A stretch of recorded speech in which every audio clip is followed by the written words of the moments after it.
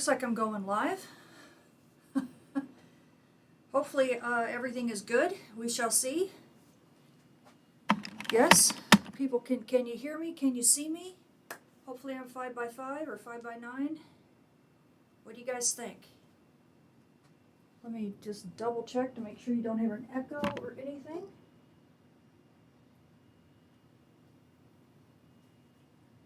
Everybody can hear me and see me, yes? Are we good? Yeah, so this will be interesting. No kidding. Yeah, we have, I don't think YouTube, so this may be a nice little intimate course that we have today, because I'm not sure YouTube's notifications went on. We don't have that many people on right at the moment. So if this ends up being, you know, kind of a nice little intimate show, that'd be great. I wouldn't mind. Get to talk to the Patreon folks and, you know, get you guys' questions answered a lot better than before. As many of you might know, I'm sorry, I have the little screen small so you can all see your chat right here. So hello everybody. It looks like I am 5x9. Thank you. I appreciate that, Rio. I see you guys. Jerry, thank you for being on. Everybody be very nice to Jerry. He's a moderator and he'll keep you know, kind of on topic. Today, the rules are a little bit more lax because we're getting to the end of the data products. I'm going to show you some specialty products today, including the Geocron, because I've had multiple people, both on Patreon and off Patreon, saying, please go over the Geocron. And so I've actually rigged it up for those who actually are behind the scenes and actually pay attention to my Geocron data products. Right now, you'll notice that the Geocron data products are black. That's because I actually had to unplug the Geocron and plug it in a different way in order to get it to do this course today for us. So, yeah, so the data products right now on the time lapses that I show, that I have running in a behind the scenes thing on Patreon, that you can get some links you can get on Patreon. Those data products right now are dark. Well, they're not completely dark. You'll see the space weather overlays, but you won't see the actual Geocron map underneath. That's because I had to move the device. Anyway, so we'll go over some of that today, and I'll have it on the green screen so you can see what I'm doing and all of that, so you can get an idea of the inner workings of it. Geocron is going through a massive transformation. Hopefully around the end of the year, beginning of the new year, they'll have a new set of hardware that's going to be much, much bigger and faster, running a lot more stuff than it does now. Right now, they've basically crammed this little candy bar PC with as much as it can hold, and it's barely struggling to survive. So they're kind of held back right at the moment to be able to add a whole bunch of new stuff. And my data products will be some of the new things that you're going to see show up actually on the Geocron itself. So it'll be fun to go over that. But I'll wait till the end of our course. Okay, just looking to make sure everything is good. Good, you guys got a note, YouTube note received? Okay, because I was just noticing there weren't that many people that were joining right away. It looks like the numbers have gotten better, so maybe when I went live, there was another notification sent out, but the first one sure wasn't sent out because it was like dead quiet. And I'm like, uh-oh, it made me check to see whether or not I actually had the thing listed as unlisted or public. It's pretty crazy. Okay, so, oh, good, Lisa's here. I just noticed Jerry was saying hi to Lisa. Hi, guys. Thanks for joining. This is the 5th installment of our data products grand tour. And in this case, you know, you're seeing a lot of the data products that I use in my forecasts. Obviously, you don't see them all the time. If I were, I would never get through a single forecast. My forecasts are long enough as they are. And so it's been a pretty exhaustive, you know, tour of all these different data products. The stuff I did early on were the basics, and then I moved on to the more complex data products. And now we've moved on to the data aggregation sites, kind of using all the tools together. And in my last course, I thought it was going to be the final one, but it turned out that, you know, there was more to show. And here I am, as I'm putting this course together, saying, okay, I'm just going to show a few things. And it's like, oh, I could show that. Oh, I could show that. So it got me to realize that we'll never be done if I don't at some point cut this off. because there really are just a plethora of amazing tools, some of them old, some of them new, some of them are promising to come online, especially with the advent of AI. I think you're going to see an explosion of space weather tools here in the future. The biggest issue that I think we're going to have in the future, and I'll keep this wide open for you, is that we're getting a lot of the private sector now beginning to really take interest in space weather, and of course AI really allows people to do a lot more. The problem that we have, of course, is people will know enough to be dangerous, not enough to be right. And so they'll end up making space weather tools that they really don't know how they're putting them together. And they're going to basically sell it as, and I've seen this already, they're selling these things as products that do more than they do. And I'm sure that's to get on top and be the most sensational. But the thing is that I don't want the consumer, I don't want, those who are looking for the next best thing to fall into the trap of basically cleverly repackaged data that already exists elsewhere, that these people aren't really they're not doing us any favors by putting an AI stamp on it.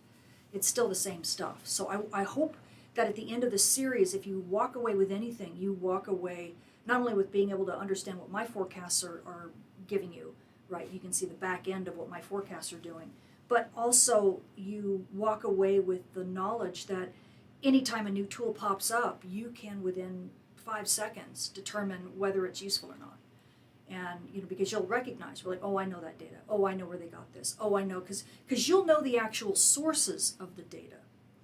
And clever repackaging may look fun for kids, but for adults, unless it really gives you extra value, it's probably just a middleman. Okay, if you know what I mean. So I hope that I can educate you that way, and keep you clear so that you always get the best information and not just a bunch of repackaged fluff. Okay, so let me turn off the chat, and I'll make this big so I can introduce I'll introduce the course properly with that little introduction. I'm wondering if I'm getting, I hope my green screen works okay. I'm just noticing a little fuzz. So let me know if my green screen fuzzes out. Let me check one other thing really fast. I want to make sure that I don't accidentally have another green screen thing on here. Sometimes I have 2 green screens on. No, they're off right now. Okay. All right. People go, well, how come green is not showing up in the charts? It's keyed out. Okay, so again, this one I just have data aggregation tools at the top, but if you look at the YouTube title, I'm talking about kind of like off the beaten path, kind of some fun stuff, some specialty data products that you wouldn't have expected. And some of them are very, very cool. So how cool is that, right, is really what the title of this should be. So I couldn't do it all without all of my my mini course patrons. Thank you so much, you guys. You continue to make it possible. I promise I won't do another marathon 4-hour broadcast today, I promise. But you guys make it possible for me to do that, right? And please remember, not only are these the folks that steer the ship, but the course that I teach is expected to be taken in bites. So when I take pauses, if you want to pause and come back to it later, right, then please do that. Don't feel that you have to ingest all of this information in one day. It's almost impossible. So these courses are really expected, I expect you to take them basically over the course of a month. And then, we get another course up as soon as possible. So thank these folks, because they're the reason why I go the direction I go, and we'll have to get back on. Oh, what? Okay, Jerry, you're calling me. What happened, Jerry? Is your mic live on you? Because it's got an echo on it. It sounds like you're being picked up from somewhere else in the room. Really? Okay, yeah. Hold on a sec. So I do have an echo. Yeah. Oh, right there. I don't know. That shouldn't be it. How long of an echo is it? It's not. It just sounds like there's a different microphone in the room picking you up. It's not a serious echo. Okay. But it doesn't. But it sounds like the lapel mic is not. hot mic. Interesting. It's usable. There's nothing wrong with it, but it's Yeah, see, I'm so sorry, guys. All right, can you hear me at all now? Can you hear me still? Do I still sound that way? All my new audio?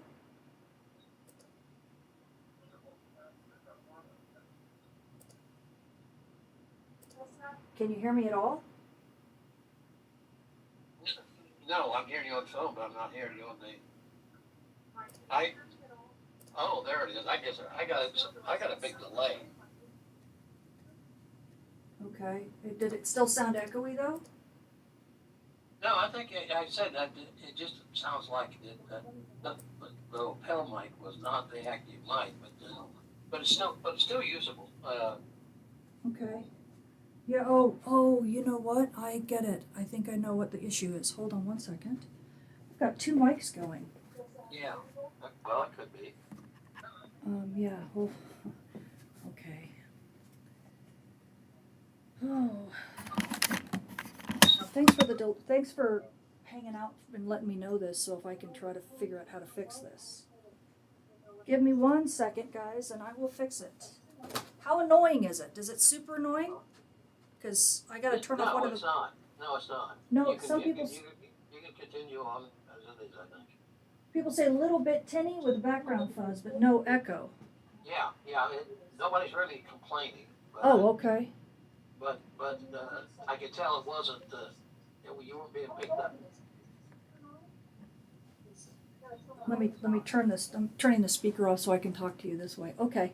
I think I know what the issue is, and it's a matter of getting my camera to let go of the other microphone. So that's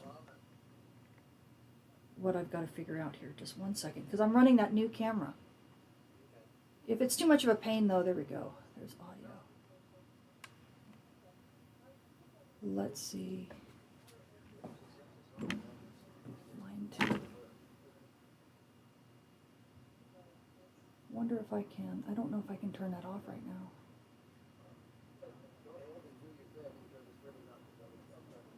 It's not that big a deal? Okay. Okay, I will make sure to have it fixed next time. Okay. All right, yeah, if people aren't too bothered by it, it's what's going on is that I have a camera mic that, because I have this mic plugged into one channel, the camera mic defaults to on. And I'd forgotten about that. So I have a camera mic also. It's much lower.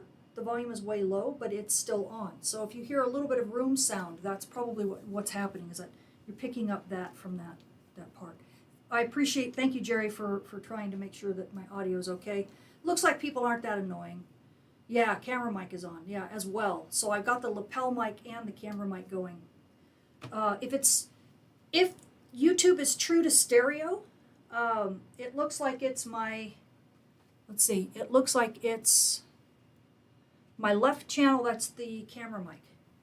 So if you guys turn down one channel, if you're able to do that and still not have it be, nasty, then you should be able to turn down the room sound, because that's on the left channel and this mic is on the right channel.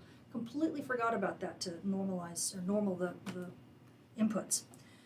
I'll be sure to get that next time, guys. This is what happens when you're a one-person crew. All right.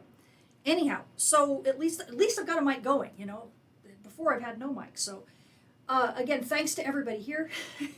You guys, you're gonna be in the works to try to help me figure out what we're gonna do next, because when I get done with this mini course, right, we'll be done with the data product. So we get to figure out what to do next. Some people have asked for history of space weather, which could be very cool. Some people have asked for me to redo a couple of my really old classes before I got on green screen. And I had looked back at some of those courses and it's like, oh wow, yeah, I could really redo those. So, and some new information has come, and I've, made modifications to the courses, because some of those early ones were ones that I just started, and I really didn't have all the material that I have together now. So, we'll have some conversations about that. And then, of course, these folks here, these are my VIP steering committee. These guys really steer the ship when it comes to what I do in the community and where I go. The Geocron data products, for example, are part of that. The heliobiology database that we're working on that we will be releasing here soon, really soon, is another part of that, for example. And then some of the places that I go to talk and what I focus on, if I'm focusing on emergency management or I'm focusing on amateur radio, things like that. These are the folks that kind of get me to go in certain directions. Right now I'm working on a documentary and they've helped me kind of go over it and given me good insight as to what would work, what wouldn't. And so there'll be more about that. But and some of these folks are actually helping build some of the tools. Some of them are helping me work on the documentary. It's really a family affair. So thank you to all of them, including my really high tier folks who have one-on-ones with me, and we're able to have nice chats, in-depth chats about pretty much everything, anything and everything. So if you'd like to learn more, please join my Patreon.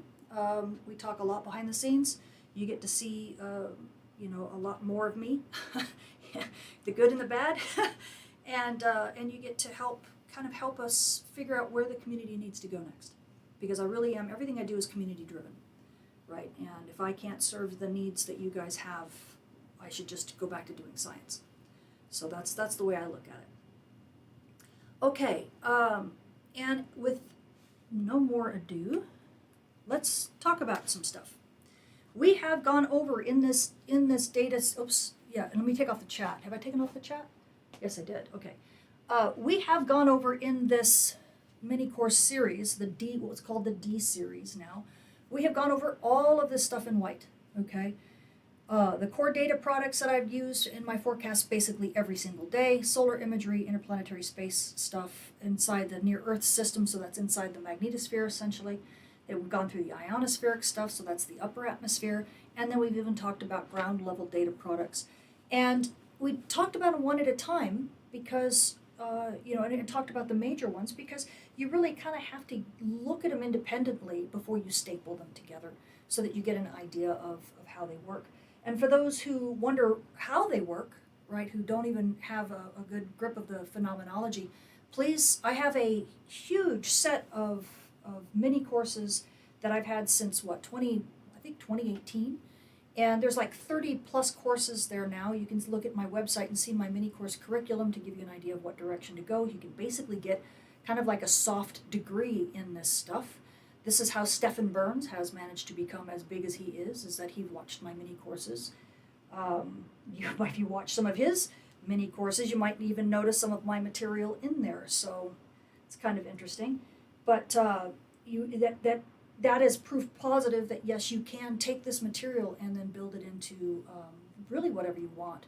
Hopefully you do it responsibly. That would be my desire for you.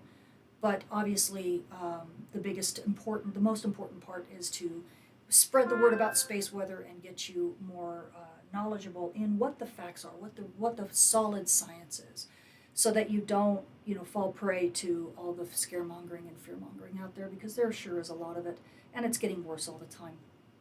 But please don't worry, the sun is not going to blow up anytime soon, as I've said many times.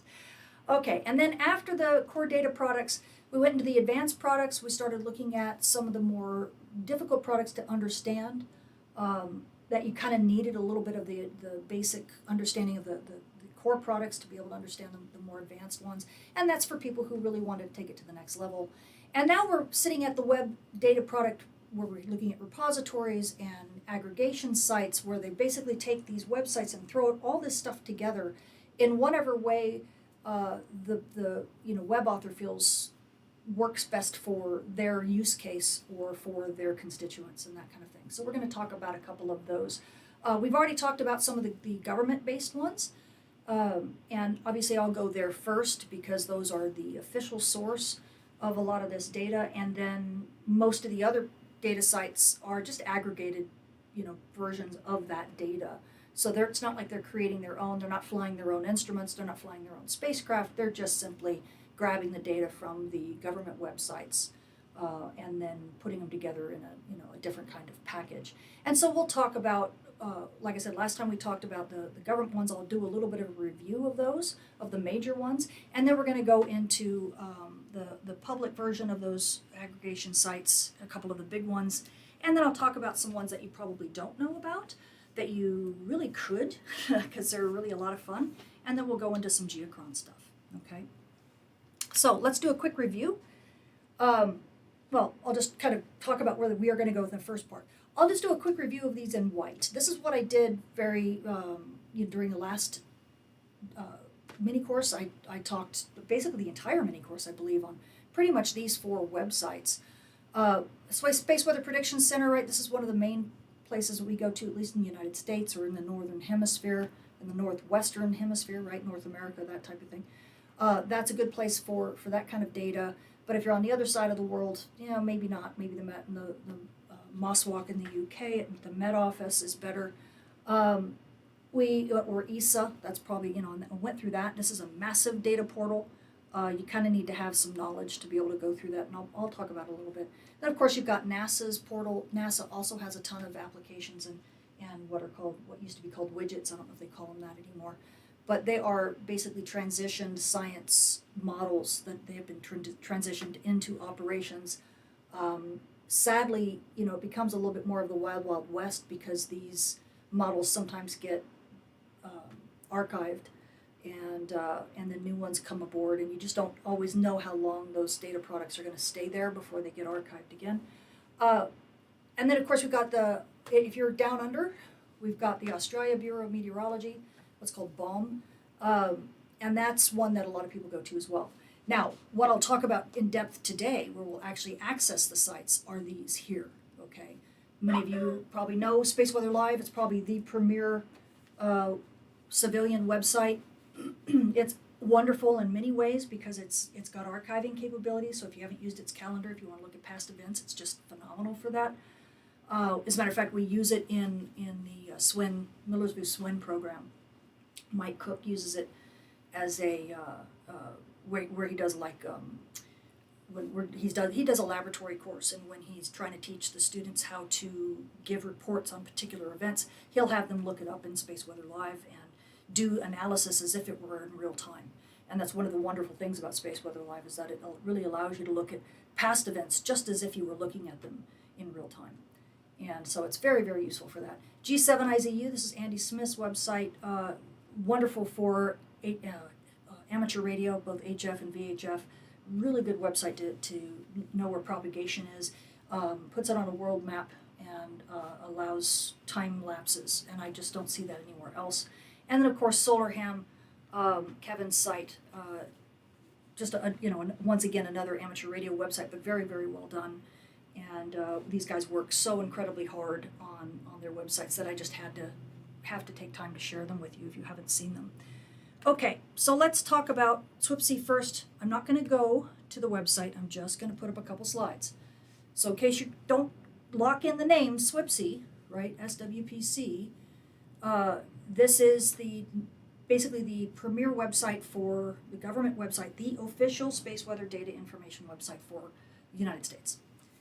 Canada uses it too. They're actually working very much with Canada. It looks very much like this, where you've got these data products, as they cut off here at the bottom of the page, you can pick them up here as this continues to scroll all the way down. And it's got some of many data products on its surface. Are there limitations to this site? Of course there are. But the nice thing about this site is that the data products are totally rock solid, meaning it takes a lot for SWPC to decommission a data product. Okay, and does it happen? Yes. Does it happen often? No. As a matter of fact, they don't change things very often. They'll bring on new products, but even the old products, long before they decide to transition them out, they will put them typically under the experimental tab or some other place where it's kind of out of the way, but it's not lost. And they'll keep it there for years before they finally warn people, okay, we are going to take this down. And eventually they do. And it their Wing KP, for example, was a particular data product that I know there are scientists to this day who are upset that it was taken down.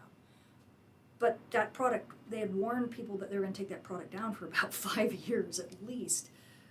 So, they really do try to warn people and not blindside anybody.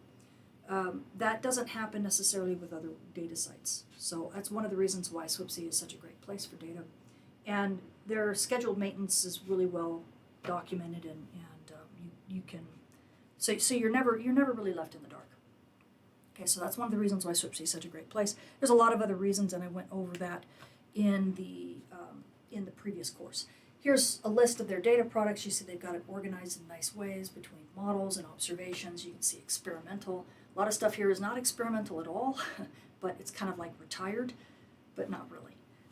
And then, of course, you can get a lot of access to the data that they do have a local archive, and that's where a lot of these other websites they pull the data from their data access portals and put it into their own websites. But we went over those stuff in detail last time. Now, NASA CCMC, this is their Integrated Space Weather Applications site, is also a very deep site. This is the latest version of it. It used to look a little bit different, and you can just grab all sorts of widgets from their browse section. It pulls down this massive menu, and then it will go heliospheric, ionospheric, magnetospheric, and you can just take a look at all these different things and then pull up widgets in this playing field. And so you're seeing several different widgets that are very frequently used. Whoops, let me get out of the way. Between, you see a little bit of Enlil here. You're seeing an HMI product that allows you to see where the view from Earth is and where the different connection points are. Do I even have it up? I think I cut it off, but there's these different dots. Yeah, it might be in a legend here. It'll tell you where these different dots, what spacecraft they are. I mean, this is one of the big ones that NASA uses. Even the NASA M2M folks use this to see where the different connectivity is magnetically to the sun, so they know what spacecraft might be in trouble, especially for SEPs and for CMEs, things like that. But you can pull up a bunch of different data products. This one's what is this? Which one's this one? Yeah, this is for the magnetopause. You can see it right here. So it lets you know how much a CME is pushing, or the solar wind is pushing in on the Earth. There's lots of different things, but there's not really a lot of strong explanations as to what these data products are, so you have to be careful. But again, this is something I went over in detail last time. Oh, here's the older version of it. So for those of you who used to remember how they had the tabs, all the signets, that's what it is, not widgets, but signets, how they had all the signets laid out. It used to look like that. So it's been around for a long time, and even though it did get a facelift somewhat recently, it's been pretty rock solid. So NASA's really good at that stuff. Some of them have been retired, like this RBFOC data product has been retired, for example. And they have a lot more retired data products, and I think they even have it in an either archived or retired tab. So it's kind of sad to see them. But if you want to go back and look at historical data with those data products, when those products were valid, I think you can still get access to them, and so you can still go back and pull those up. You just can't use it with current data. Okay, and now the big bad dog, so to speak, is the ESA Space Weather Portal, and the reason why I call it the big bad dog is because it has everything. They are, if you are not a scientist, a space weather scientist, you could get lost in here very, very easily. And even if you are a space weather, heliophysicist of some kind, you will find stuff in here that you'll have to sit there and possibly pull up the actual journal article to be able to understand exactly what's going on in some of these data products, because there's just so much there in so many different disciplines. As you can see, here's all these different buttons you can press, and each button you press will come up with a new page of about 10 to 15 different data products at least. And then you can go and you can look even further and see the wish list, where they've got all these lines of data products that they want, and you go click under the data products and there's no data product yet, but they have a slot for it. So I should just call it the space weather jukebox because, to be totally honest, it really is. You put a quarter in the machine, you press a couple buttons, and up comes any single hit you want. It's going to be it probably already is, an extremely powerful data product repository, it's just, there's just so much that it can become overwhelming. And some of the data products, of course, are duplicates. You'll have multiple different folks doing a similar data product. And the problem that you have, of course, is that if people are ingesting slightly different data or at slightly different data rates or cadences or whatever, or have slightly different processing algorithms, you may get different answers. And so now you've got two data products that basically tell you a similar, they're supposed to tell you a similar story and they don't. So that is part of the issue, and unless you understand the assumptions that go into these data products, you may get very confused or very frustrated thinking that, oh, well, this stuff just doesn't work. And it's like, no, this is under this assumption and this one's under this assumption, so take your pick, right? Or maybe it brackets something. It's kind of like the way NASA and NOAA, their NLO runs don't always agree, and I think that's fine, because they're actually using different, I don't want to say flavors of NLO, but they've got different toggles that they're using with the NLO product, and they've got different eyes on it. So not everything is always going to look the same. And I actually prefer it when they don't, because that lets me know that they're not just talking back and forth to each other and saying, okay, we'll just agree to start it like this. And I'd rather have the disparity to some degree, because it lets me know that there are, what the variance might be in some of the assessments that are being made. But you'll see a lot of that in this ESA portal. And of course, you can see the website right there. Okay, you will have to sign in, so you will need to get a user and a password, but they're pretty open about that. I don't know if they let you use Gmail. I can't remember if they let you use Gmail or not. You may have to actually have an actual real, website kind of password, or email, like one that they can actually link to that's not just a service. Okay. Here's another part of it. Here's human spaceflight, for example. As you can see, you've got two different data products that are telling you something similar. Excuse me. Two different data products that are telling you something similar, but you have to understand how to read them. It's the South Atlantic anomaly, and these are the horns of the Earth's radiation belts. You don't see the horns up here because they're probably looking at different energy range or a different particle themselves. This may be, what are these? These are protons, and oh yeah, they're protons and electrons. That makes sense. So, proton electron flux. But so you've got to be able to understand exactly what you're looking at, so you can get things that are might confuse you because they have such level of subtlety in the data products. Also, this isn't from today, as you can tell, so don't worry. No, we're not quiet. We're actually at almost G2 levels right now. The storm is continuing. Okay, so those are some of the main three, and then we have, for those down under, the Australia Bureau of Meteorology. These guys are great in that they focus a little bit more on radio antennas, which is actually quite nice. They've got a stronger ionospheric contingent down there than I think that helps to drive some of these data products, which is nice. I wish they had more products, to be honest, but yeah, I think last time I went over it in some detail. We need more, especially radio antennas and telescopes looking at the sun from that latitude and that part of the world. So I hope they always have funding. We'd be at a real loss if they ever disappeared. So I'm very grateful that they're there. So please go visit them if you have not. They do have the space weather services. It's not just the meteorology, but very much like the UK.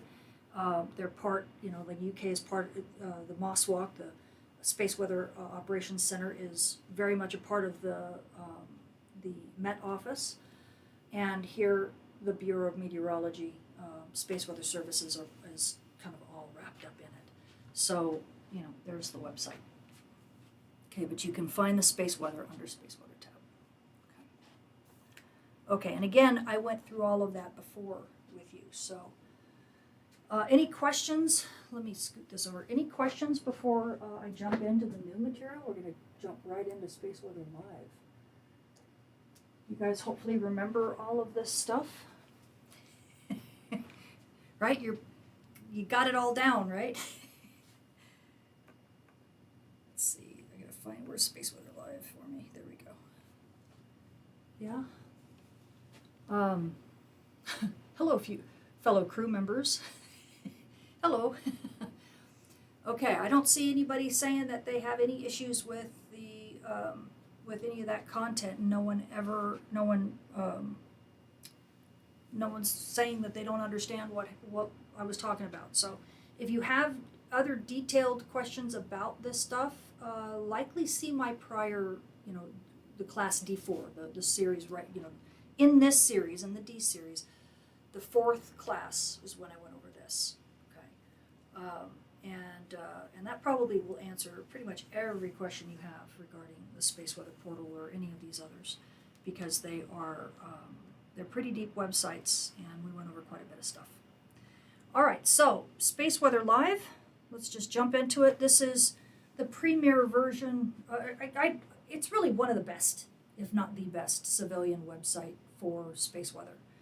And mainly because the team has been at it for so long, they know what they're doing, and they have really covered all the bases. And they also have a really nice forum that is populated by just a ton of people. It is not America-centric, so it's not the United States-centric, which is just great, to be totally honest. Since SWPC is based in America, it's so nice to have big European, based websites that can cater to a more worldly crowd, a more international crowd. This is just one of their. When you go there, this is one of the pages. I'll show you, what their site looks like in a second, a live version. This is on my, at least on this computer when I took these screenshots, I have my color scheme as dark. So if you have a dark color scheme, it'll come up looking like this. I'll show you a version in a second that will have white as the background. And there's all sorts of really cool stuff, especially when it comes to sunspot numbers and classifications, and they're watching the sunspots' growth over time. They are very detailed when it comes to this stuff, and it's one of my favorite reasons to use it. But you'll see there's a lot of others. Let's see. They also have Aurora Ovation model. This is a nice picture of a nice representation of Ovation as it comes up. They've got a cute little speed dial here to show you where the issues are. You can see where hemispheric power kind of gives you, it's just another way of showing how strong the models are saying the aurora will be. And then you probably have seen, I can't scroll on this one. And then they've got things like solar wind parameters and all that kind of stuff. This is just repackaged SWPC data. All of this really is, but it's just done in a slightly different way. Let's see, okay, so let me switch over to a live version of the site so you can see. Hopefully it'll switch pretty easily. Oh, haha, hang on. Let me,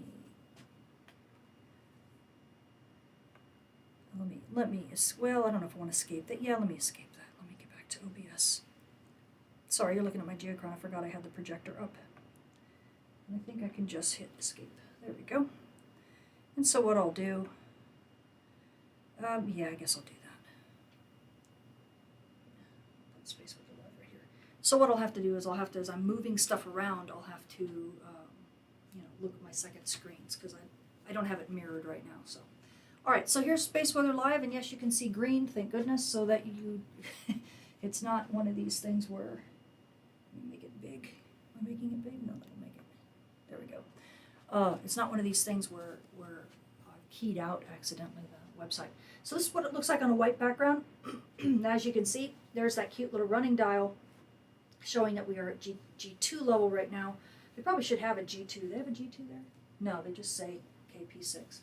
So, the nice thing is that if you look at any of their little indices or whatever, say you can get a nice little pop-up bubble.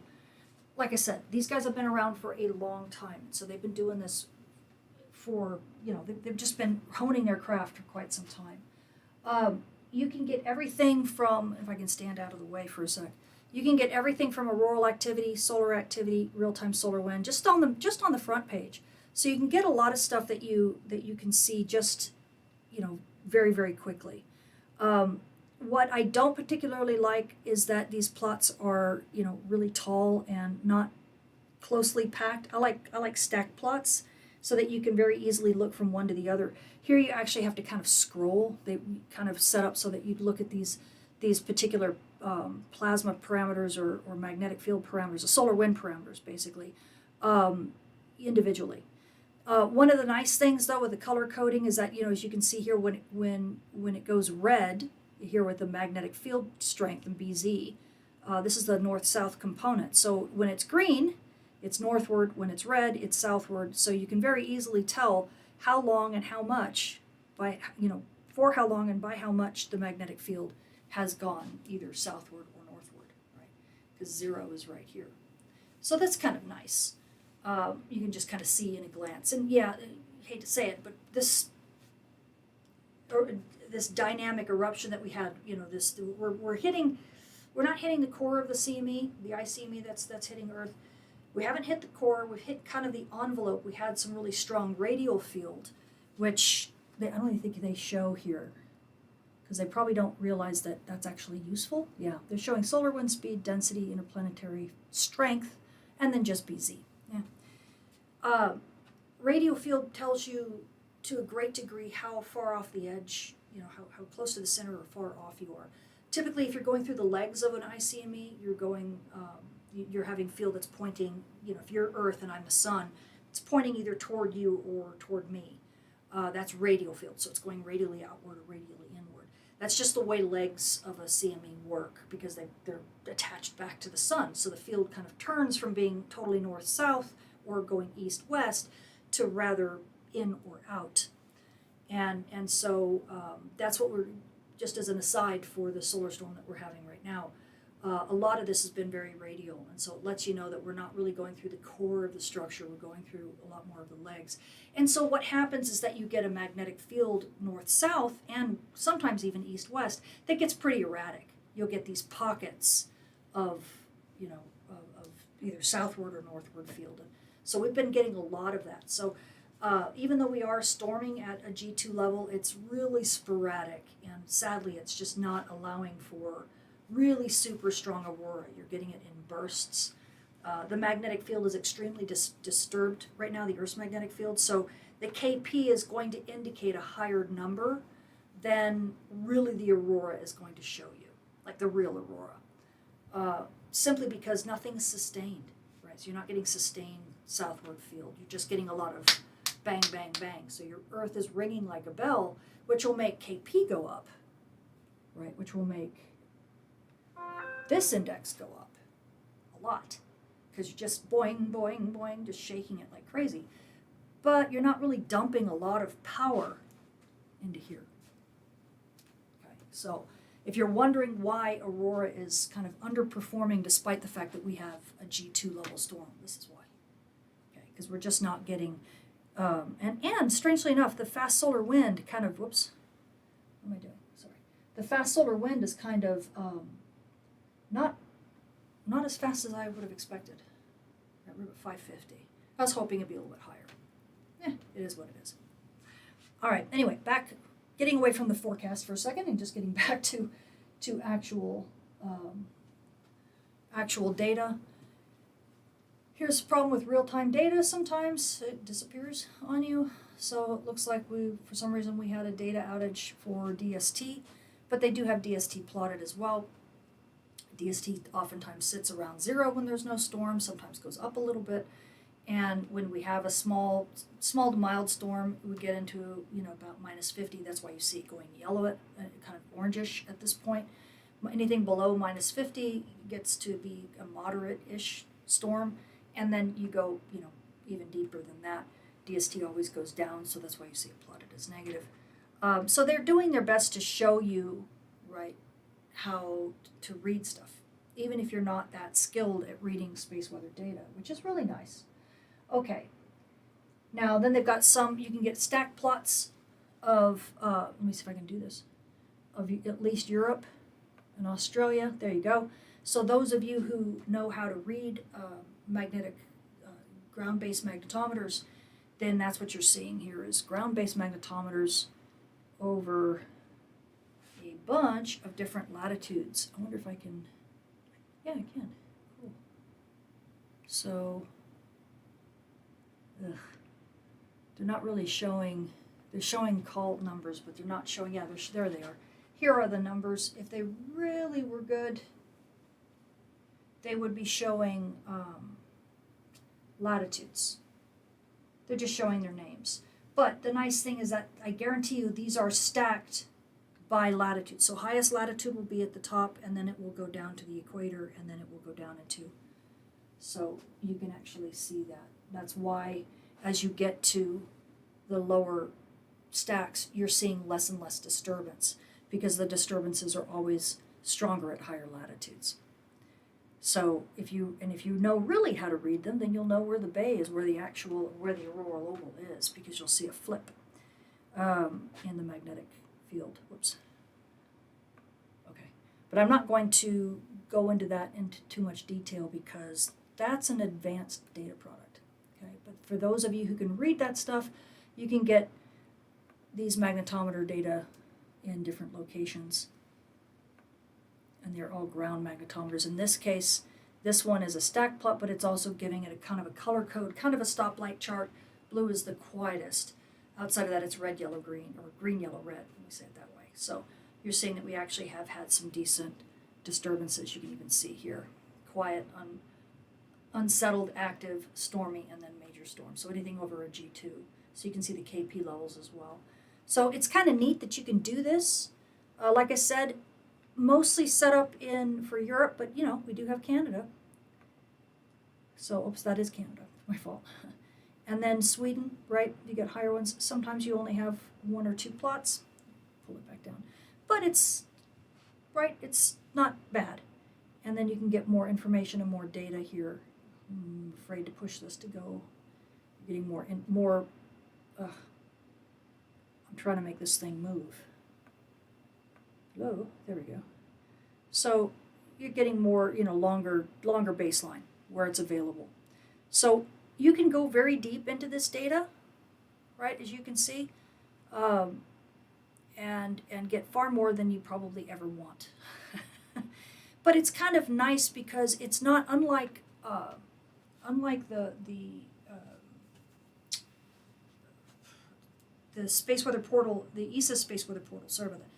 Unlike the ESA space weather portal, where it's all just right there in front of you, just staring you in the face and you don't know where to go. This one kind of hides the data unless you decide to drill deeper. So if you want to go to a specific kind of activity, and we'll talk about that in a sec, if you go to a particular phenomenon, like let's say you want to look at sunspots, which we'll do next, then you're not going to see sunspots on the front page with all the deep details, right? You're going to go to a place where you see sunspot data, and you're going to see a little bit of it, and then if you want deeper, more access to the data and more access to sunspot imagery or just sun images themselves, then you will find it as you drill deeper in that section, which is really nice. So in the case of this, for example, in order to get where I am, where I'm looking at all of this data and get timelines of this stuff, and looking, now you're even going to GOES 19, you're getting even more information, and there's even more if you want it. This wasn't like something that was staring you in the face on the front page. This is only if you continue to dig. Okay, so if I go back, for example, remember where we were, right? I'm zoom out. If I can zoom out. You gonna let me zoom out? No, I guess this is it.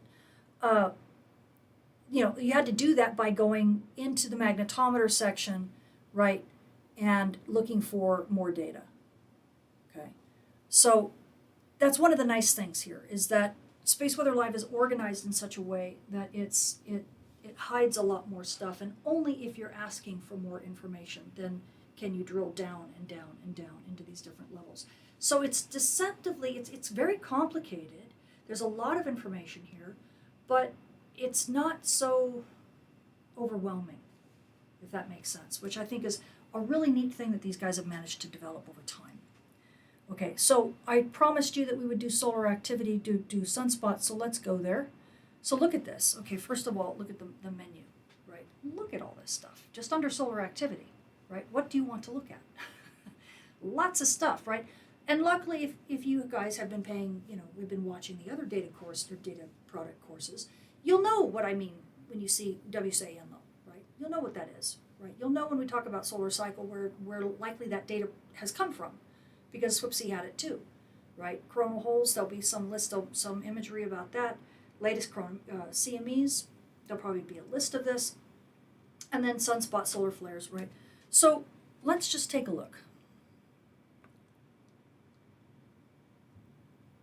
Here's an overview page. Right, sunspot regions, coronal holes. If you dig into the details of this stuff, you'll get more information about it. So you can get all the sunspot numbers on a white light diagram, which is really nice. You can also get kind of an overview of the sunspot regions on the disk. Yes, they change daily. Obviously, the ones that are benign stay green. The ones that are a bit more intense are red. Obviously, 4168 is the big player right now with the beta, gamma, delta configuration. I'm not going into the different classes, right? Alpha, beta, gamma, and you've got delta spots in them that make this pretty much some of the most complicated. You can get beta, gamma without the deltas, blah, blah, blah, blah, blah. You can learn about those on your own. You might even be able to learn if you click this button here. It might actually take you to a site that explains the Macintosh classes and the other types of spot classes that you have. So you can see these are two different classes that people use. This is probably the most famous because people like talking about delta spots. And then it will have stuff about solar flares. Right here is X-ray flux, and you can see where the C class level is and the M class level is. Once again, repackaged data. Here's some gong data showing you the Farside, right? You kind of have to know a little bit about what this stuff is, but hopefully you guys remember some of the data products that we've talked about in the past. This is, again, just cleverly repackaged, but kind of all together. This is the radiation storm stuff, okay? But let me show you some stuff that's fun. Okay, obviously there's coronagraph, blah, blah, blah. Let me show you some stuff that I find really useful, okay? Because I don't have time to go through every single bit of this, right? I mean, you can even access the solar imagery from multiple different spacecraft. But let me just do some interesting stuff. This is one of the reasons why I love this site. If you go to sunspot regions, this is so cool. Okay, so you get the list, that same list as before. You get the same disk as before, right? And it might even be clickable. So like you click on any one of these spots and you will get, probably it will take you to that location, okay? So here's region 4168. Pretty cool, huh? Not only that, check this out. You can actually slide. Isn't that cute? They did that quite well, I thought. So you can do a kind of an A-B. Now, what I do with movies is I oftentimes composite them, right? So that you can see sunspots kind of in reverse color poking through as white dots in my magnetogram thing. So that's how I do it. But this is really nice to give you kind of an A-B look of what the white light diagram shows, and then of course what the magnetic complexity is showing. And that's important because you can't see where delta spots are from a white light diagram. You don't know what polarity these spots are. You do when you do this though, so you can see where the alpha, where the beta spots, where the neutral line is between them. You can see where you've got some incursion of a different polarity inside. It's kind of hard for me to see now. We have any real delta spots anymore? Maybe a little. If I can point to it, maybe a little in here. It's kind of hard to tell. Maybe that, kind of hard to tell because we're getting kind of it's shifting to the west limb. But you can go back over the course of time and because we'll talk about the calendar in a minute. And you can go back and look at it, what it looked like the day before or a week before or even right when it rotated into the Earth, on the disk. And so it's really kind of nice that way. They also give you an idea of what the sunspot, if it's growing, how many spots does it have, whether it's getting bigger or smaller. And so just in a glance, you can get a good feel for it. And I love that. And they keep changing stuff. They keep adding things to modify it just here and there and make it easier for you. And then, of course, there's always the the ubiquitous, rather, information bubble, where if you click on it, you're going to get some level of information on what is going on. So this is showing you over time what this particular sunspot has done. I don't know why. Oh, it's because I've stopped it. There we go. So you can see it moving over time. I think I may have gotten them out of sync, but whatever. It gives you a good idea. And obviously it's more information than you might want, But if you're doing a deeper dive and you want to look at the evolution of something over time, it's not a bad way to go, right? Again, I prefer movies. This kind of makes me dizzy. And it, you expect that you're going to stop, obviously, when you get to the picture of interest. You're going to stop and study it. I think it lets you stop. Huh, this one's not letting me stop. There we go. Weird. Okay, you just have to hover over the arrow. So you're able to start and stop these. You're able to look back in time a little bit and get a feel for how it's been growing or evolving over the last week. Neat, huh? Pretty neat. And they do this for all of them. That's what's really cool. It's why it's so incredibly powerful. So that's one of the really big advantages that this site has, I think, over any of them. You don't find this really anywhere else in a public-facing website. And that is a huge plus if you're trying to look at how things are evolving, how the dynamics of these sunspot regions are evolving for solar flare potential and obviously for solar storm potential as well. So kudos to these guys. SWPC could learn a few things, so could NASA, in terms of how to, how to really kind of up their game. Okay, so that's one of the big ones that I wanted to show. Solar flares is also useful. I'm going to show you an archive here in a sec, because that I think is also useful. This is kind of nice because it also gives you a history. We're going to see a different history later from SolarSoft that does something very similar. But as you can see here, all the different numbers, number of regions. You can see their flare class. You can see the time of the flare. And that's obviously nice. And then, of course, if you click it, you can go to the actual sunspot. I think it goes to today's date. I don't know if it goes necessarily back in time. It'll just go to the current sunspot region. But it gives you also, how bad has the activity been, how intense has the activity been. So percentiles, in a sense, over the course of time, what has been the maximum over the course of the last 24 hours or the last 3 days. It also lets you take a look, if I stop expanding this, it also lets you take a look at the different flares and go over the data in a kind of an interactive little diagram, as you can see. So you can see what the levels were in terms of, classes, right? It's not giving you just X-ray flux numbers. It's actually just giving you the class of the flare as time goes by, which is, again, a really nice update over what the Space Weather Prediction Center does. They let you hover over it, but then you actually have to look at the part, the flux units, and then try to translate or look at the plot and say, okay, I think that's a C9 or an M2, right? This just tells you. So it's kind of nice in that sense. All right, and then obviously you can zoom in or out, by pinching and scrolling. So it's a lot of the stuff on this website is very interactive, okay? I strongly suggest you look into it yourself. I think the solar activity is probably the one that I use the most in terms of all of these different menu items. You can look at all of this stuff as well. Sorry, I've got lots of notifications on my phone right now. That's just going to be a kind of a constant companion right now. But you've got a lot of different notifications, including moon phases, which is kind of nice. I'm waiting for them. I don't think they have a meteor thing yet, but they probably should. They add a little astronomy on here, and they will really be loving life. And then, they've got all the same types of reports and things that you can find at SWPC, so you don't have to leave if you don't want. I don't necessarily know that some of this is really, if a lot of these folks are looking at this from the European side of the house, it's not always the right thing for them because they're not at the same magnetic latitudes and longitudes. So, the United States is really in a kind of a Goldilocks zone, and other areas of the world are in radically different magnetic latitudes and longitudes, and so it makes a huge difference as to what they're susceptible to.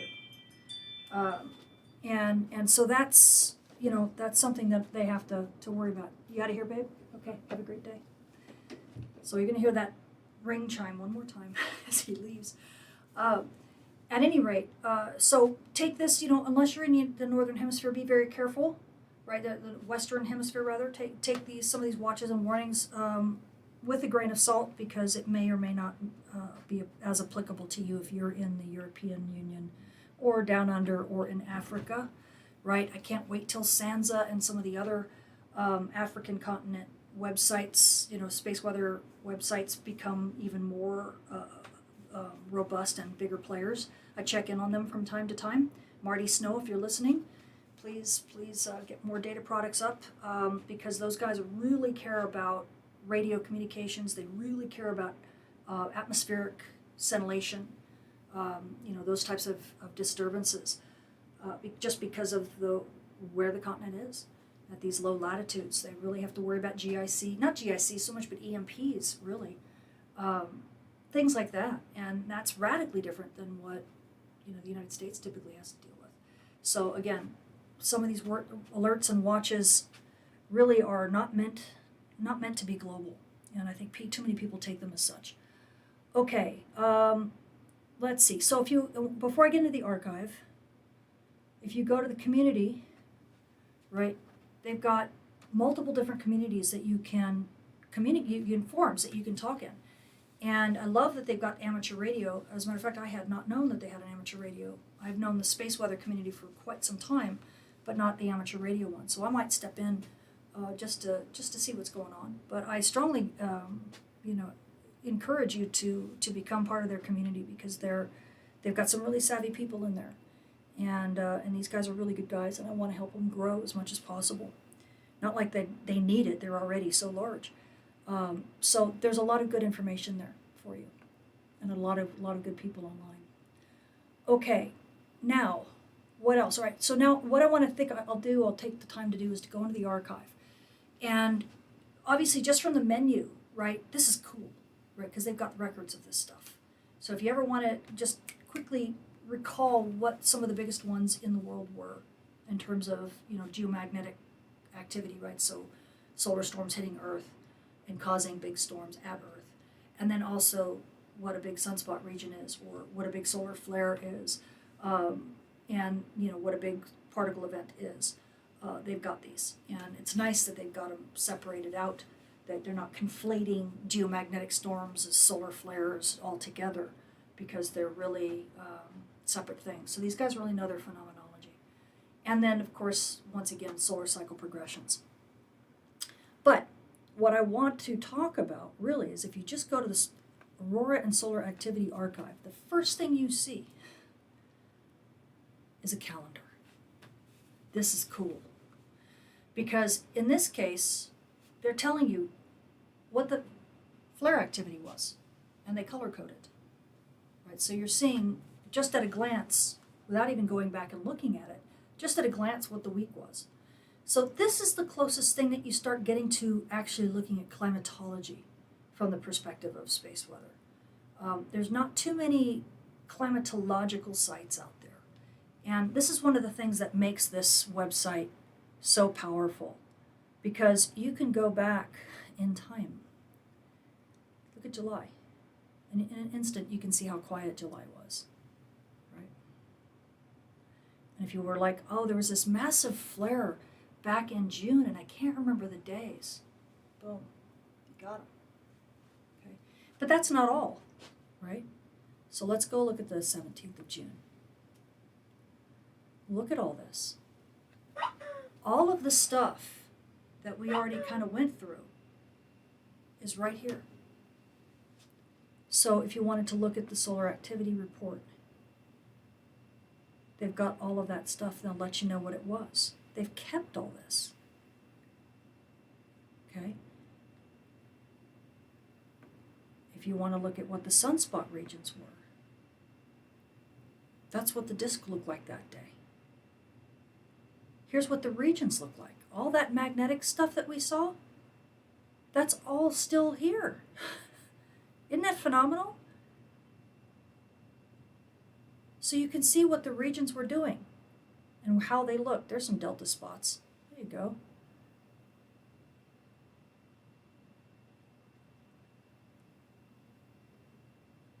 Now, here's the other cool thing. You could go to the previous day, just if you would like this information, and say what the spot looked like the day before. There you go. You want to see it the day after? There you go. But they also were very savvy. Previous rotation, next rotation. These are Carrington rotations, meaning one full rotation of the sun, 27 days. And you can do that for any phenomenon. So if you're looking at coronal holes, bam, you hit previous rotation and you get to see what the coronal hole looked like exactly when it was exactly in the same place the month before. Really powerful stuff for very fast data access, savvy data access in terms of not just space weather, but space climatology. So this is why we use this site in Millersville, is because it very easily allows access to data that you know you need, but don't necessarily have time to hunt down because you have to calculate, okay, how long ago was that and where was that? Do I have to go to this site and that site and this site and that site to get all this stuff? Space Weather Live aggregates it for you right there and puts it and packages it together in a way that a scientist would use it. Okay? Not just, okay, go day by day by day, but in a way a scientist would use it. And not just a scientist, not just a research scientist, an operational scientist, right? So it allows a forecaster to kind of get a good feel for something really, really fast.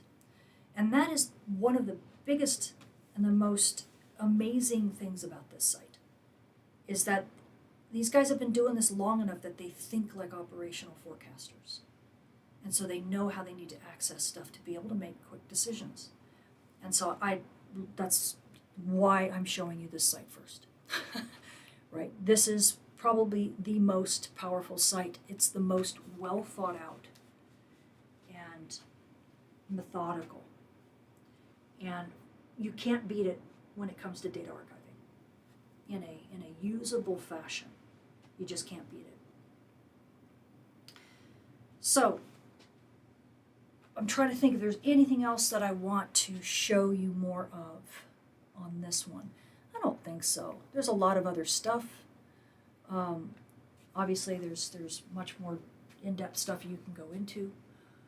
And they do change the site from time to time. You know, they are always modifying little bits and pieces, making it better. Sometimes it makes it tough to find stuff, but for the most part, these guys have been, really rock solid. And so if I didn't have the Space Weather Prediction Center to go to, this is the site that I would hunt down, assuming that all the data sources were still there. Because remember, a lot of the data that they get is from SWPC. So obviously, assuming the data source sites are there, this is a great aggregation tool to use in your, not just in your space weather, but analyses, but also in any type of climatological analyses that you might do, especially if you're trying to figure out whether something's going to happen again, or perhaps for those who keep thinking that comets are going to cause the sun to erupt, why don't you go back and look at some of the previous comets like Icon that actually went through the sun, and people are like, oh, it's going to cause a massive solar flare and a big CME. No, it didn't. ISON didn't cause anything, right?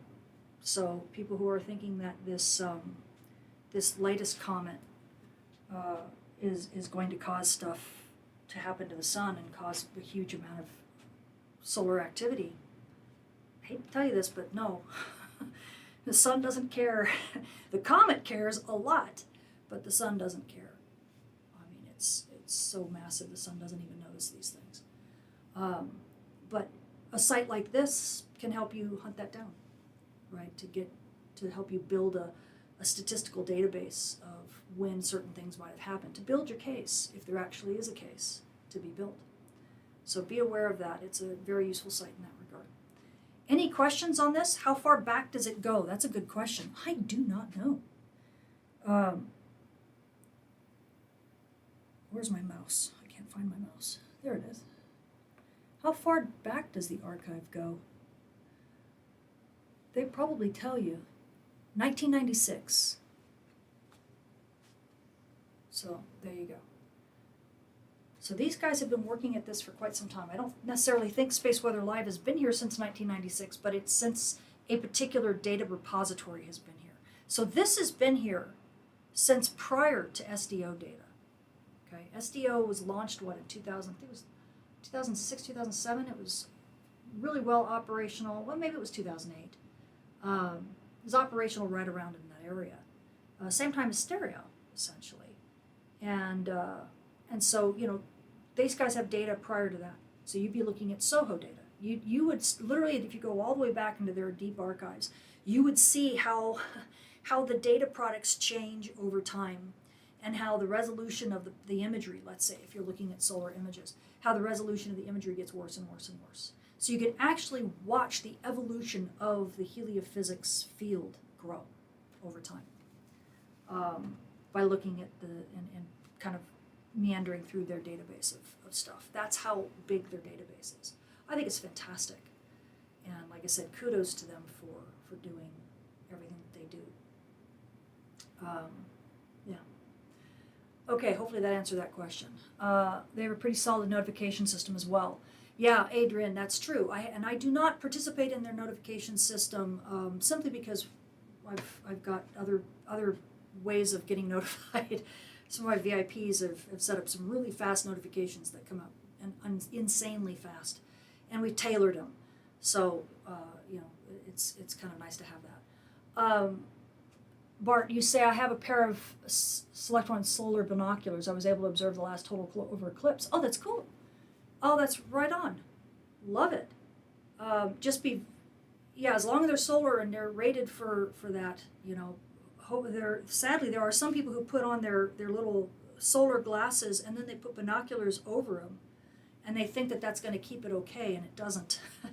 Because you're still magnifying that light, and so those solar goggles, if you put goggles on and then use binoculars, you're magnifying the light way past the ability of the goggles to to shield out.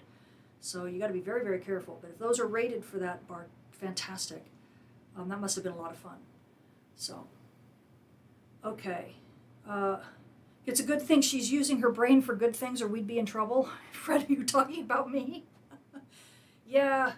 I just don't, if you're talking about some of the fear-mongering and stuff, or the temptation to go off the rails and talk about stuff that is fringe science and beyond, yeah, I really resist that temptation.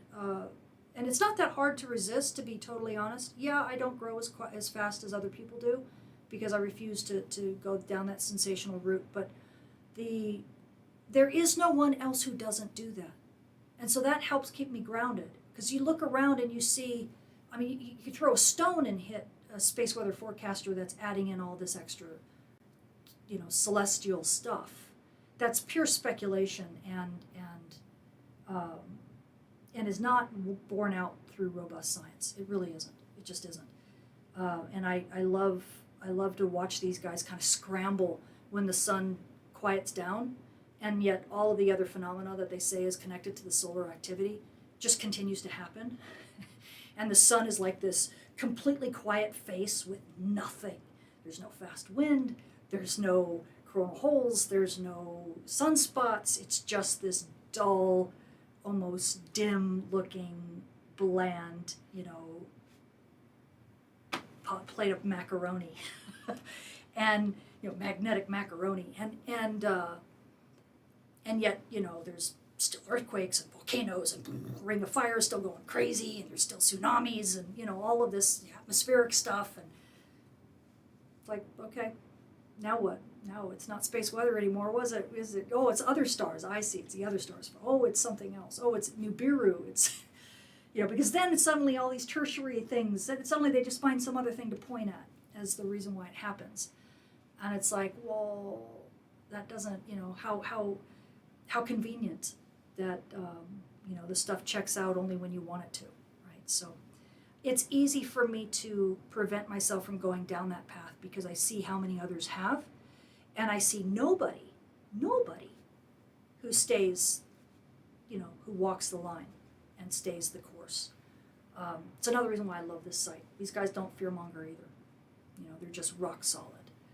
And it's really, we need people like that, because that's how this field is going to move forward in a respectable way and not be laughed off the stage, so to speak. Because, there are rare but real events that are scary. They're rare, but they're real. And we can't afford to be laughed off the stage.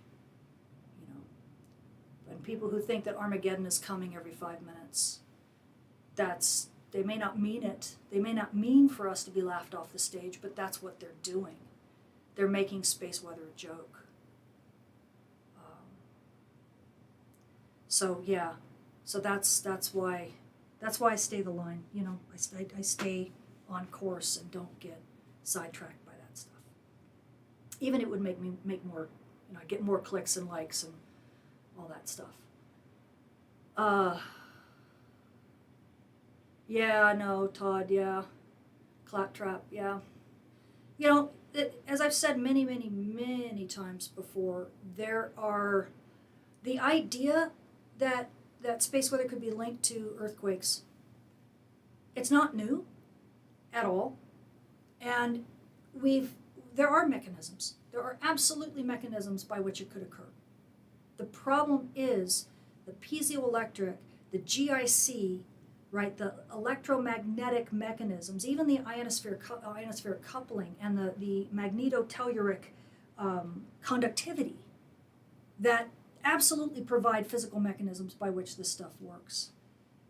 There's no doubt that they're there, right? That's not what mainstream science is doubting. What they're doubting is the fact that they can even begin to overcome the geological forces, driving forces, that are hundreds, if not thousands of times more powerful.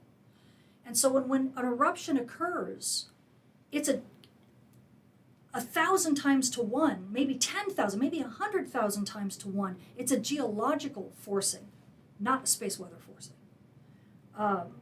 And we will never be able to robustly, if that is such a word, back out what the space weather component of that until we understand the geological forcings better. We can't predict earthquakes from a geophysical standpoint. And until geophysicists can do that, we have no hope of being able to say, oh, this earthquake was space weather. We have no hope. And anybody who thinks that you can do that, they're getting ahead. They're putting the cart before the horse, right? Because you cannot rule out a geophysical driver. You can't rule it out. Geophysicists can't rule it out. So you may say, ooh, this one looks like it's space weather. Or this one may look like it's the power lines above the ground. Or this one looks like because of the conductivity of the thing we had a GIC running through. Yeah, it can look like that. But until you can quantitatively and robustly pull out that driver that is a geophysical forcing, you cannot say definitively, oh, this was space weather, absolutely, without a doubt. You just can't. And no scientist worth their salt will be able to say that without being laughed off the stage in a room of their peers. Okay. And I have had my hands slapped so many times from geophysicists, colleagues of mine, saying, don't you dare raise up those fringe scientists talking about this stuff, because it's just BS. And I have to tell them, I go, look, you need to let them do what they do. You need to let the fringe scientists work, because that's how we studied, that's how we discovered dark matter, right? We had people studying stuff that came up with answers and got us to look in a particular way that then was able to allow the mainstream science folks to move forward and give us a new way of diving into the details. And then the mainstream folks were able to suss out the quantitative aspects. So I appreciate the fringe scientists who are looking into this. But any of the fringe scientists who say that, mainstream scientists are absolutely wrong, you guys don't know what you're talking about, blah, blah, blah, blah, blah, you're not doing yourself any service by doing that. So, I encourage the work, but I don't encourage the bad-mouthing, because mainstream science is forced to do what it does the way it does it, right? I've said many, many times that fringe science gives mainstream science wings, but mainstream science keeps fringe science grounded.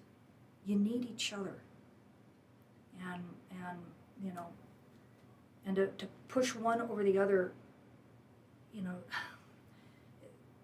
to push mainstream science only will keep you calcified and not moving forward, but to push fringe science only makes you, causes the entire field to be laughed off the stage, right? And so you need a balance.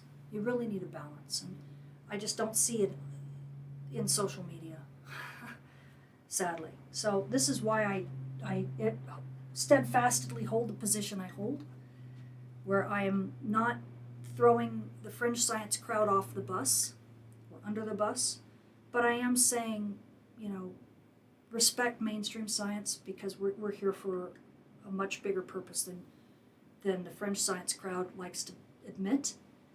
Fringe science wouldn't have any of their data if it weren't for mainstream science folk. Okay? You guys wouldn't have your instruments, you wouldn't have your spacecraft, you wouldn't have any of that. So be aware. You don't want mainstream science to go away, because if they go away, so do you. Right? Anyway, back to the story. This is a great archive, and you can do a lot with it. Yeah, Secret Owl, I agree. No, it's we fear what we do not understand. Yeah, I don't know.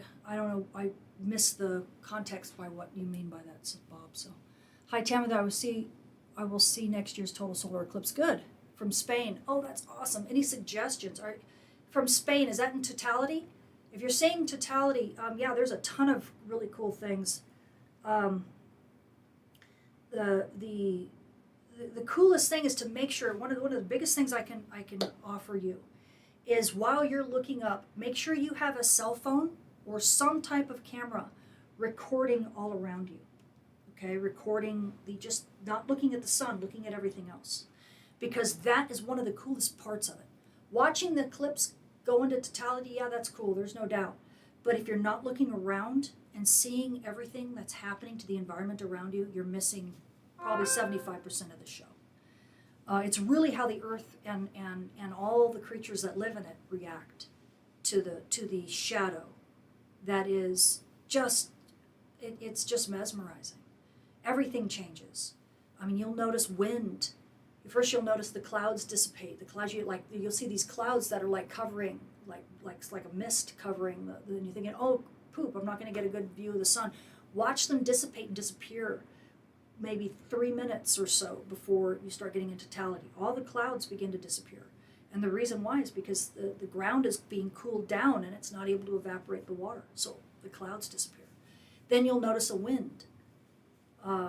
That's amazing. And then just there's so many things. Insects change, birds go to their nesting places, bees will actually drop on the ground and just sit there because they don't know what to do. And there's just so many fundamental changes that happen in the environment. So make sure you have a cell phone camera somewhere. If you are not in totality and you can't get to totality but you're close, the biggest suggestion I have, and this is one of the things that's on my bucket list, find a mountain. Find some high elevation place. Because what you will see is that you will see the shadow coming up over the horizon and you will watch it go by from your high level. I've always wanted to see an eclipse that way. So you're looking at this and you may not see the total thing close, but you'll see that shadow go across the land. Oh, that to me is just really cool. So those are my two suggestions. Hopefully they're worth something. Okay. Yeah, exactly. Be sure to wear the right solar glasses and enjoy it for sure. Okay. Yeah, Mario, thank you. I appreciate it. I don't do forecasts every day because I'm busy doing other things. So yeah, that's part of the reason too. And I understand that, but it's also because I don't sensationalize and I just refuse to. But I have you guys to thank for it, right?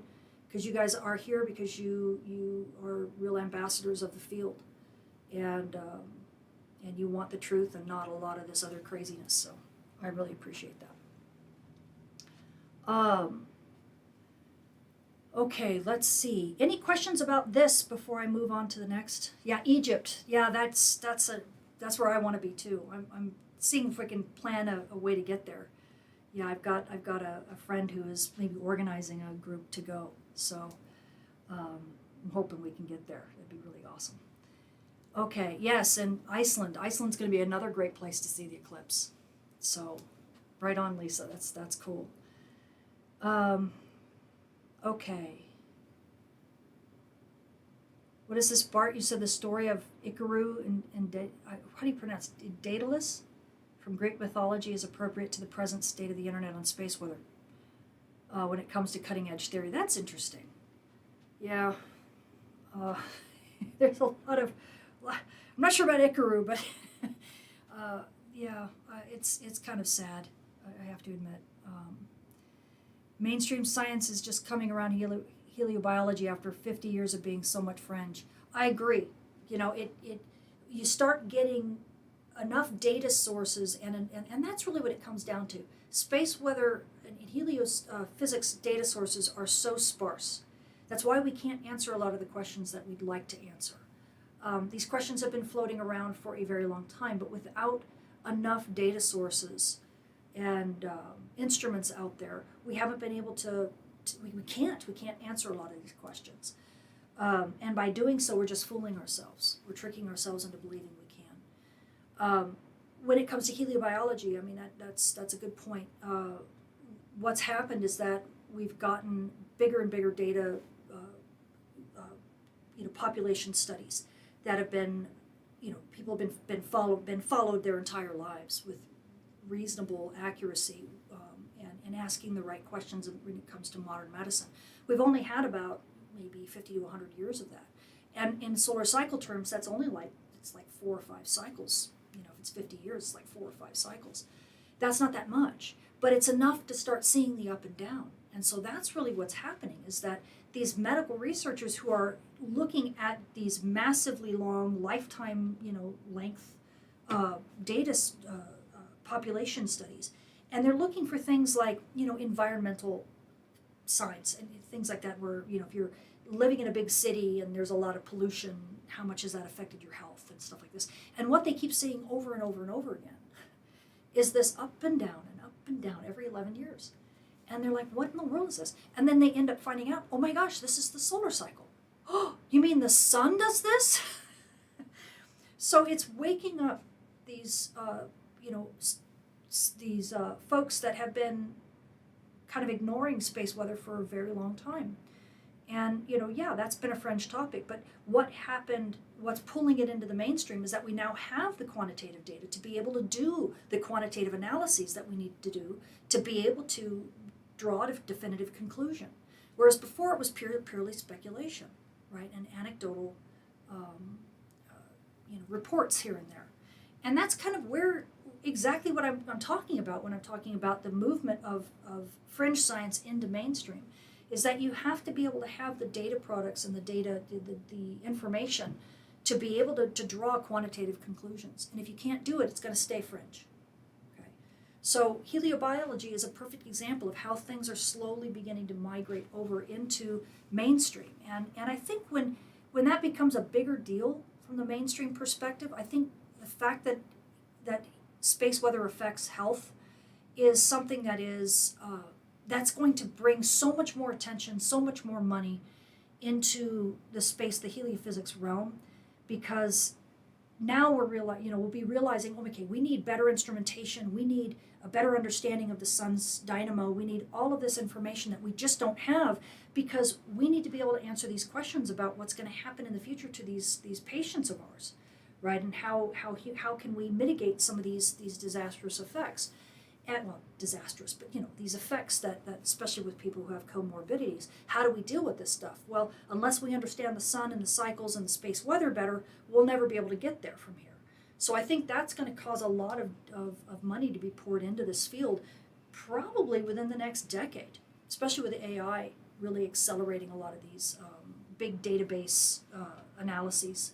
So, just hang in there, keep the faith. I think we're going to start getting more data soon. And then some of those fringe topics that were totally qualitative only, that we just can't answer with any fidelity at all, some of those topics will then suddenly be able to be studied in a quantitative fashion. And you'll see mainstream heliophysics kind of pivot a bit more toward that.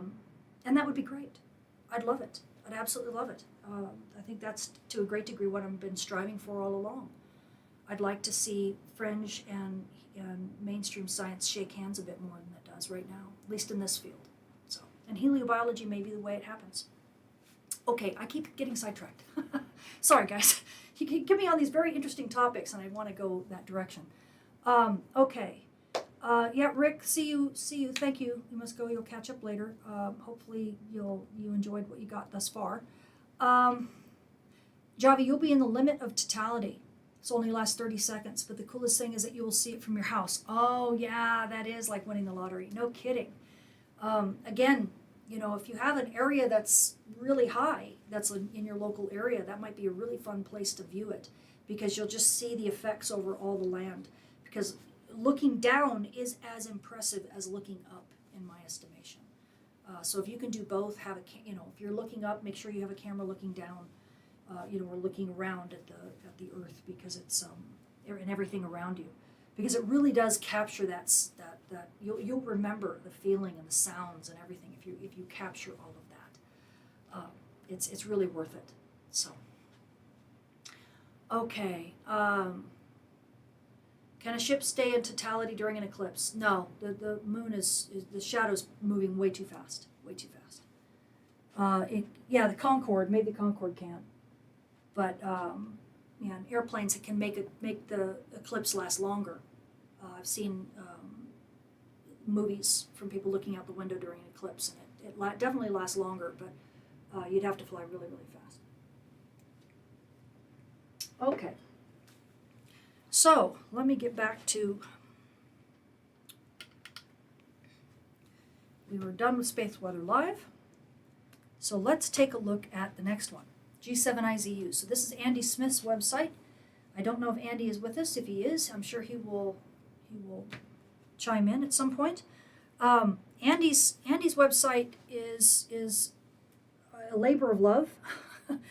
He has the G7 RAU software running, which you can see a picture right here, that really is focusing on radio propagation. And I help Andy's site by helping create the time lapses for him that he can have on his website. You also sometimes see him in my forecasts.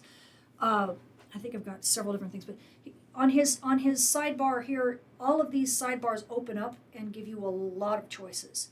Now, Andy's located in the UK, so a lot of his stuff focuses on Europe and the UK, but you can also get stuff in the northern, the Western Hemisphere, and also in Australia. Although, like I said, the databases are a bit more useful for Northern Hemisphere than Southern Hemisphere stuff. What's also cool is that not only does he have radio propagation for HF and VHF over different, conditions and locales, but he also looks very closely for auroral propagation. And so when they look at the G7 RAU's software has a way of determining whether in the databases whether the propagation was just regular skywave or it came from aurora, and so it maps all that for us as well. And so sometimes you'll see me, especially with the big storms, you'll see the auroral scatter. You can actually correlate it with some of the super darn radars and stuff like that. You can actually correlate some of that auroral scatter that you see in amateur radio propagation, along with these other instruments that really are over the horizon radars. And it's neat because when you have aurora, that's where you get scintillation, right? That's a risk for scintillation. So seeing aurora and having it mapped from the perspective of not an aurora photographer, but have it mapped from the perspective of an amateur radio operator can bring us new insights, right? And that's one of the aspects of the super community I'm always trying to purport and talk about is getting aurora photographers and amateur radio operators to work together, because they each bring a different aspect and a different insight into auroral physics that would be much better spent together. So with Andy's site, okay, I just happen to have, this is something I played last time. Here's a typical movie. You can see when you look at his maps, this is from obviously the European and Australian perspective. we had some solar flares. I don't have it play again. I don't know if it'll play again. But you can see the different radio frequencies. I mean, this is just a kind of a sampling of like 5,000 different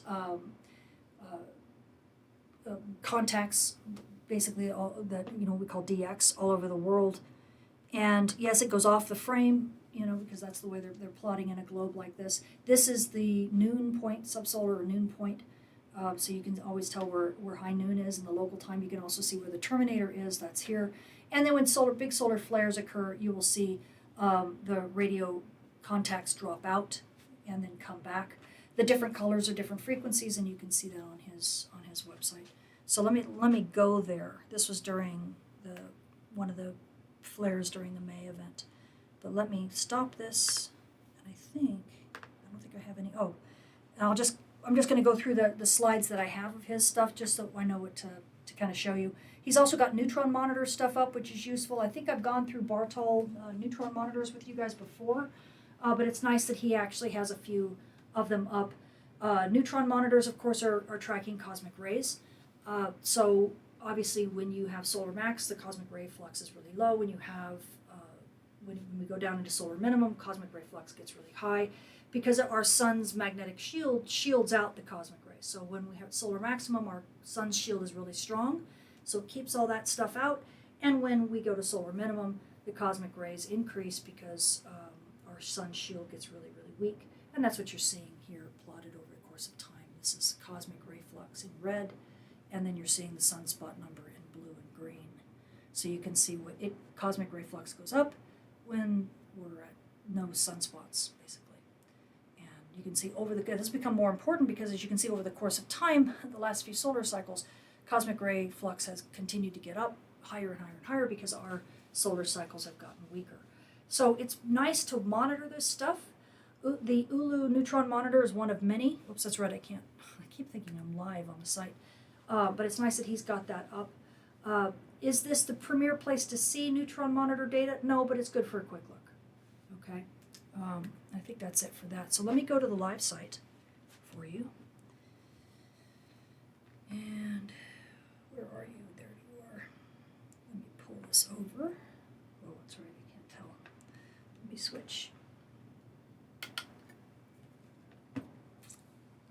There we go. I think I have it up. No, there's up. Okay. So here's the live site now, G7IZU, and he does change it from time to time.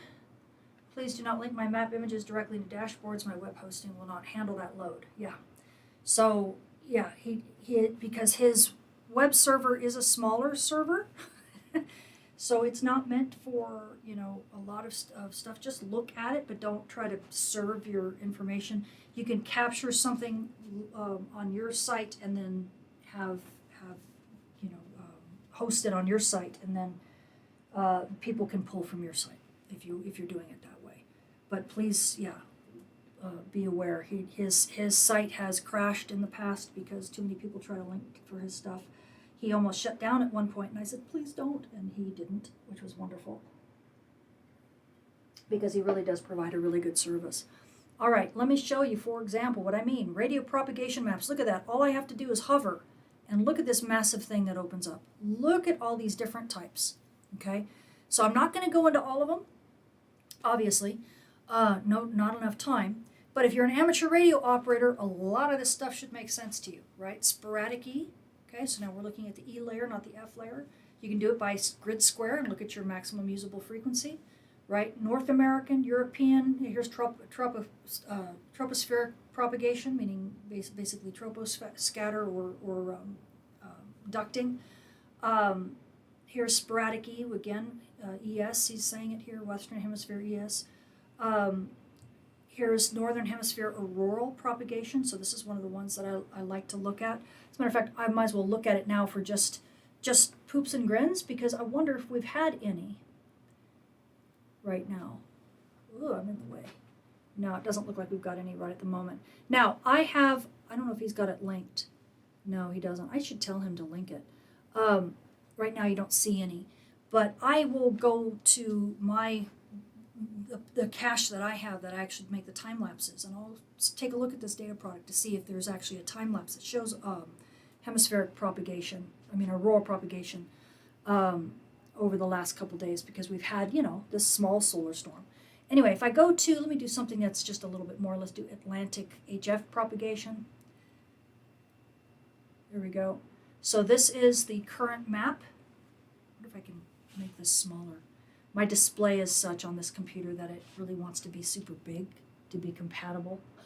I've got a PC and a Mac when I keep switching, and my Mac shrinks everything down and my PC blows everything up. It's a mess, but this is the current look right now. You can see where noon is, essentially over the middle of the United States right now. You can see all these radio propagation contacts, and it probably has a color bar down here. So you can see which frequencies, or whether you look at it in meters or look at it in frequency. It tells you what what wavelengths people are talking on, what bands they're talking on. And when there is a big solar flare, this will go dark. You will see a huge hole. It's one of the most robust tools I've ever seen. That it's even better than the Geocron, to be honest, in terms of being able to see radio blackouts. So oftentimes you will see me. There was a refresh for the new page. The new Nowcast. You will be able to see these. Just a ton of contacts go down because he maps about 5,000 contacts, 5,000 spots in a single page or in a single image. And so and it's a representative sample of all these different frequencies. So it's really nice because you get an idea no matter what band you're on. If there is a big radio blackout, you will see it and you will see how long it takes. And where that becomes super powerful is in the real-time imagery. And I forget where he linked. Oh, there it is. So I don't know why he's got this on here. I have to talk to him why that's there. But this image is, I think, of the last, maybe 15 minutes or something. I have a site on Webcam.io, which I'll show you guys at the very end of our class, if you'd like.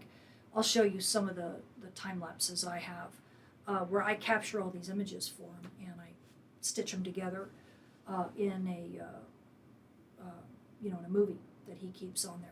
And I think that that type of stuff is actually far more compelling than just still images, which PSK Reporter and the WhisperNet and all those maps do. They do the Google Map thing, and it's all just stale data. It just tells you what's going on now, but it didn't tell you what's going on 15 minutes ago, and you don't get to see it in a time lapse. So time lapse can be very, very powerful. So again, mainly for amateur radio operators. I won't go into too much. This is the North Atlantic, but you can get lots of different types of views. Then he also has some space weather, if you can get that to open, has some space weather stuff in here. Here's where the neutron monitors were. I could go back to that if you like. If you're interested in particle deposition, he actually grabbed the Fermilab neutrino detector. And that is really a housekeeping detector that's meant to see whether or not the Fermilab detector is leaking. Whoops. Let me see if I can go. Oh, I missed it. Hold on. I didn't mean to go there. I meant to go to the Fermilab one. That's the only thing that's a little bit challenging is when it closes on you. The menus will open and close automatically, and sometimes you won't like that. So this is kind of a neat little thing that you don't see in other places. This detector, and I've watched it a few times, it has two different types of images that it gives, and you can tell what images it gives based on, it'll show an energy range. It'll show you time and an energy range. And sometimes you'll get one where it'll have a bunch of these neutrinos detect, these hits all over the place. And that's because it's going up to a higher energy and a longer integration time, I believe. And they're looking for anything that might have leaked out of the detector, anything that might have overshot the detector. And those are typically ones that you see going horizontally. All of these others, even this one here, that isn't one. But all of these others, for example, are actual neutrinos that are hitting the planet. Pretty neat and going underground. So there's a slightly different one. You're seeing a slightly different energy range or time scale rather. And so it integrates a little bit longer, but you're not seeing like long streaks. Sometimes if it's one of those, you'll see like a ball of just a bunch of stuff shooting out on one side, then you'll know. But yeah, it's kind of a neat thing to look at that lets you get a sense of what the neutrino hits are. Have I spent any time really studying this? No. But I do think it's kind of neat to have. Perhaps people will want to do high energy physics with it. But I think it's mostly just housekeeping. But it's a neat thing to know that he has on his website. And that's something you will not find other places. Let's see, what else does he have that I really like looking at? I don't remember there's anything else. I usually basically use his radio propagation maps. Because again, a lot of this stuff is just repackaged data, right? It's just looking at data from the Space Weather Prediction Center or other locations that he's just got it on kind of all together. Here is here is some radio antenna stuff that you don't typically see. This is for radio bursts if it happens to be on that side of the planet. Again, he's located in the UK, so having things from Europe is good. As you can see, real angry sun right now. Here's Euphoria. Once again, you can get this from the ISWA portal, but he's got a nice run of it. It's kind of a complement to Enlil. They're working on it though. Here's Hesperia, right? So he's got some data products in here, and he's got some explanations of what they are.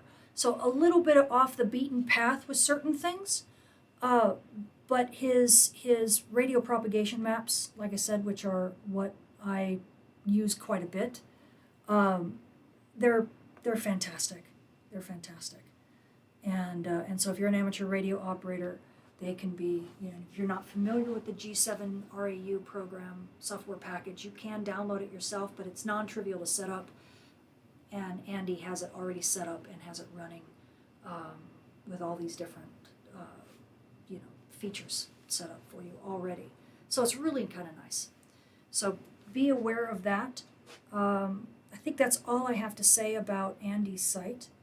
It's, like I said, more specific for radio radio operators, but definitely useful. Okay, so I wanted to be able to share that with you. Let me simply because you won't find that stuff anywhere else. You know what I mean? Not to that level. And so that was G7 IZU. Like I said, and later on I can show you some of the data products. But you see that stuff all the time. I should just showed you a movie of one from the May 10th event in 2024. And now here's another one that's also radio propagation, not radio propagation, but aimed toward radio operators. SolarHam, okay, I'll make sure I had it up here. And SolarHam has gone through a few iterations. It does change from time to time. Kevin is very, he's, I honestly, I think his personality is as alive as his website is. SolarHam really does look like this. It's very colorful, and so a lot of great eye candy. I mean, if you ever needed a backdrop with something that looks extremely complex and compact, here you go. So it's, as you can see, there's a lot of information that's right up in your face, and it's in a sense very much like Space Weather Live is, in the sense that it's got so much information and you just dive into the different details. It also has a bit of an archive to it, and it's just handled in a slightly different way. So let me see if there's other, no, okay. So let me go to the live version of it. Whoops, I gotta move it over, hold on. Oh, it didn't go, hold on. That's right, that was on the page, there we go. All right, do I have it up? I think so, okay. So here's the live version of it. As you can see a lot of stuff right away, right? You've got solar flux information. So that's the F10.7 number. Here's the sunspot number. It's gone down a little bit recently. Here's one of the active regions, and they're tracking its area. Maybe that's, I have to look and see exactly what that is. And then you can click on these buttons typically, if I recall. Oops, wrong computer. Yeah, and it will go to a different, let's see the location. It'll go to a different part of the website. I don't know if I want to do too much, but it's giving you some of the reports, again repackaged from SWPC, so you can see this, and here's a progression of the sunspot cycle. Okay, once again repackaged from SWPC. This is, by the way, why I think we could be getting into a Rossby surge again. As you notice, it goes up and then down and then up and then down and then it'll go up again. So Scott McIntosh calls that a Rossby surge. I think that's a great name for it because it's typically Rossby waves that cause this. So I have adopted his name for this. If you click on any of these, so as I move this up, if you click on any of these, you can see the latest image. You can see a movie, probably 24 hours if I recall. Maybe it's the last 48 hours. He's probably just pulling it from the SDO website. And then you can look at the HARPs. No, this is not the ionospheric heater. This is the JSOC data product. It better be the JSOC data product, where you're looking at active region patches, yes. I also make a time-lapse movie of this because they don't have it on their site. They really should. But they only update this every hour. So it gives you sunspot numbers as well as other stuff. But that's another data product altogether. But you can actually at least see that. If you do the movie, of course, you're going to get the SDO movie from the last 2 days. Not numbered, obviously. But you can get that for all of these different things. I think, and this, of course, is going to be numbered because he takes the time to number them. And if you click on the, you get different versions of it. But I think if I go back and click on the movie, you will not get numbered. I don't think he does. Well, that's cute.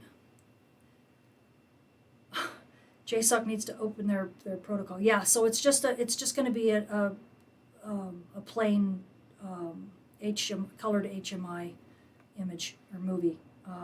But it looks like their protocol is not working right now. JSOC, bad JSOC. And then you're getting back to AIA images. Here's 193, and he does an analysis, just grabbing the coronal hole numbers. That looks like an angry jack-o'-lantern, doesn't it? This is not a good Sunday. He's probably aggravated that the CME that he threw at us missed for the most part, right? We're just getting the side of it. We're not really getting the main thrust of it. So, okay. And again, this will probably just take us to SDO, but you cannot get a nice, 24-hour, 48-hour movie over the course of time.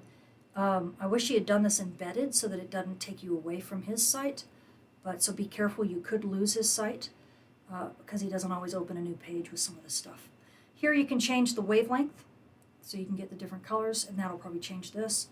And then the same thing with 131 and 195, as well as 304. So all of this is kind of compact, as you can see, all on the front page. So unlike Space Weather Live, where you kind of have your own dedicated pages, in this case, it's not. It's set up this way. Okay. Now, some of the other stuff that I like is that he will go into the 3-day geomagnetic forecast, basically rewriting what SWPC puts out as forecast reports. You can get it right on the front page, just like that, for the 3 days. Okay, and it's color-coded, really nice. Moon phase here, really nice, kind of all right there. So in a sense, if you had a summary of the Space Weather Live stuff, like a really compact single-page summary, boom, SolarHam is it. So that's one of the reasons why I like SolarHam, is that you can see so much right on the front page of all the different stuff. See, because now we get into, here's DRAP, so here's the solar flare stuff, here's Aurora Ovation, along with KP, right, and he's got it listed here. Sorry, it kind of looks really strange. 4+5, yeah, those icons are kind of odd. But you get all of this stuff right away. And then the sunspot regions, similar to Space Weather Live, just more compact, right? And he's doing it simple, stable, or declining, or growing. So again, a nice, real summary. And then he's got a little blurb, okay, about where we are, what's going on. So it's really nice. And the nice thing, too, is that if you want to go and look at historical events, you can. Right? You can go back, and because he keeps an archive kind of similar to spaceweather.com has an archive that's more like blog style. That's what this is like. So unlike Space Weather Live, that's actually got the archive that is purely database driven, where you go back and you look at content that mimics as if it were happening right now in the same format as before. What Kevin does is he actually will take time to do kind of like blog entries, very similar to what Tony Phillips does on spaceweather.com, and give you kind of a wordy summary and some highlights. So if he had posted some stuff on social media, you wouldn't find it in a forum, you'll find it here. And he will have annotated images of what the events were. And just like Space Weather Live, these guys are on Twitter or X, probably on Blue Sky, half a dozen different places. You can always find them, like he's got, probably up here somewhere. Yeah. You can find him on the different websites and stuff like that, so where he does that stuff. But then he keeps a nice little an archive of this stuff here. Okay.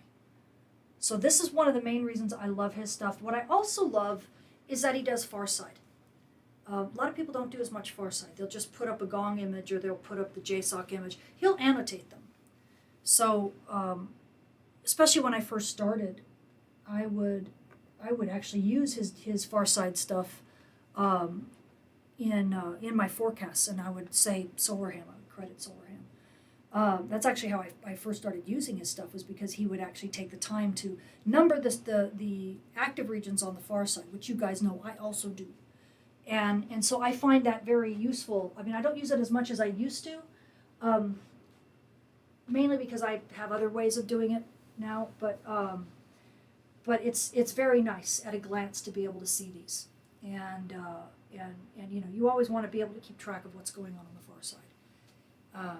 So it's nice. I honestly don't prefer this version of the helioseismology. I prefer a different version, so that's one of the reasons why I don't use his imagery anymore. But as you can see, he still does these cute little GIF animation movies. So, very useful, right? No one else does this, and this is why one of the main reasons why I wanted to share this with you. Kevin, very unique in this regard.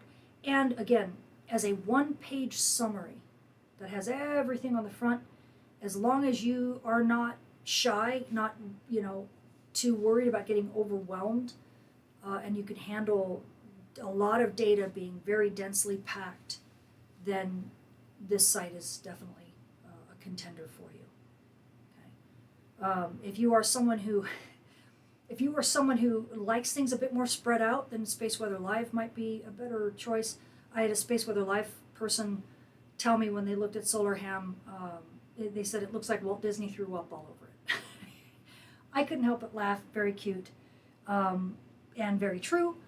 But I actually appreciate that, because, like I said, it's just very densely packed. You don't have to go clicking for a lot of stuff. It's just right there for you. So these are the reasons why I love SolarHam, and like I said, nice blog entries, and you can just keep going, see how we're going down in the history, so you can get an idea of what happened, especially if you're trying to very quickly say, oh, this happened just the other day, what was it exactly, what was the time, what was the day, flip to SolarHam and just scroll down on the front page and you'll find it. So if you're in a hurry, really great time saver, really excellent narration, good warnings, and like I said, the far side analyses are, top notch. You can't beat it. Okay, and again, the big sites should pay attention to what some of these guys are doing, because they could really benefit by having data products like you see at Kevin's site and you see at Space Weather Live. So, and I am trying to get a little bit faster, so if you wonder why I'm beginning to move a little bit more quickly, it's because I've been jabbering away. So, couple things I want to show you guys, and I'll go through these reasonably quickly now. And the reason why is because they're still developing, right? I've got some good colleagues that are building websites, not even just websites, they're building their actual space weather centers. And you're seeing them pop up more and more and more in these locales. And I love it because we really do need to have the operational side of space weather turn into something that is more akin to terrestrial meteorology, right? We have broadcast meteorologists everywhere, right? They serve their local communities. We have weather stations everywhere. Why? They serve their local communities. Space weather is no different. You have to serve your local community because what space weather your local community is experiencing is going to be different than what space weather in some other local community is going to be, observing. And how do you know this? Because the sun doesn't look the same from every location, right? You have a day and a night. You have a dawn and a dusk. That in of itself is enough to make space weather very different at these different locations. Add in latitude and the differences that you get at different latitudes, and you have a whole nother layer of complexity. Add to that terrestrial weather actually does couple to space weather, and you get a whole nother layer of complexity, right? Not to mention, if you're an aurora photographer, you wouldn't step outside with your camera without checking the weather, the terrestrial weather prior to. So everything is going to be different, and we need these local space weather centers more now than ever. And if you think that that's overkill, if you're one of the space weather, diehards who thinks that a global forecast is just fine, then I just have one thing to say to you. How would you feel if we had one single terrestrial weather forecaster for the globe? And the terrestrial weather forecaster gets on their little green screen and says, it's going to rain today.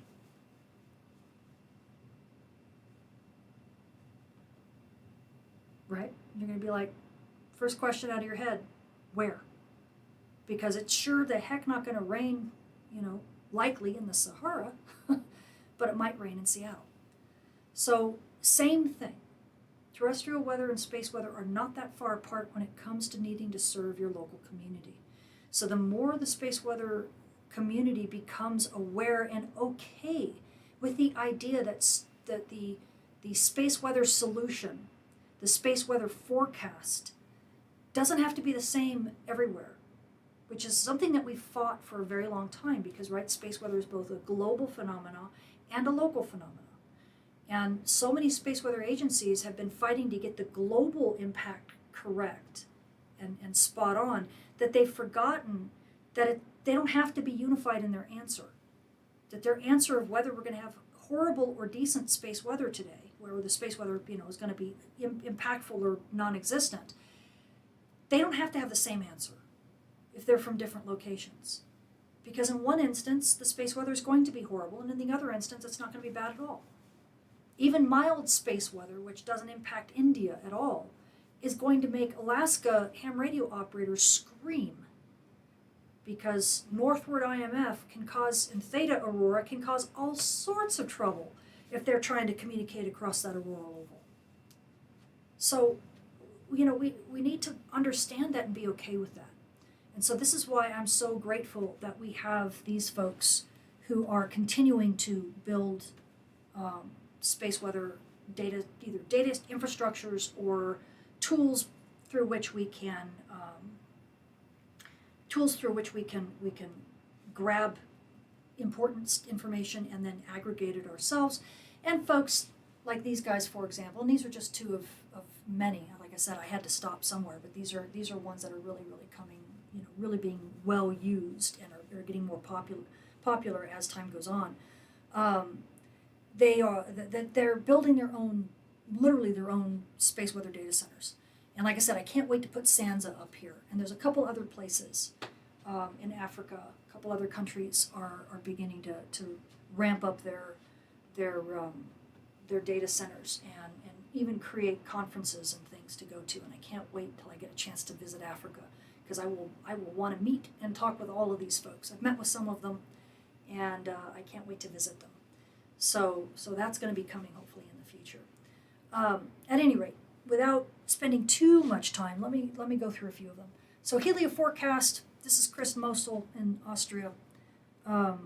His group has really been working super hard, and this is what it looks like thus far.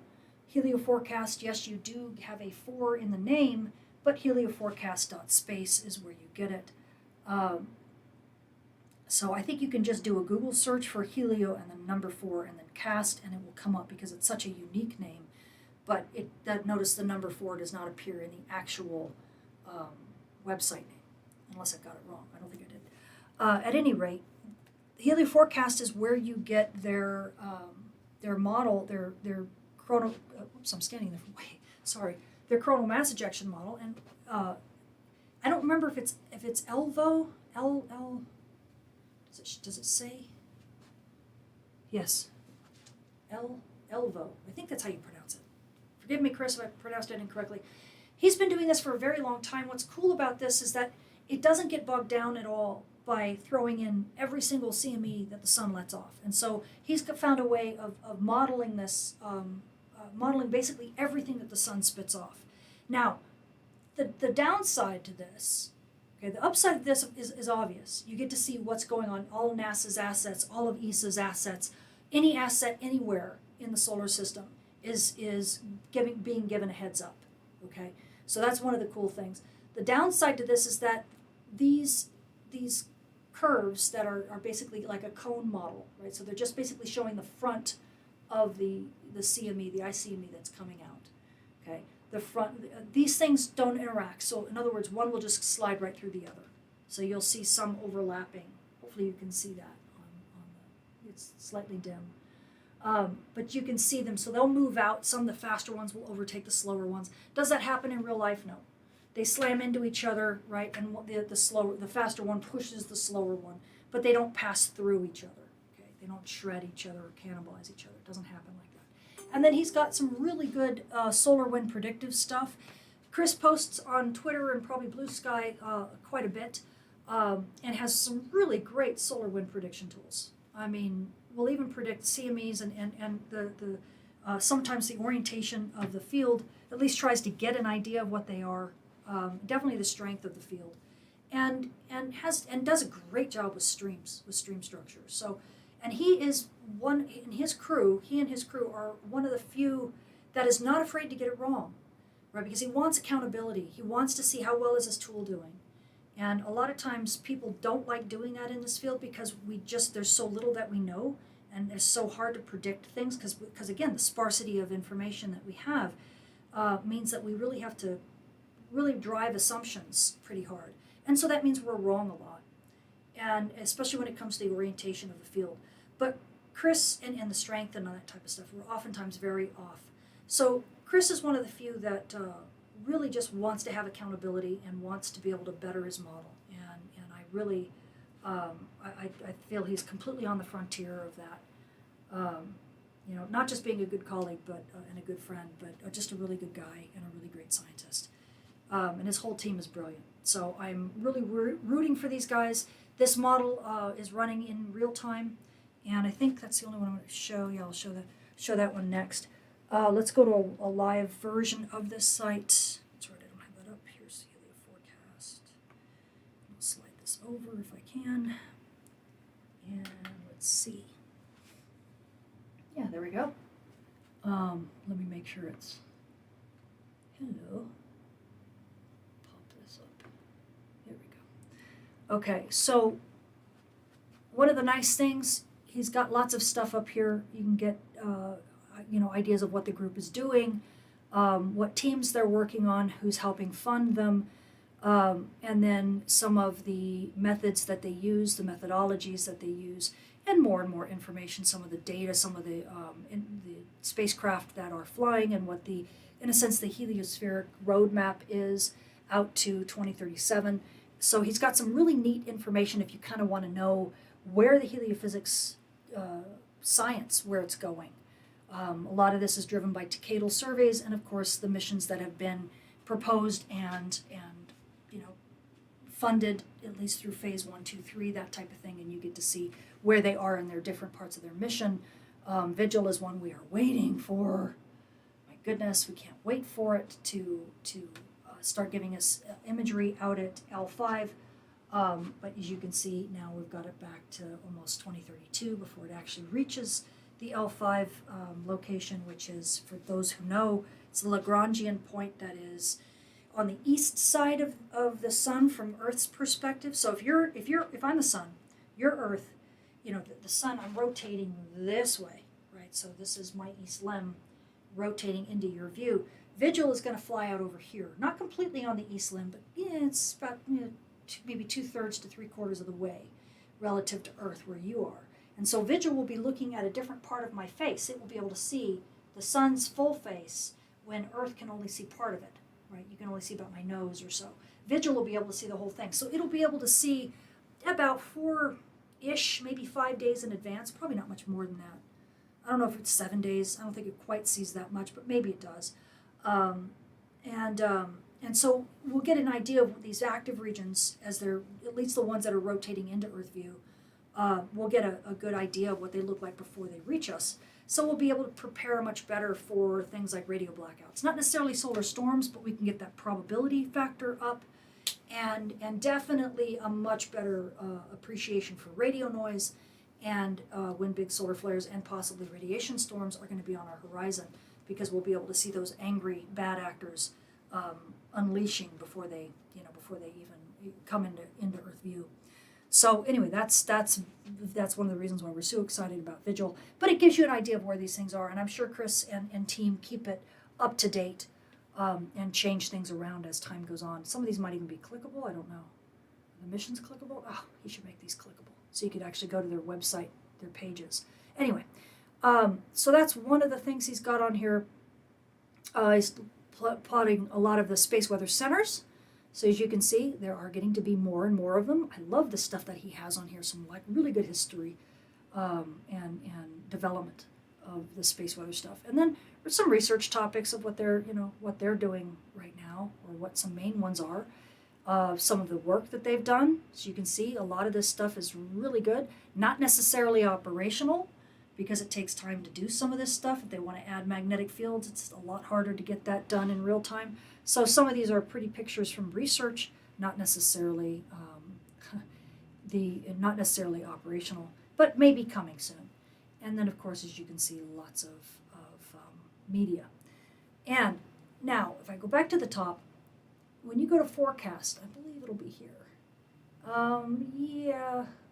Yeah, he's added some stuff. This is good. So see me arrival time, I believe this is going to be where you'll see that page that I showed you. Right.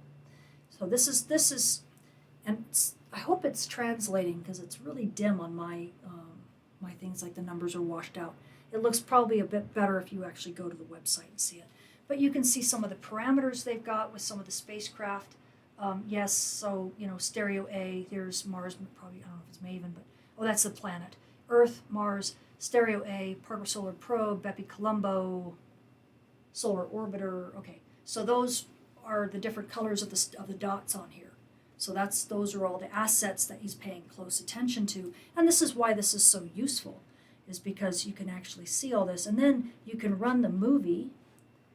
No, where is the movie for this? There it is. There we go. Let's see if I can get the heck out of the way. So you can see, look at all this. So you can actually get a feel for where, at the different locations, where what the magnetic field is doing, what the solar wind speed is, and look at all these CMEs. There is no way Enlil could model all of this. Not a chance. In real time, Can't keep track of all this stuff, no way. So this is where the power of this particular model comes in.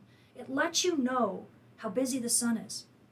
So when people, and this, one of the good things, one of the useful things in my estimation of this, is when people say, oh, well, the comet comes around and we get a CME. See, I told you it was the comet's fault. It's like, are you kidding? Or there's an earthquake at Earth at one particular time. See, it's because the CME came. And it's like, are you kidding? Do you see how many CMEs a day the sun launches? This is just the ones we can track in coronagraphs. Are you kidding me? Of course there's a correlation between CMEs and earthquakes. Look how many CMEs are being launched all the time. Just like earthquakes. Look how many earthquakes are happening on the globe all the time. So you want to correlate the two? Easy. But it doesn't mean causation. And this is why so many of these folks on fringe science, they get wrapped around a telephone pole. Because it's so easy. It's so easy to say, oh, this caused that, this caused that, this caused that. Because CMEs are happening all the time, right? It's not uncommon for in the solar maximum period for there to be 8 Earth-directed or partially Earth-directed CMEs a day during absolute solar max. Okay, and then as we get into the declining phase, there's still 4. But the thing is that they're small, or they miss Earth by, that much, if you are a Maxwell Smart fan. Let me play this one more time if I can get my mouse back over here. People just do not realize how active the sun is all the time. Until, of course, we get to solar minimum, and then everything stops. Then there's no CMEs at all. But during solar max and during the active phase, the 7 years of activity that we have typically, there's lots of stuff coming off of the sun all the time. Okay, and this model, unlike all the others, this one catches it, basically all of it. So it's great to have a model that does this, because it really, in a glance, lets you know how active the sun has been, right? And then you also get to see the directionality. So you kind of get an idea of where these things, if they're clustering in a particular region, obviously you're looking down at the sun from the North Pole into the ecliptic plane. If the CMEs are clustering in a particular region, you notice there's a lot of cluster here, there's a lot of cluster here. Well, it's because there's an active region here that's on the sun blowing stuff out, just constantly firing stuff. And there's an active region or a cluster of active regions in this region that's constantly firing stuff out. So it gives you a unique perspective of how to look at this stuff. And that is something that none of the other websites have. Well, okay, what did I do here? Hello. Okay, let me just go back one maybe. Okay, so that's one of the things that I wanted to show you. We also have lists like the CCMC scoreboard. A lot of people don't show that. And maybe even solar orbiter data it looks like we've got. I'm not going to click on all of this stuff, but there's some really powerful things here. And then there's another, okay, I'm not going to go into the JMaps. What's this stuff? See, this is new. Movie of Beacon, what is this, HI?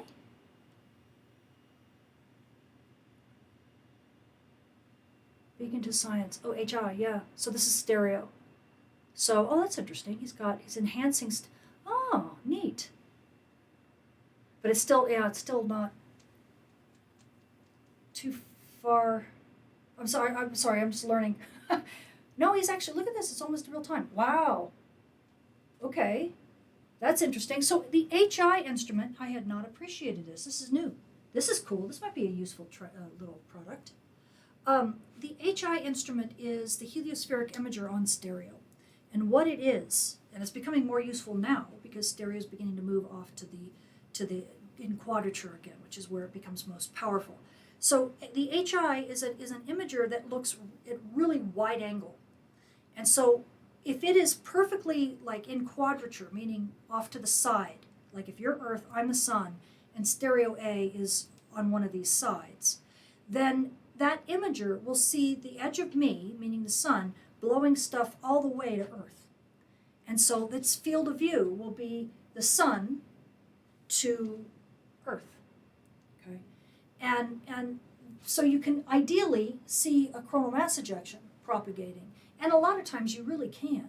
The problem that we've had with beacon data from HI is that it's really ratty and really noisy. We always had to wait for the science grade data to come in because the beacon data just wasn't useful enough. You couldn't subtract off the star field. There was just all of this noise in the background. And so it really made it hard to see very wispy stuff. And it looks like beacon to science, they're cleaning it up. And if that's the case and we can get near real-time images of HI, then when we have a big CME, you can kind of see some of this stuff. I'm going to definitely study this, find out what papers have been written on this. Because if we could turn this back into a forecasting tool, boy, we'd get a much better view of when these CMEs are going to hit. Because we can follow it all the way out to here, and then we're like, okay, it's going to hit, it's really close, it's going to hit in a day or two. Or if it goes, too far south or too far north. HI is a fantastic tool. Its biggest the reason why we haven't been able to use it in forecasting is because we just can't get high enough quality images fast enough. So this is neat. This is neat. So stay tuned here. So here's a new reason to look at Helioforecast. I had no idea that they've been doing this. This is awesome. So I'm definitely going to be coming back. And it looks like, oh yeah, look, it's a submitted paper. See that? It's not even in yet. It's not even published yet. That's how fresh this is. So you are seeing, that's another reason why I like these guys, is that you're seeing cutting edge science literally being posted in real time. Chris is so great about that. He wants accountability for our field. He wants it to be an operational field. He so much wants research to be pushed into science, and his whole team has that wonderful aspect about them, that they want to share that science with the world and get things functioning that are going to benefit both the scientific field for research, but also the operational field for us forecasters. So I love it, love it, love it. Thank you so much, Chris. That was a really neat surprise to see. Okay, now there's another thing I want to show. I have to find it. No, he's got catalogs and stuff. Where are you? Oh, Solar Cycle. There we go. You know what? Let me look at dashboard real fast because I don't know what he's got up there. Current space weather DST, Newell coupling. Okay, you can get some, if you're an Aurora fan, you can get the Newell coupling. Not a lot of places show that. Most of the same kind of stuff we've seen before. There's goes X-ray flux, CMEs. Yeah, same kind of repackaging and stuff. So it's a nice dashboard if you don't want to go somewhere else. Also looks like he's probably got, let's just, oh, here's his prediction. This is cool. So he's got predictions of where things are going to go, he's hoping. So that's kind of nice, looking at recurrence models. And there's the Newell coupling expectation. So that's I've never seen anyone drop that out as far forward as 3 or 4 days in advance. So those are kind of fun. Some stereo data. You might even have a solar orbiter. No, just more Newell coupling. DST. Lots of stuff and predictions of DST, it looks like maybe. So, bunch of stuff, right? And more stuff, links and stuff like that. But one thing I wanted to show you, so the dashboard's kind of interesting. And it's going to become more interesting as time goes on, I'm sure. This is nice. So here's the difference with Solar Cycle, with his Solar Cycle plots compared to other people. If you ever see Scott McIntosh pull up these quick plots, he's grabbing them from Helioforecast. Because, thank you, Chris, you plot it all. Okay, so you're seeing how the McIntosh predictions, Lehman or McIntosh and Lehman et al., how their predictions turned out compared to the consensus prediction, which was terrible. And so Chris is very good about that. And you can see even a blow up. So if you want to see a bit more about the details of the progression, please come see his site, because you won't find, I think no one now does the Macintosh model, but for a long time this was the only place you could find it plotted in real time. So I still come here because it's a really nice plot. And I'm sure Scott will update his work here soon, so we'll get more predictions. And of course you've got CME rate, you've got some of the things that you often also see in a data product called Silso, or a website called Silso. It's nice to see it here, so you can actually see the solar cycle in terms not of sunspots, but of the number of coronal mass ejections occurring. Okay. Obviously stereo B died, so you don't get the purple past 2014, because we don't have the count from there. More data, more analyses from a solar cycle perspective. Really nice plots, very easy to understand, a lot of good information in there. A lot of CME analysis. Chris Mostel is an interplanetary physicist, very similar to me, a space plasma guy. So he loves coronal mass ejections and ICMEs. So that's why you'll see, he even puts it right, ICME. So really good modeling. Really good interplanetary modeling. This is probably the best place if you want to see interplanetary modeling and real focus on coronal mass ejections. This is where you go. Absolutely. Okay. So more stuff against the Macintosh model, some solar orbiter stuff, solar probe. Okay. Anyway, so hopefully that gives you an idea of really good stuff that he has in here. Most of this other stuff I think is pretty much similar to other websites. And you can just take your pick in terms of which display you like the best, because again, a lot of that data comes from the main sites that we talked about during our last class, and then it's just aggregated here in a slightly different way. So the main power of that site is going to be the LVO model, right? Because it really tracks everything, and there's no other model around that can do that, right? You might see, you might see Enlo, you might see Euphoria have a few, and they may track it out to 5AU, but you're not going to see all of them captured like you see here. This is the only place to get that. And it's one of the only places to get really good predictions of the solar wind. I mean, obviously they're going to be wrong from time to time, but I trust Chris, to be totally honest, I trust Chris's outputs more in terms of the solar wind, more than pretty much anyone else's. Okay, so what do we got next? University of Reading. Reading. I always say it wrong. I'm American, give me a break. So, Huxt T. Huxt, I don't know if it's Huxt T or Huxt, however you pronounce it. Really great model. Another coronal mass ejection model, interplanetary coronal mass ejection. Again, you're looking down at the sun from the North Pole. Earth is off to the right. This one's very interesting because you actually, instead of Earth being fixed, you'll watch Earth move. So it will start it with Earth being anchored here, but it doesn't shift everything so that Earth stays here. It's not from Earth's reference frame. It's from an inertial reference frame at that starting point, and then you'll see Earth begin to Earth and its orbit move. It's the only model that does that. It's also one of the only models. I think it might be the only model that actually shows ensemble forecasts. So you get an idea of where in the sky, what the spread is. So in other words, it has a main observation, but then it will perturbate the parameters, the initial conditions.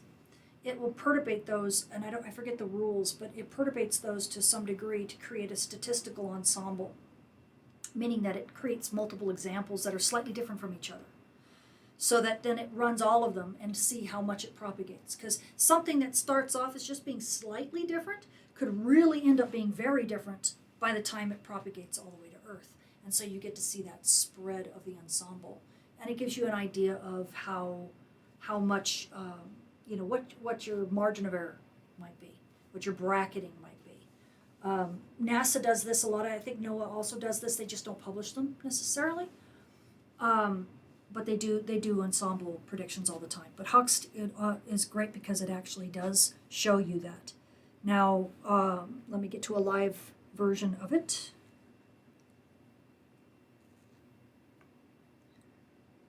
Oh, do I already have it over there? Hang on. I think I do, but I'll pull this up here. Okay. Do I have a version of it somewhere?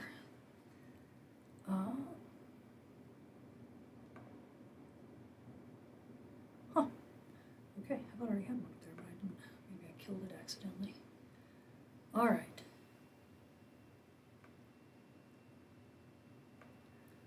So again, this one opens up. So as soon as you go there, well, no, that's not true. I think if I went to just research of reading, I go to Metspate and then Huxt Forecast right away.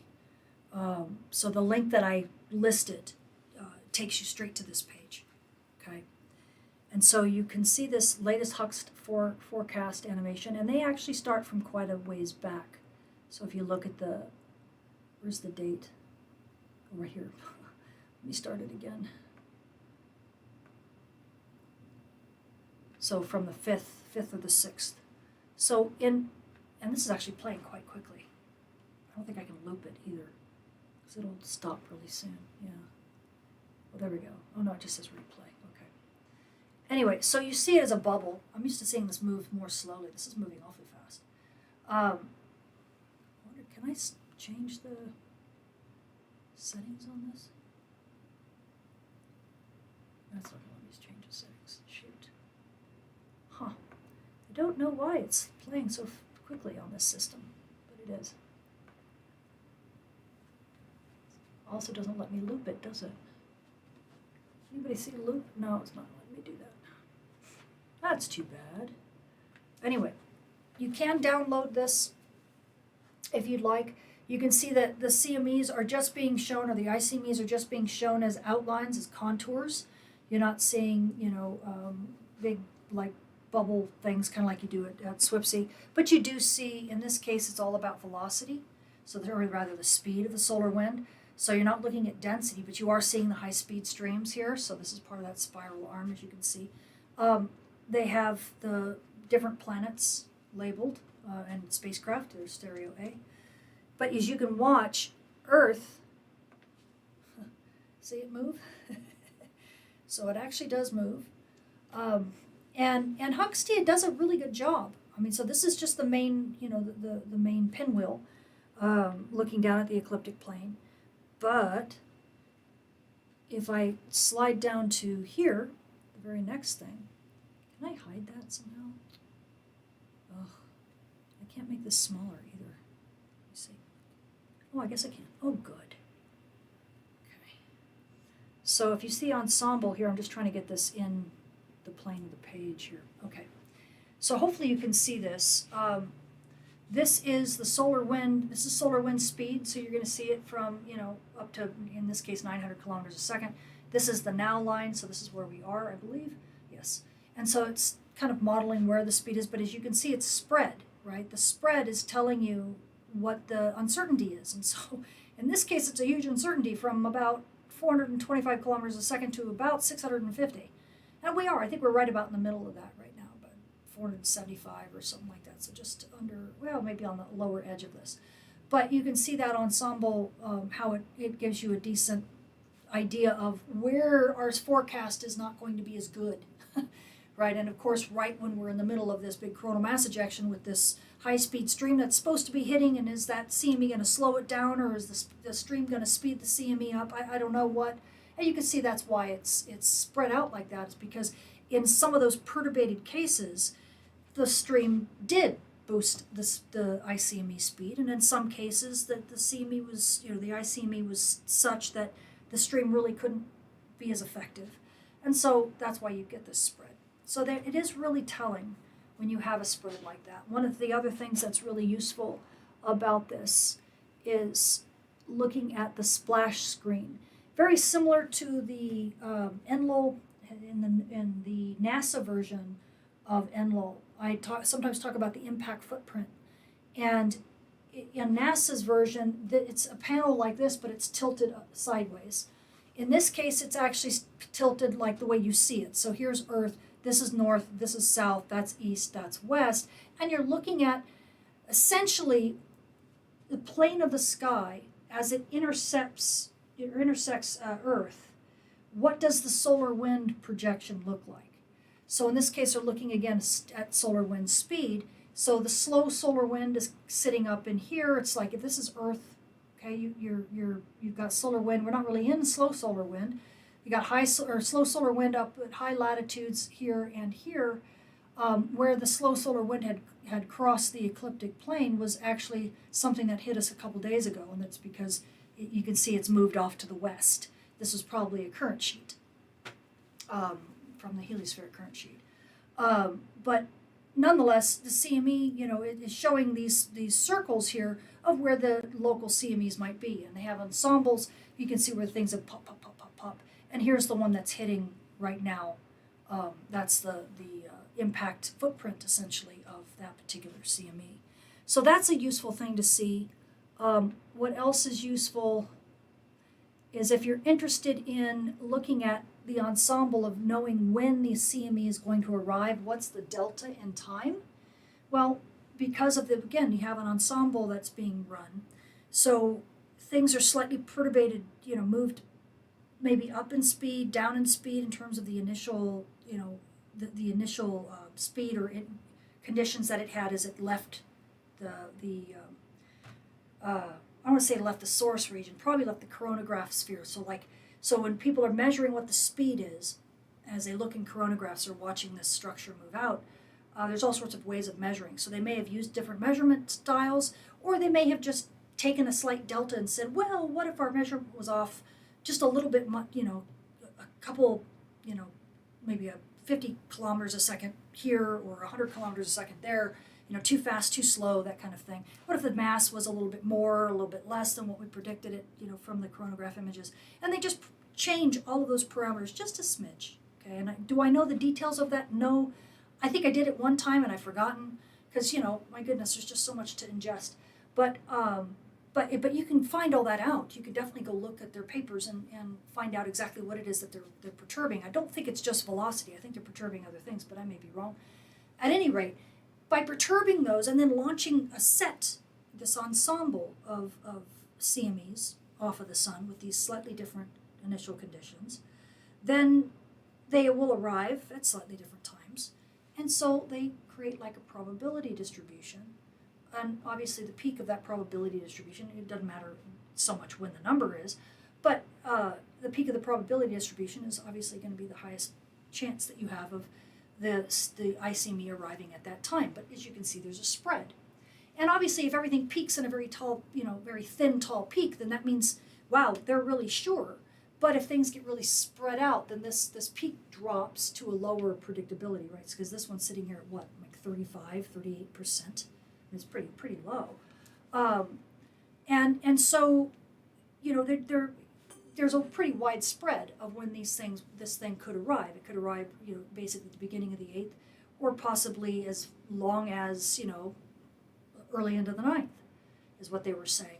In actuality, we started seeing arrival of stuff late on the 7th, which we kind of expected. But, he's just talking, here they're just talking about the ICME. What we were seeing was likely the SIR ahead of all that. So, the actual full disturbance has been about like here. But for the ICME, this gives you a decent idea as to where it might start arriving. And, I use this sometimes when I look at bracketing ICME arrival times. I oftentimes also, if it doesn't look like SWPC and NASA are like in lockstep, then oftentimes I will use their different times as a decent bracket, because I still like using people in the loop more than ensembles, but ensembles are extremely useful. And so there's all sorts of good information here that can inform you. Again, space weather's not perfect, so will these always be spot on? No. But it gives you a bit more like a level of confidence that you can at least plan within a certain error level, right? So there are some people who really, love this. And then, of course, the arrival speed. Let me pull this back. This is the distribution of arrival speeds. So likely the peak is going to be around a little less than 600 kilometers a second. In truth, we'd have to argue what exactly was the beginning of the ICME, because there was a point where the ICME, the speed was clear that this was an ICME, and it was really, really slow, but it's embedded in a high-speed stream. So at first, we had almost 500 kilometers a second, then went up a little bit higher, and now it's dropped back down.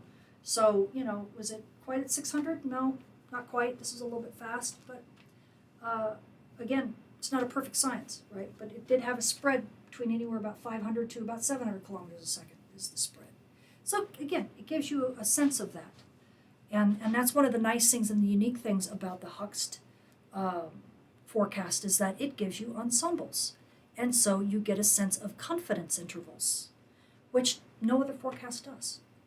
Not really, anyway. So that's one of the unique things about this that I wanted to make sure I shared with you. Now, do they have a lot of other space weather products?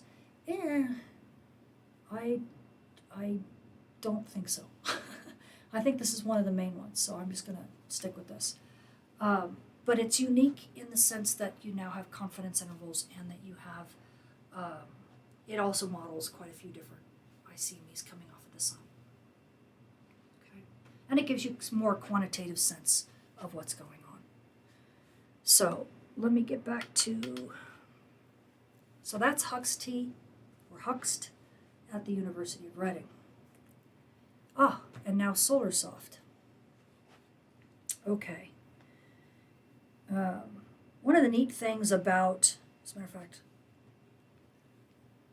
I will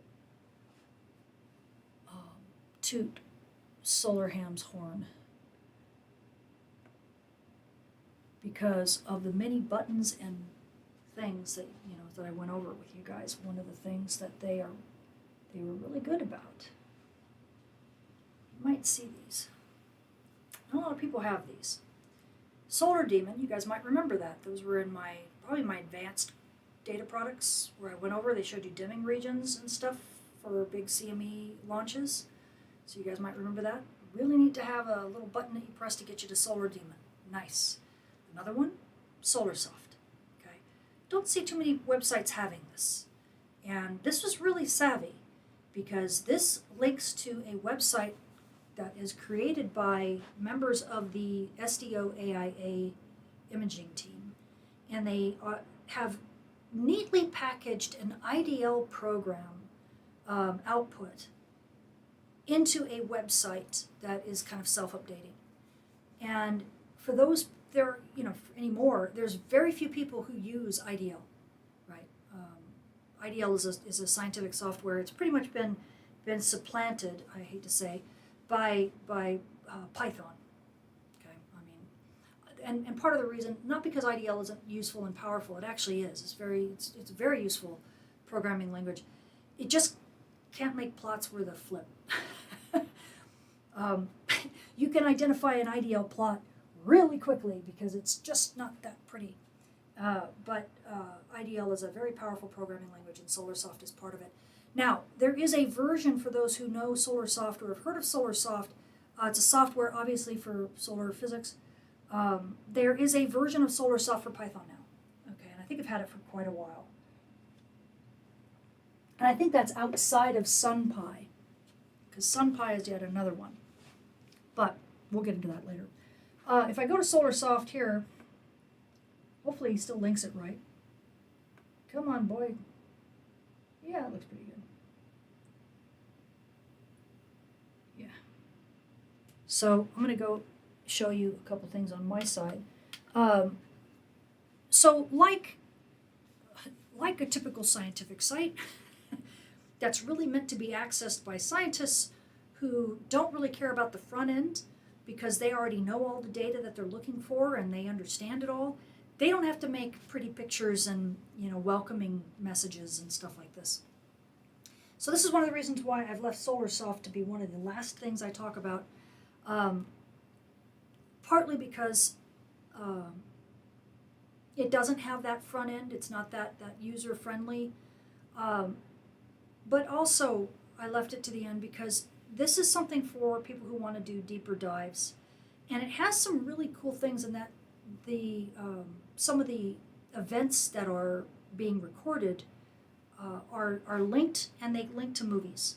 Okay, and so SolarSoft is not just in the at least the website version that I think is automated, but it's run or at least it's maintained by Sam Friedland, if I recall correctly.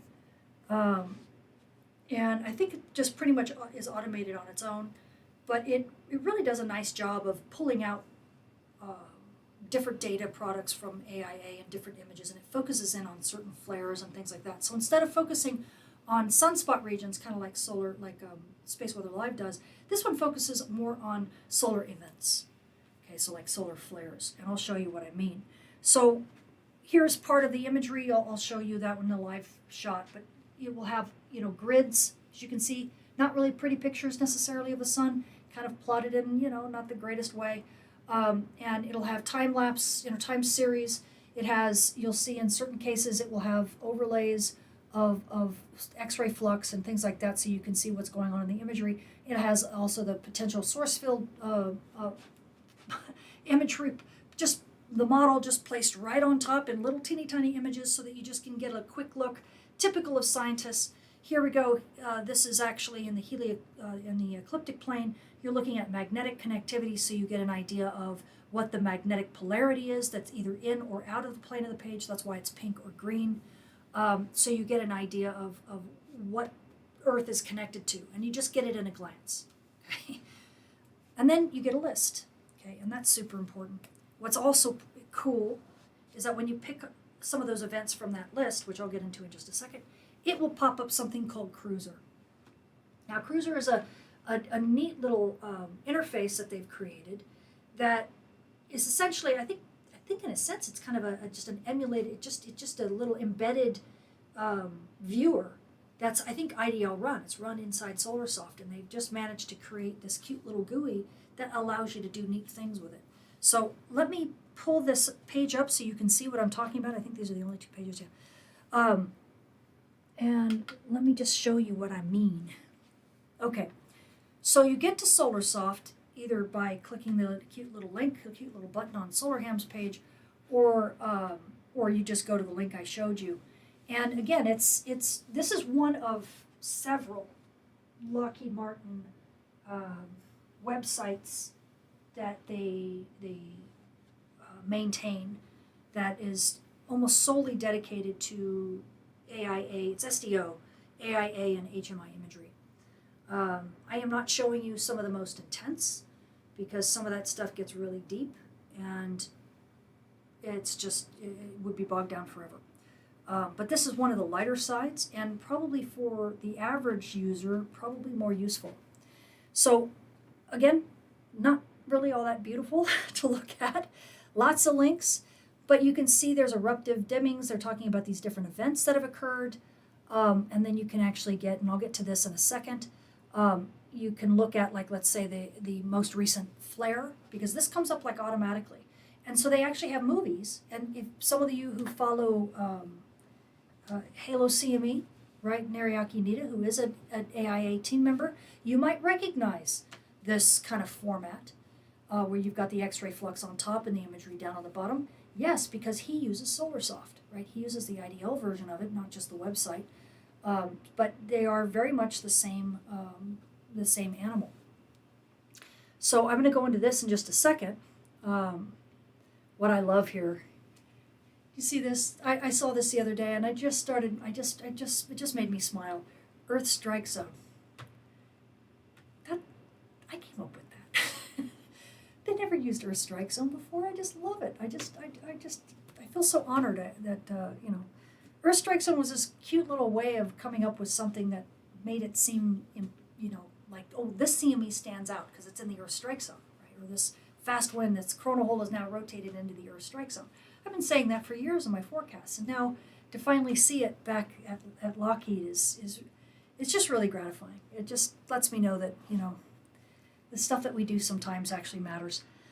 Okay. Anyway, I'll get to that in just a second. But what I want to get to first, so here's some of the other events. And this is what's really cool, right? They've got the images of the big events already sectioned out for you. Again, more events, event. Let's get down to the bottom. Okay, so here comes, let me try to zoom out a little bit so you can see how incredibly intense this is. So here's the summary. Okay, it's got the sun in all sorts of different wavelengths. Usually the most recent image, obviously the image here needs to be updated, but it's not for some reason updating. Probably just because that's is this AIA? Stereo. Oh, this stereo ahead. Oh, it's not beacon data. No. That probably is an updated image. It's just stereo A is looking at the sun from the side, so it doesn't see the same angle we do. Okay, so we've got lots of images of there. This is X-ray flux. This is, oh my goodness, I don't even know what this is. What is this? What am I looking at? Protons. Oh, so those are particles. Those are solar energetic particle events. That's strange. That must be looking at really low fluxes. Greater than 1 MeV, probably. So just little bits of stuff here and there. I need to really pay attention. I don't look at too much at these plots because this isn't the part that I really focus on because this is kind of hard to read, not really super useful, but it's an overview of, current events or whatever, I do look at these from time to time just to kind of get an idea what the magnetic, connectivity is and what the potential field source surface looks like at a gross, obviously gross level. However, what I really look at it for is this. Okay, now let me zoom in so that you understand. This is cool. See this? From the 9th, okay, goes class, derived position, sunspot number. These are all of the flares happening now. Look, boom, boom, boom, boom, boom, boom, boom, boom, boom, just classified, just chun, chun, chun, chun, chun, chun, chun. Here's the M-class flares. Here's the identification of where they came from, okay? There have been times when somebody says a big flare just occurred, and I don't have time, I haven't been able to go to an image, to go look at the imagery and search through it and all that stuff, or the SDO website's down, something's down, not letting me look it up. I'll go here, and I'll go, what sunspot number? Just give me a number. And so I'll go here because these guys have it up like right away. And the neat thing is that I think it's up here. Let me go, sorry I'm making you do, yeah. For earlier dates, go to latest events archive, always at the top. So if you wanted to go even further back,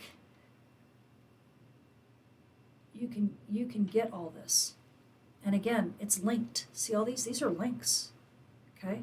So they have pictures of them. So not only do you get the event, the time, okay? The event, the time, the class of the event, when it happened, right? But you get links to snapshots of when it happened. And it just goes back and back and back and back and back. Look at this. I'm already in March, February. I mean, it just keeps going. Do you see my scroll bar? Oops. Look. So talk about a comprehensive archive. Brrr, forever. Look, I'm at 2018. Brrr, 2006. Nice? Nice, right? Really nice, okay? So that's one of the cool things about this, is that the latest events archive goes forever. So you've got a huge database right at your fingertips for all of these events. Now, here's the other cool thing. Let me slide back down. Sorry if I'm making you dizzy. Let's just take a look at, I don't know, let's do an M-class flares, an M17. And if I click on this, north 3, west 64, so it gives me the latitude and longitude. Oh, that's great. Usually there's data here. Man, I don't know why they don't have the data up. Oh, usually they do. I don't know why. That's a bummer. That's kind of a bummer right there. Let me go to a different part. There's an M17. Let me go here. There we go. It shows you exactly where it is. Okay, on the disk. Shows you the X-ray flare, all that kind of stuff. And then you can actually find, typically, if you go, this is a FITS file, so you have to have a FITS way to look at it that way. But oftentimes, you will find, if I remember where I keep looking for it, you can get movies. Now, I'm not going to go hunt for it right now, because usually I think there's something kind of weird. But here's the other thing I want to show you, because I'm also running out of time, so I want to focus on something. Let me focus on a good one. Yeah, the M44. Okay. So if you look, it gives you JavaScript or an MP4 movie. So you can find these. And if I go here, there you go. It shows that flare. Okay. Also shows you the X-ray flux already locked in. Okay. So that's one cool thing. So you can get the event right there. And then you also, if I remember where to click. No, that's the image. Where is it? How do I get to Cruiser? Get me to Cruiser. Forgot how to get to Cruiser. I don't think it's a JavaScript thing. Where are you? Maybe it's here.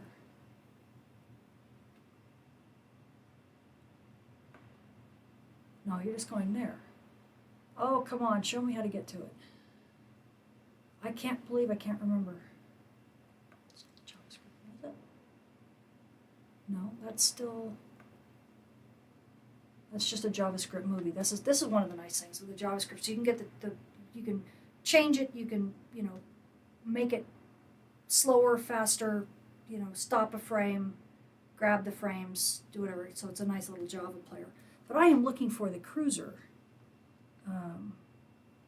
which I know I have on this page. Hold on. Let me minimize this. Oh, don't want to, no, I didn't mean to minimize. Oh, poop. Hold on 1 second. Okay. I just lost my, pull this up. I just lost my PowerPoint presentation, but that's all right. Let me get to, I gotta remember how I got to Cruiser. But here it is. So this was one of the events. And I will get that website to you. I'll figure out how I did that in just a moment. So when you click on one of the links that I have to go find again, it will take you to this page for the particular event that you might be looking at. And what I was looking at this time, this was the second largest flare, the M3.9. So I was looking at a slightly different one. And it brings you to a page like this. Now this is that, kind of like an IDL emulation in here. It's kind of neat. Cruiser is a way of loading all sorts of different data from AIA that then you can toggle and play with. So for instance, if I just play this, you're seeing essentially a 193 angstrom image. And you can select it to bounce or wave or whatever. And how you learn what this stuff is, I believe this is time, it says rock. In their case, they say rock. They don't say bounce, they say rock. Sometimes you see swing, sometimes you see loop. Here's looping where it just goes forward, right? But sometimes swinging back and forth, or these guys call it rocking, is more interesting to look at. So you can do that and it'll go backwards and forward. But here's the other cool thing, is that you can do something called wave, okay? Do you see, you've got a timeline this way, but you also have a line that goes like this. Notice I have three wavelengths, 193, 131, and in this case 94. If I don't do time, and instead I do wave, look what it does. It changes the wavelengths. And here's the neat thing. While it's changing wavelengths, if I want to come down here and change the time, I can, and it'll just pause for a sec sometimes. Sometimes it'll continue to fly all the way through. And so I can get an idea of what this looks like in different wavelengths, just kind of superimposed on one another. Kind of neat, huh? Not too many things let you do this.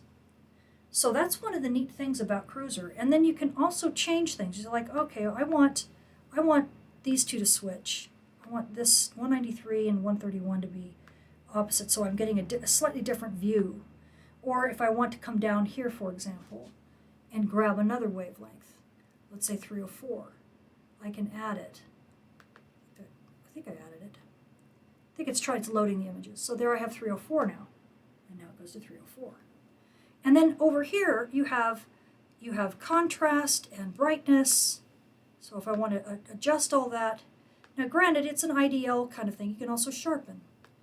It's an IDL kind of thing, and so if it's not always exactly what I want it to be.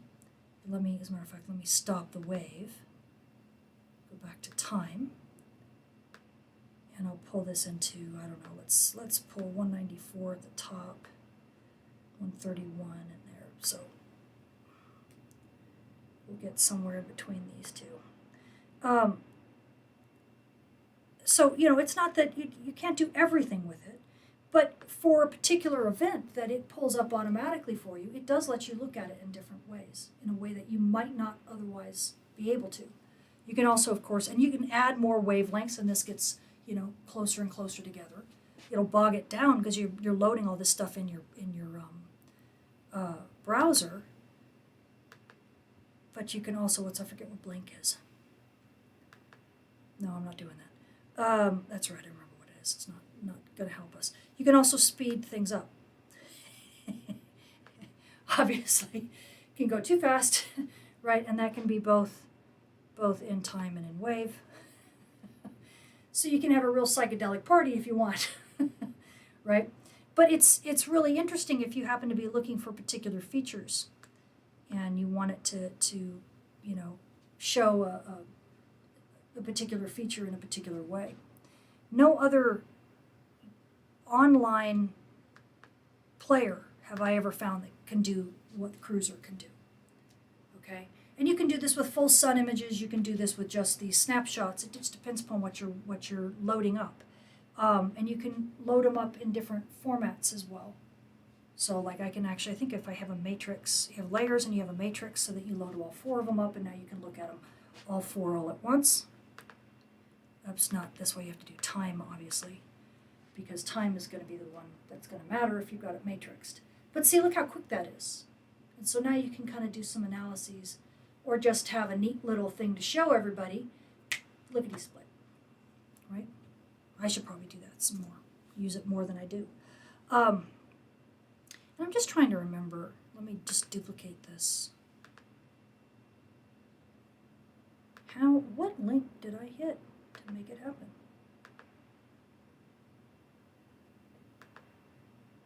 See, I clicked something on this page. I forgot what it was I hit. Cruiser view. There it was. I didn't see it. Aha! Okay, now I got it. Let me go back to this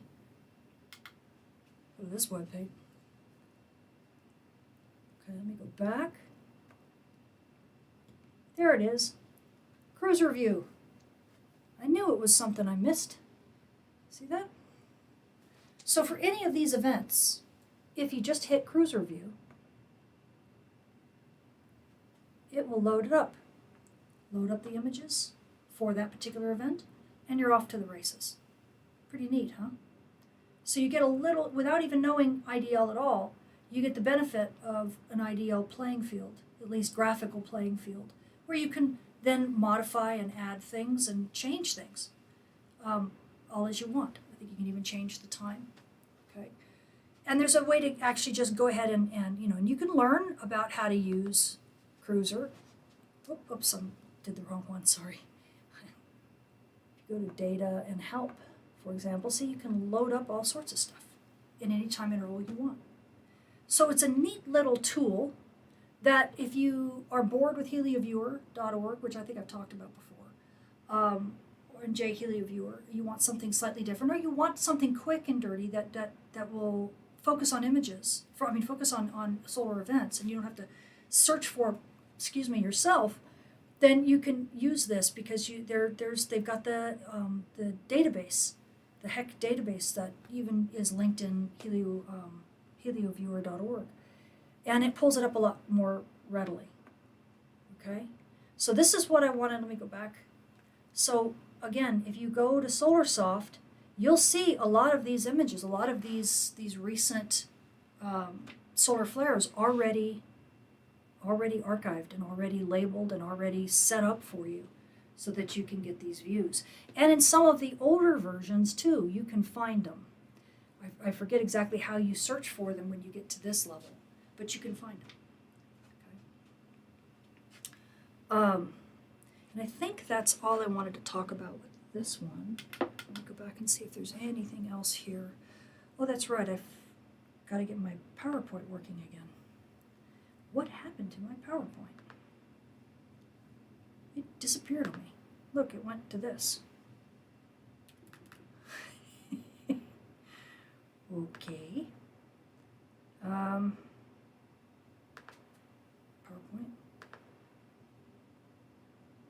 I don't know why it did that. So, let me just quit it and start it again. Oh, there it was. It did. I don't know why it did that. It was the craziest thing. Okay, let me start it again.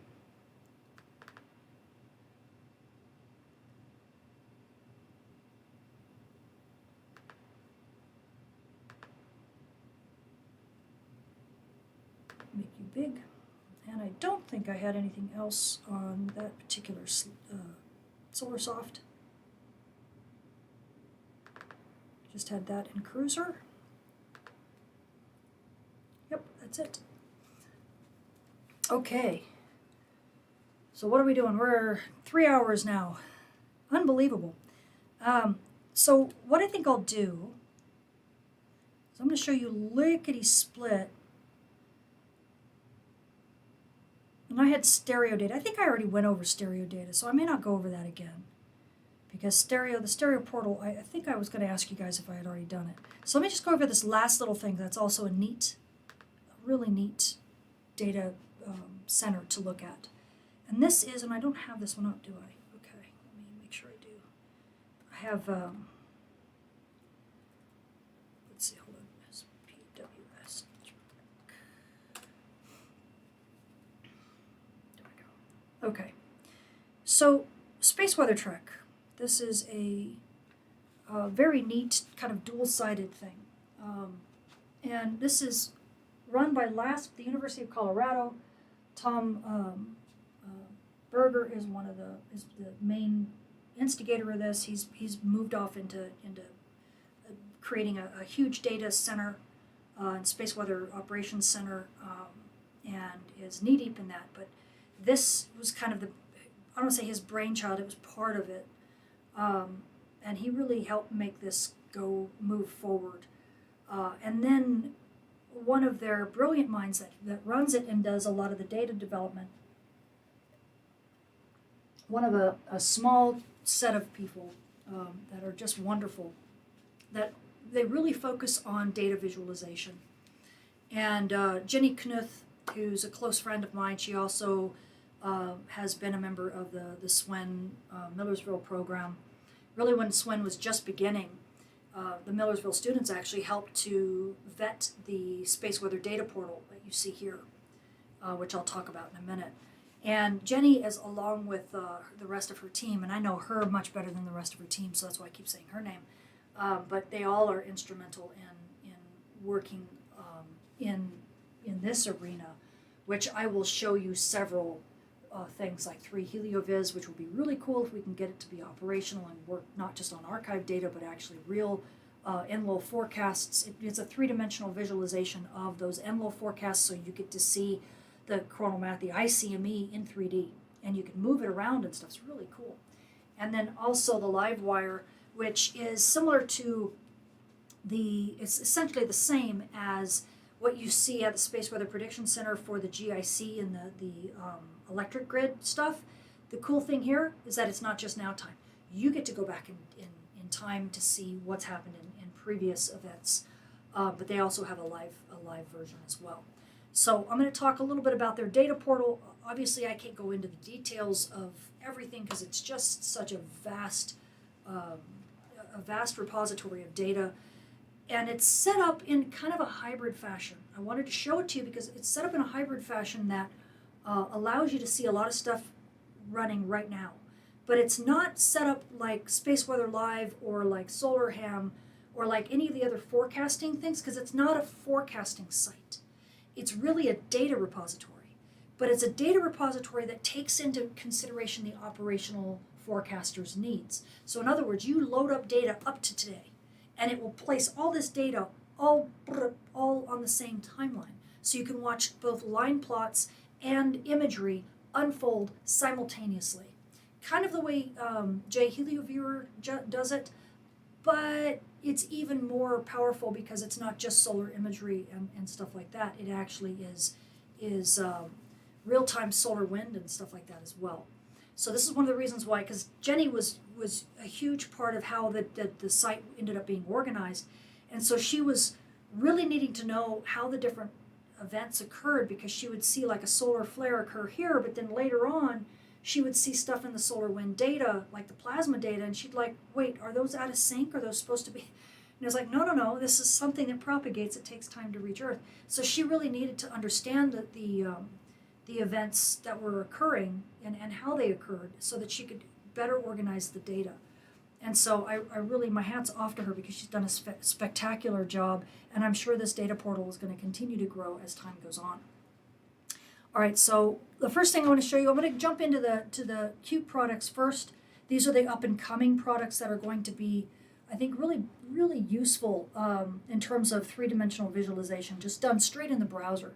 So H3 3LeoVis, it's HelioVis, but it's H3 LeoVis, meaning 3D, is a tool that you'll see is it takes, depending upon your computer speed and your browser, it takes a little time to load, and obviously your internet speed takes a little time to load, but it really is kind of cool. I'm hoping I can show it to you without my computer freaking out.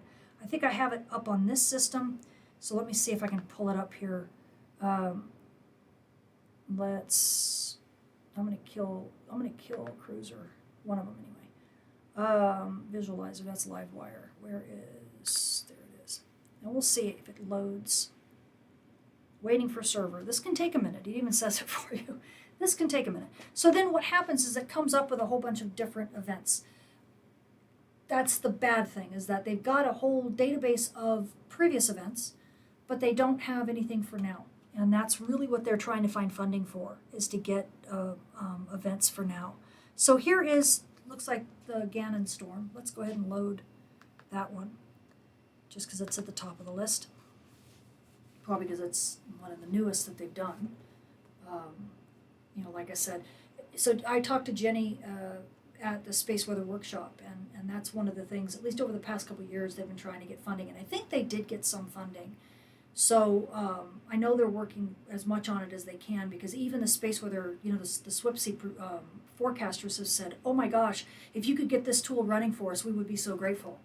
And so I've even talked to Jenny about it a little bit. I told her that it was always slow to load, so they've definitely done some work on it because it's much faster now. But it still is a little bit slower, you know, a little bit slow to manipulate. But as you can see, you've got some parameters here. This is solar wind, again, probably as a, this is the speeds at the different locations. So stereo A, Earth, and then stereo B. Obviously, stereo B isn't useful anymore, but you've got the different velocity profiles for each spacecraft. And then if I just, playing is probably going to be super slow. We'll see how quickly, if it moves at all. But I'll show you a rotation. Yeah, I think it just moved a little bit. But you can see the orientation here in this XYZ. You can see where, I think that's, is that Earth? I think that's Earth right there. You can see stereo A and stereo B here. So you can see where we are. I have no idea if it's moved. Yeah, it is moving a little bit, isn't it? It's just slowly clicking along. So not super fast, but here's the power, right? If I grab this and I move, now of course it has to think for a second. Oh, maybe I did the wrong thing. Let me see if I can move it. There you go. Look at that. I just lifted that ecliptic plane. This is the ecliptic plane. We are now viewing from underneath. I just randomly grabbed it. So here's Earth, here's stereo A, here's stereo B, right? This CME is now coming out this way, but we're looking at it in a 3D visual now from below the ecliptic plane, looking up at Earth. And there's the sun over here, somewhere behind this thing.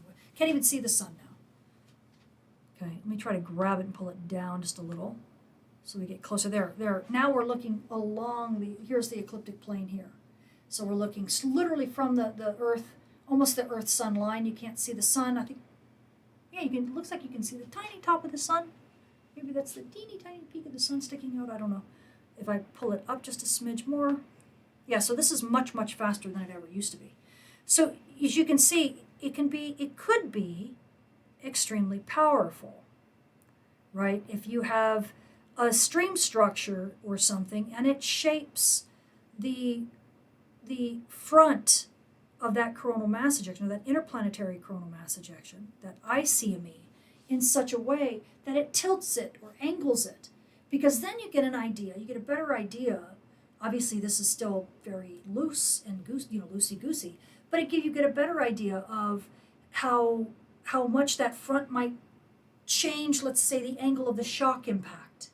And that's important because, at least for scientists, whether you have a quasi-parallel or a quasi-perpendicular shock makes a big difference in the upstream signatures of particles that you see. And so something like this could actually give us a much bigger heads up as to what we should expect. And while you can try to discern some of that from the two-dimensional Enlil plots, it's much easier 3D.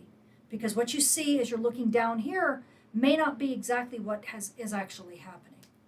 Okay, and so the overall obstacle may actually have a slightly different shape or a much different shape overall that will guide the shape of the overall shock structure and the shock front.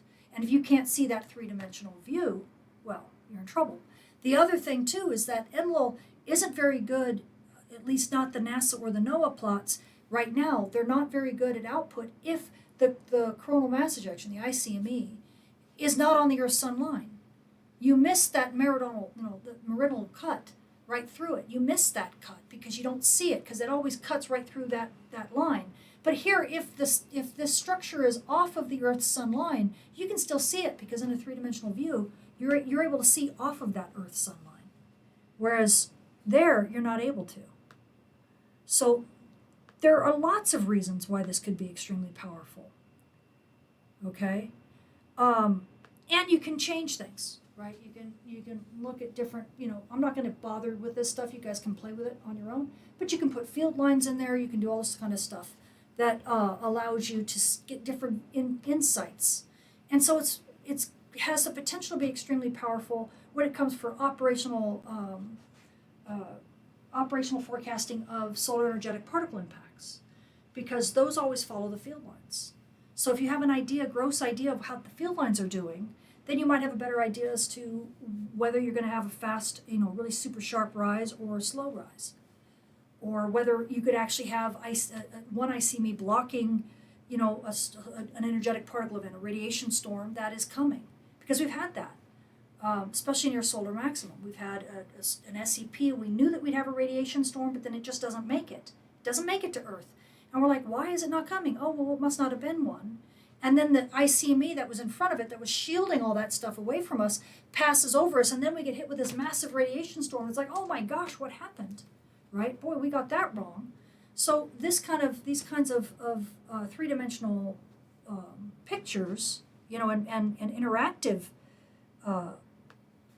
views can give us a much better idea of what, at least from an operational, obviously it's still very gross and very, very simplified, oversimplified, but it still gives us much more information than a two-dimensional image might.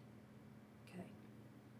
So that's H3 LeoVis, and I'm thrilled that it runs. I'm running it right now on a very old Mac, so the fact that it's running much more smoothly than it ever has, I am very pleased, because I've wanted to demonstrate this to you guys for several years, and it's just never been possible.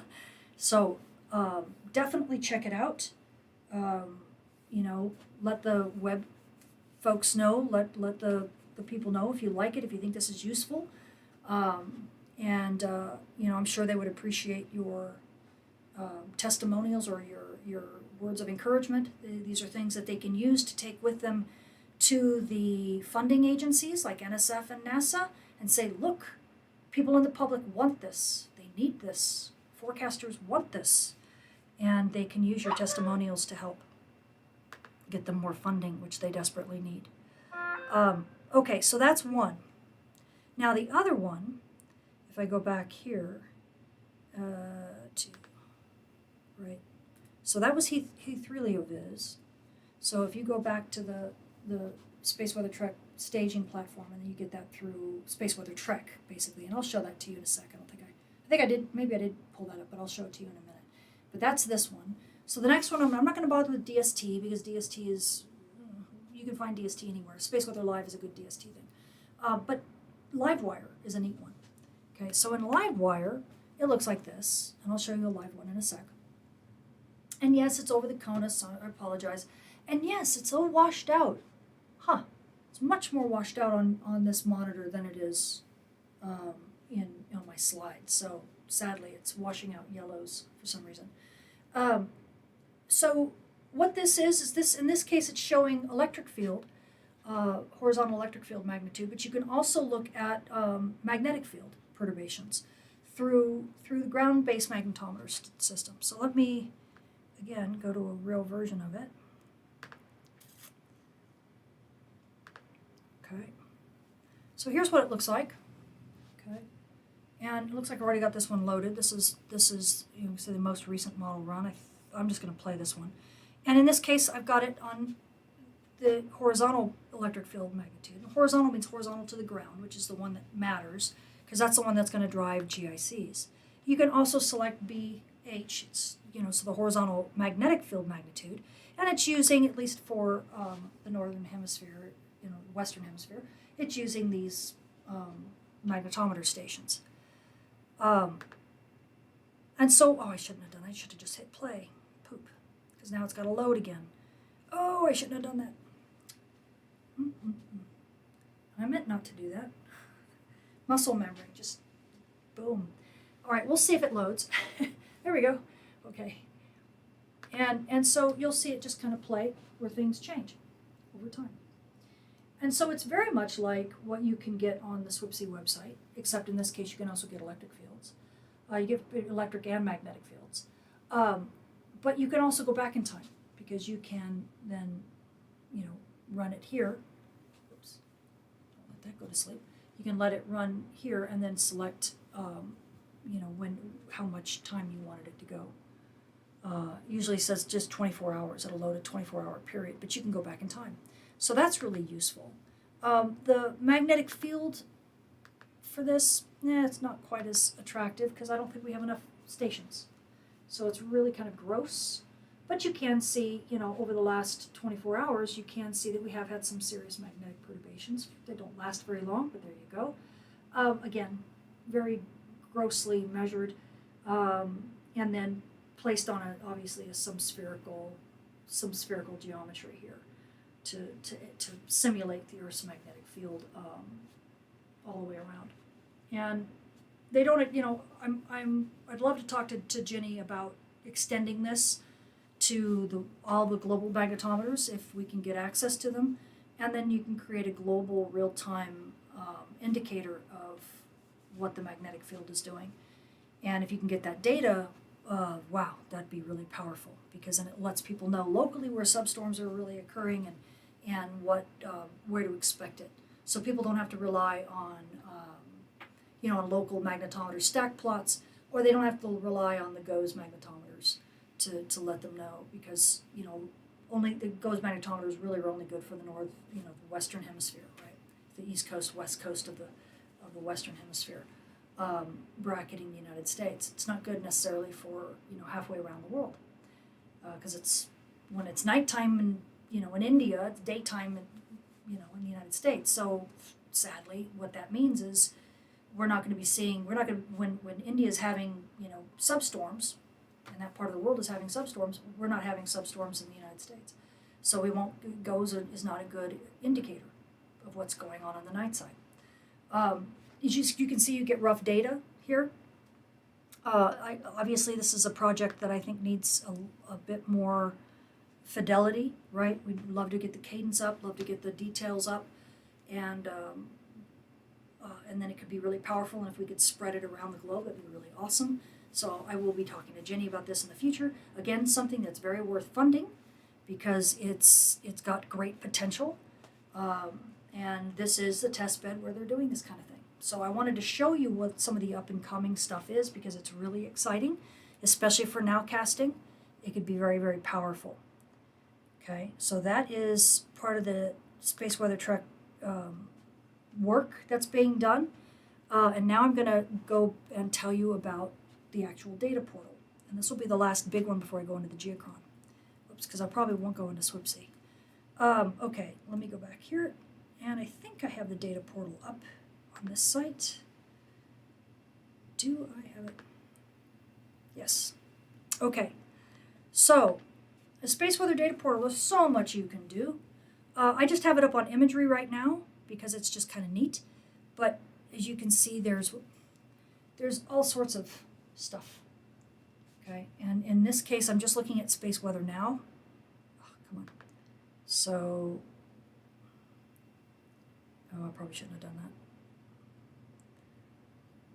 that. Well, that's just one of things. So, now that I'm on this site, I'll go ahead and show. This is what I mean by having imagery along with line plots. This imagery will play as these line plots play. So if I hit play up here in the imagery, all of it goes. You'll see the now line going across. So if this is, what is this, X-ray flux? So this is X-ray flux. You'll see it pop as you get these things. So it's one of the neat things that you can actually see that. Here's KP down here. Here is, what is this one?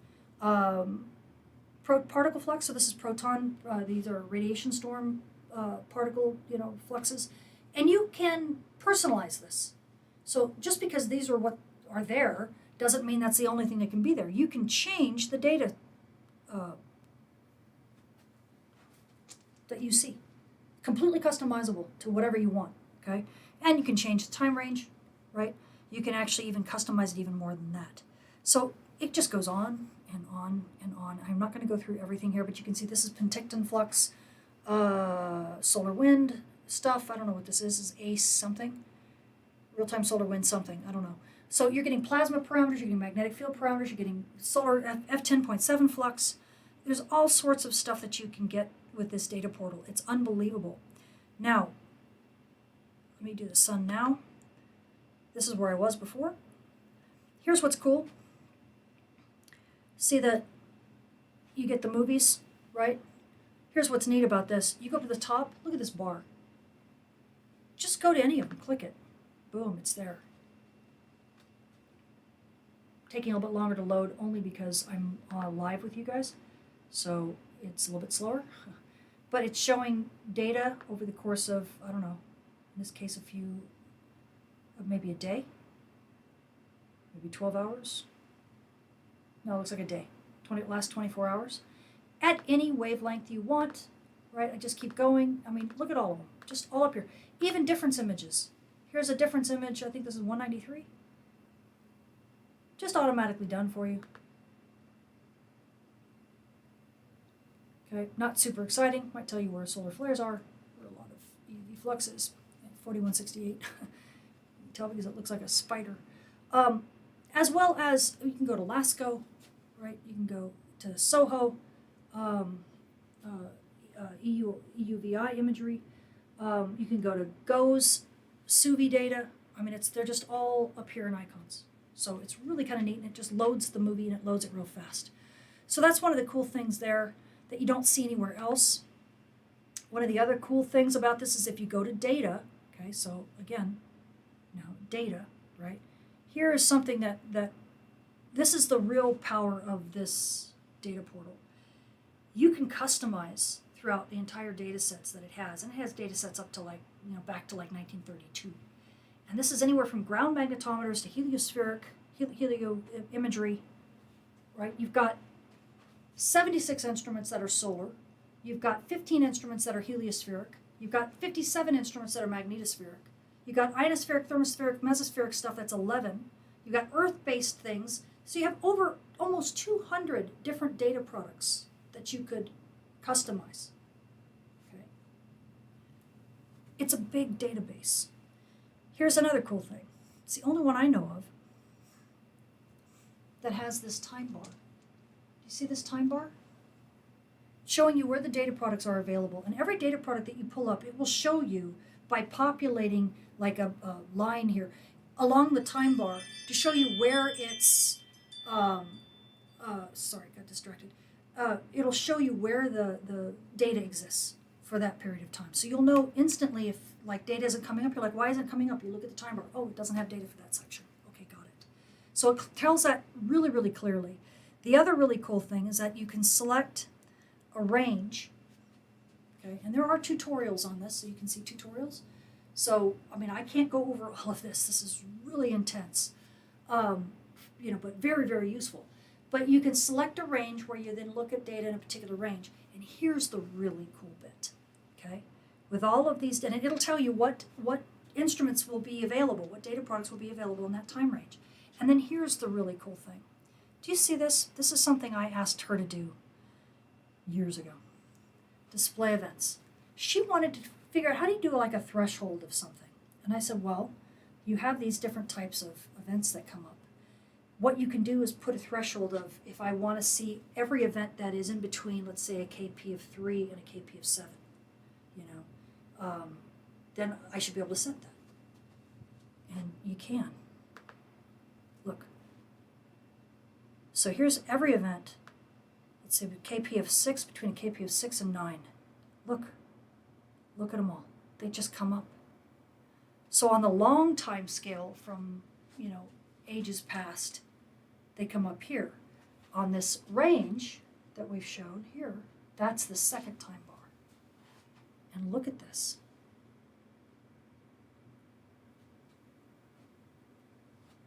You can see exactly when these events occurred. Isn't that cool? Because she's taken the historical markers and logged them in the database.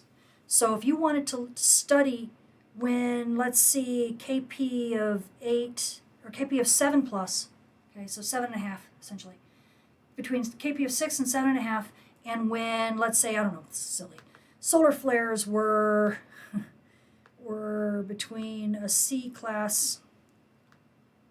Oh, they're just showing me C and up. Okay, boom, here we go. It'll show it to you.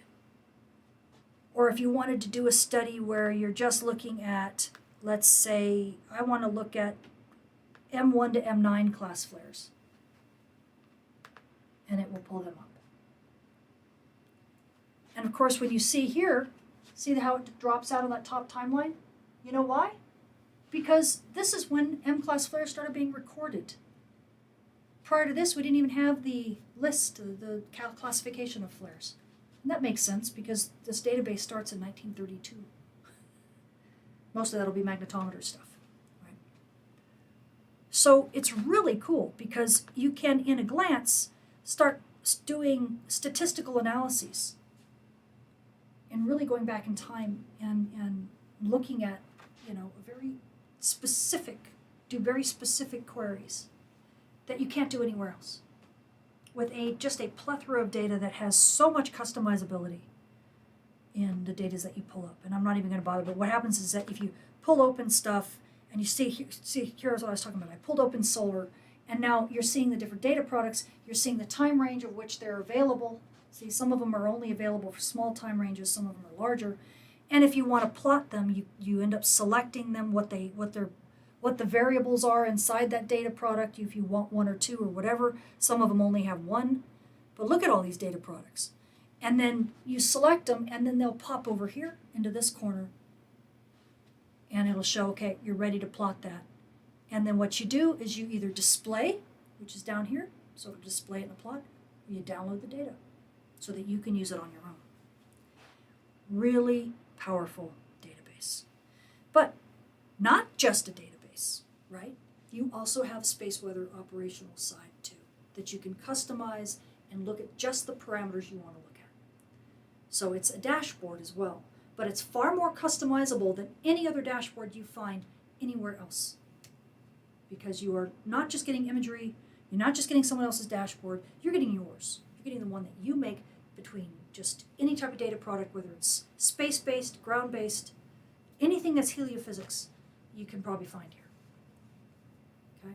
So this is why I wanted to show this to you. But this is by far, right, the deepest in terms, because you could actually do real analyses with this. This database would allow you to do fundamental research. So, and that's, I think, all I want to say about that one. So let me, I'm not going to go over stereo. So let me pause here before I jump into the Geocron. How you guys doing? Because I can do the Geocron really quickly. I'm just going to show a few things about the Geocron. This is the way I use it. Is this work for you guys? Is this hopefully gives you some neat insight as to some up and coming data products, as well as some, some stuff that maybe you didn't even know existed, that's been out there for a while? Teresa says data overload. Now, remember, you're supposed to take these courses over the course of a month. So digest slowly, right? Got to chew the community cud, so to speak. But I wanted you to know that these data products are out there, because, there's just so much, and I could keep going. That's the thing. I had literally had to stop because I'm like, oh God, I'd love to show that. And they're like, no, you've already got so much. I had to stop it and just say, okay, you're barely going to fit this in. And this was, last course was supposed to be the final course, and it's like, I've got to stop this at some point.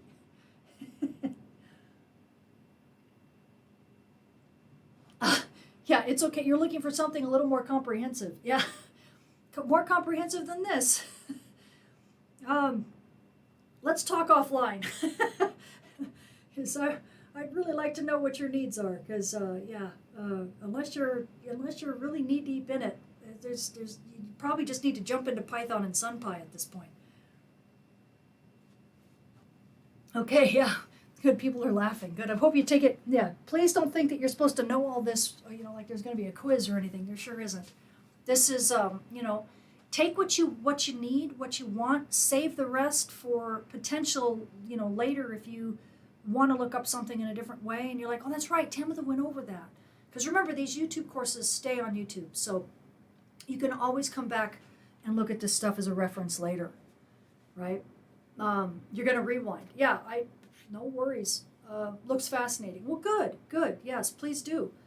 And again, I saved, I don't want to say I saved the best for last, but hopefully I saved like the most thought-provoking stuff for last. And so you get to see what's up and coming and what people are really trying to work on, not just for their own research, but as tools for the community so that you can play too. Right, where they're open access and they're made with the idea in mind that you may know something about space weather, but you're not necessarily a heliophysicist, right? And you shouldn't have to be, right? Just same thing with weather, with tools for terrestrial weather. There's lots of tools out there that allow the layman and even those who are educated, but maybe not, meteorologists per se, to manipulate the data and look at it and do their own analyses and inform themselves on their own. And so we're trying to get that way with heliophysics as well. Oh my goodness, Lisa, it's almost 11. Yeah. Well, I don't know. Are you out there chasing aurora? I can't believe you stayed up all this time. Thank you, though. I appreciate it. Yeah, it's a little bit in the Netherlands, so hard to stay awake. Thank you, Vivid Magic. You're both you and Lisa in Scotland. Thanks, guys, for staying awake as long as you have. Remember, this will be here for you tomorrow, too, after you get a good night's sleep. So don't let it give you nightmares, that's for sure. Nick, you got your Geocron running right now. Awesome. Yeah, we'll get there in a sec. As a matter of fact, I can probably flip over. Let me make sure that it actually is functioning still. It didn't freeze on me. Okay, good. I'll flip over to the Geocron. Did it do it? No. Let me do the projector. Actually, let me go ahead. Well, let me minimize these sites here, just so that I don't have anything running in the background. Okay, so let me put the projector here. Yay, okay, good. Okay, yeah, Python and SunPy. Yeah, SunPy is actually Sun, S-U-N-P-Y.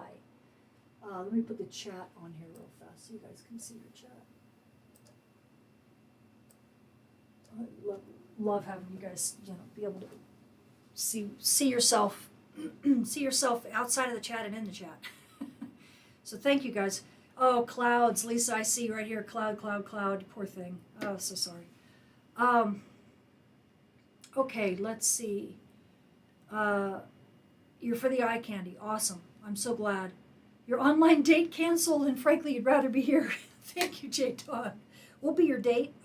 You got a lot of people here. It's a community date. That's awesome. Thank God we can rewind everything. Absolutely. I mean, I wouldn't do classes this intensive unless you guys could rewind and watch it. I mean, that's why it's there, right? I mean, I sometimes get a little about people who turn around and use the courses to teach themselves and then to hoodwink other people. But, for the most part, most of everybody is they're using it for their own edification, their own knowledge, making themselves more aware of what space weather really is and what it's about and how to use the data products. And you guys are all using it in good faith, and that's really why I keep doing this stuff. I want you to be able to have as much information as you can, and take it bite-sized. Don't worry about the fact that I'm only able to present online once a month. because of everything else I'm doing. Just know that each course is really, you just take it a little bit at a time. Take breaks, come back to it, right? And keep journals, you know, if you're super into it. And know that it's always going to be there for you as a reference, right? Always. So, still awake, you guys, in the UK.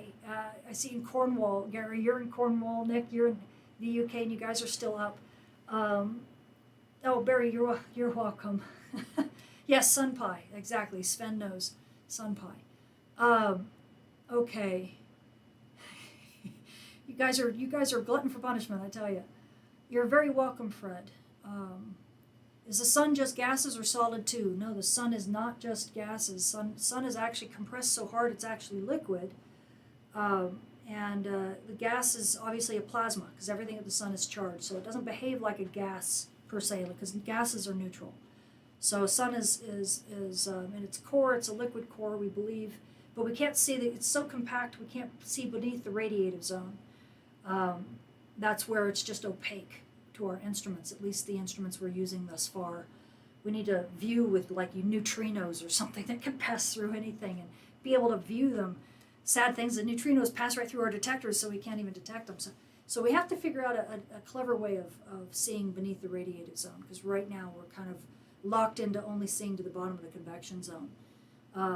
So our knowledge of our own star is pretty limited. We have to kind of look at almost stars like Jupiter, right, like the Jovian system, to be able to get an idea of how our sun might behave beneath the covers, so to speak.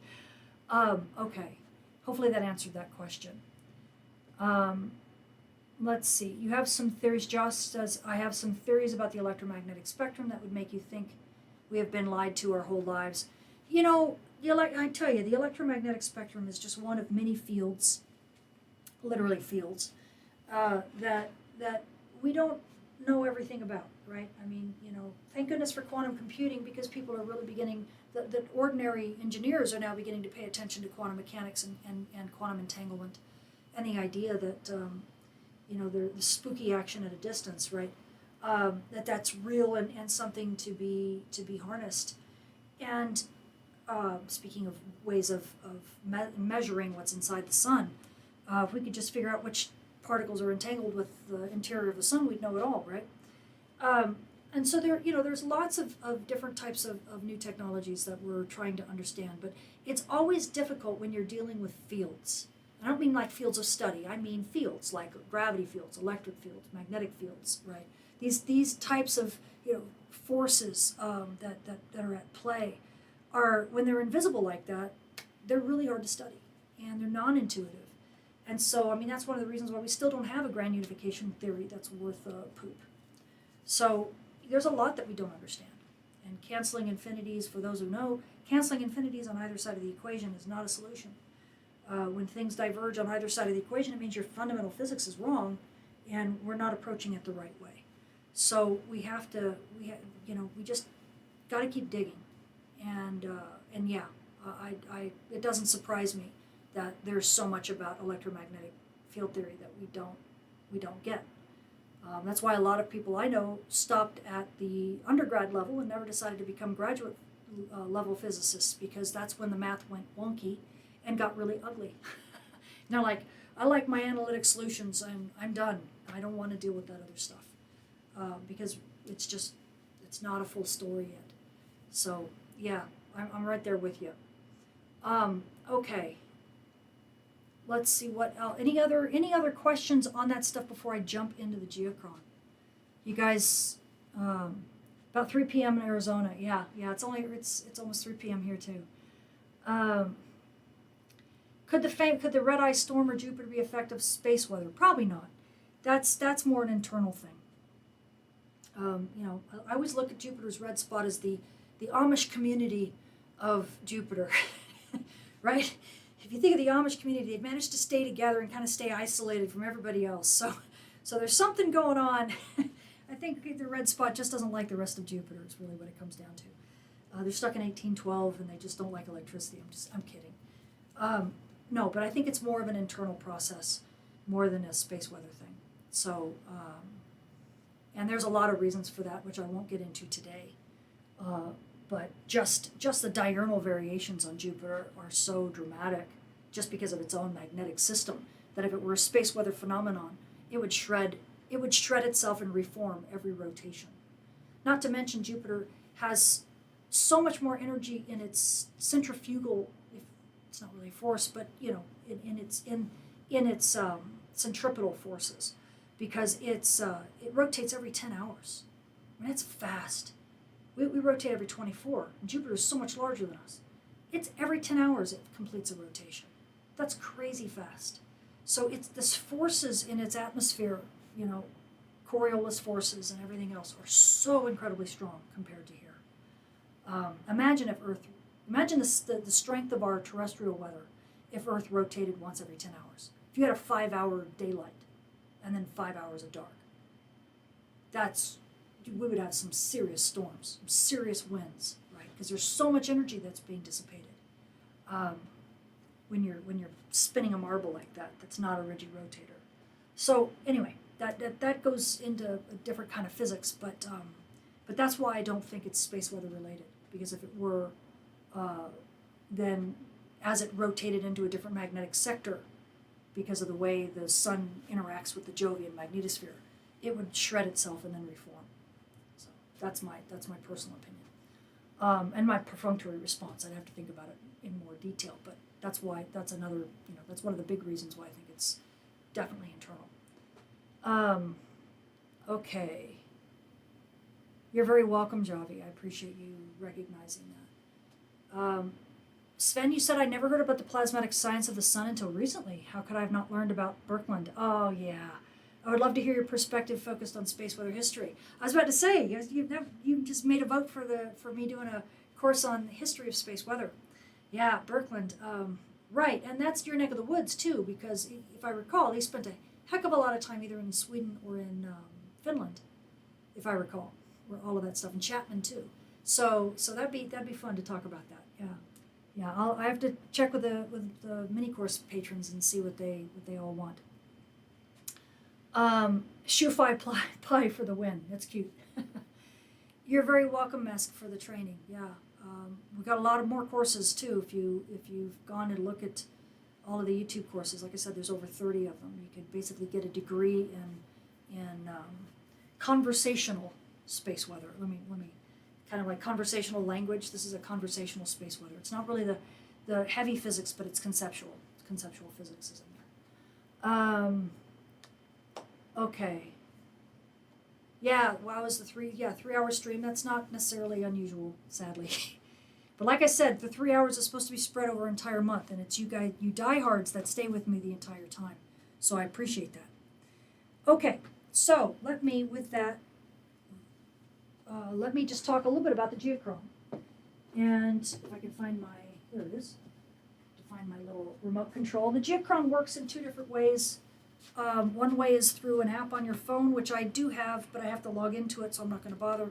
The other way is the old-fashioned way with the remote control, which is a little bit more clunky, but I'll use it because it's I don't want to have to sit there and try to log in and waste everybody's time.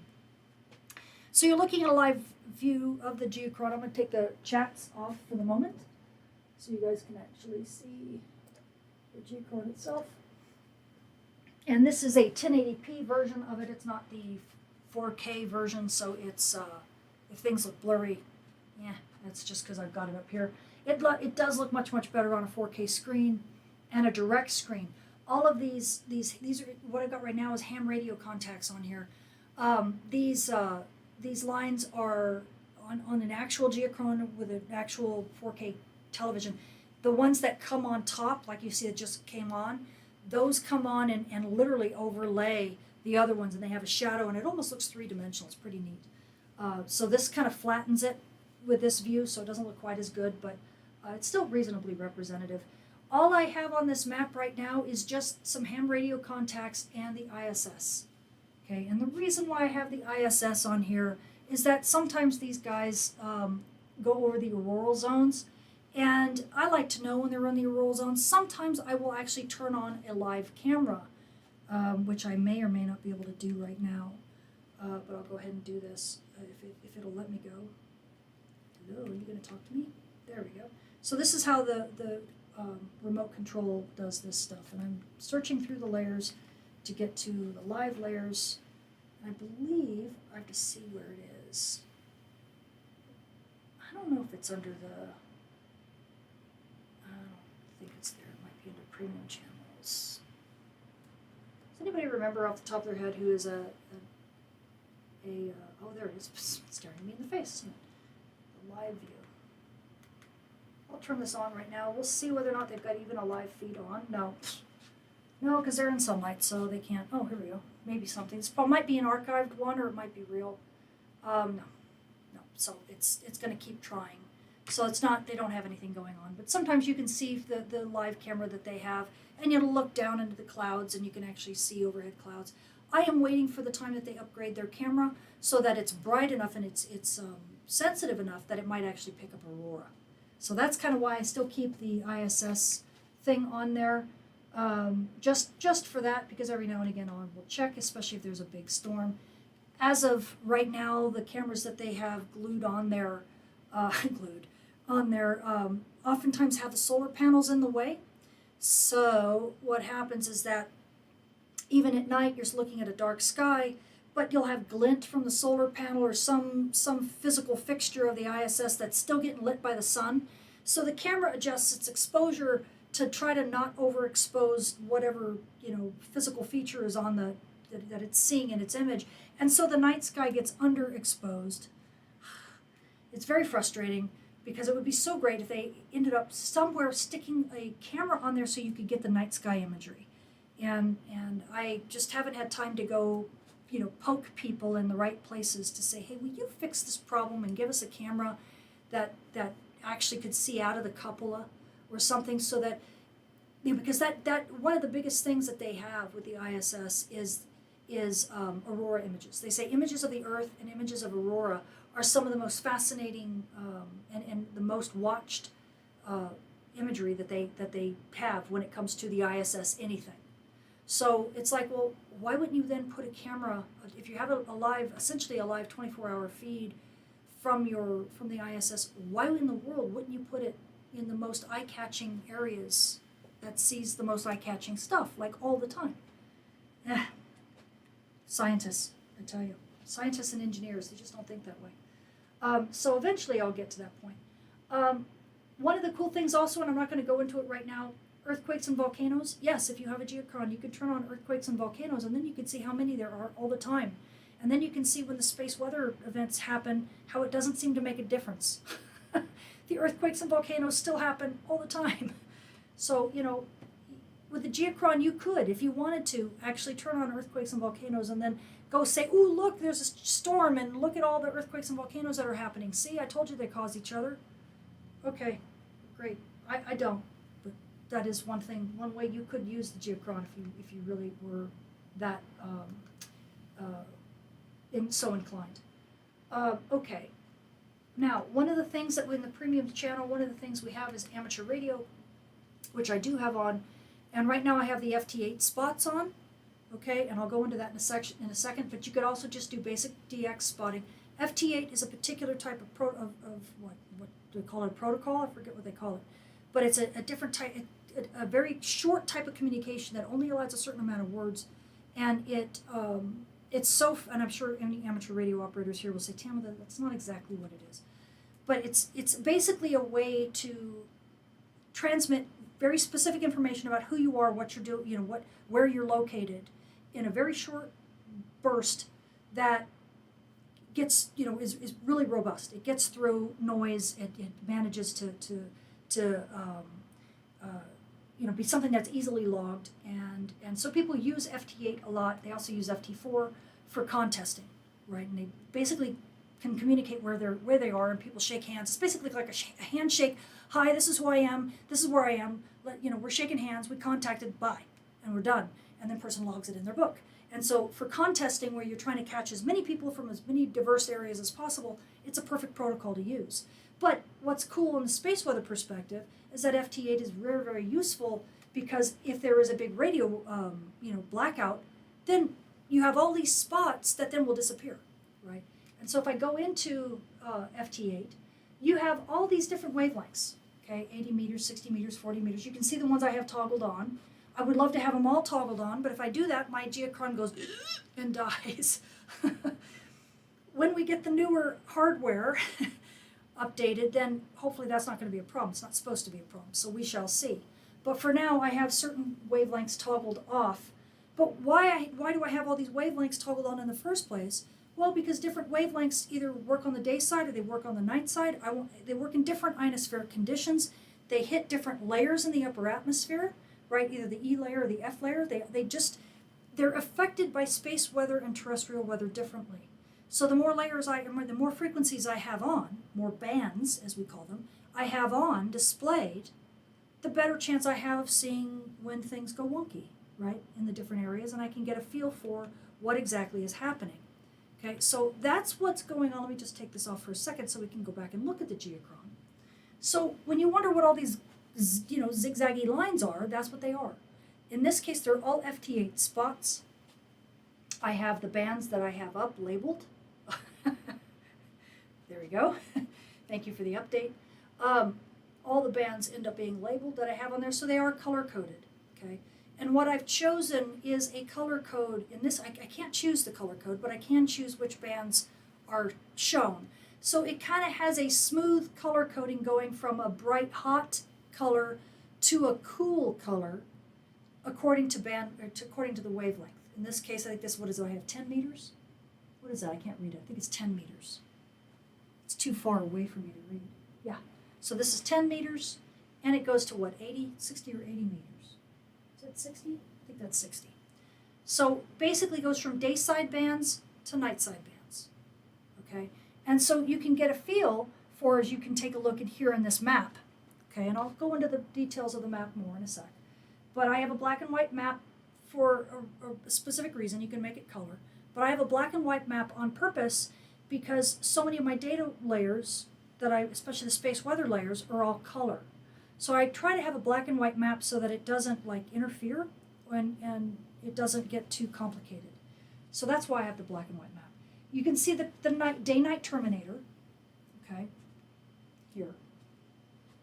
And so you'd expect hotter colors, and right now there's not that many spots being plotted. Sometimes there's lots of spots being plotted, but right now not too many. You get the hotter colors, right? So you're seeing yellows, and sometimes you'll see the pink.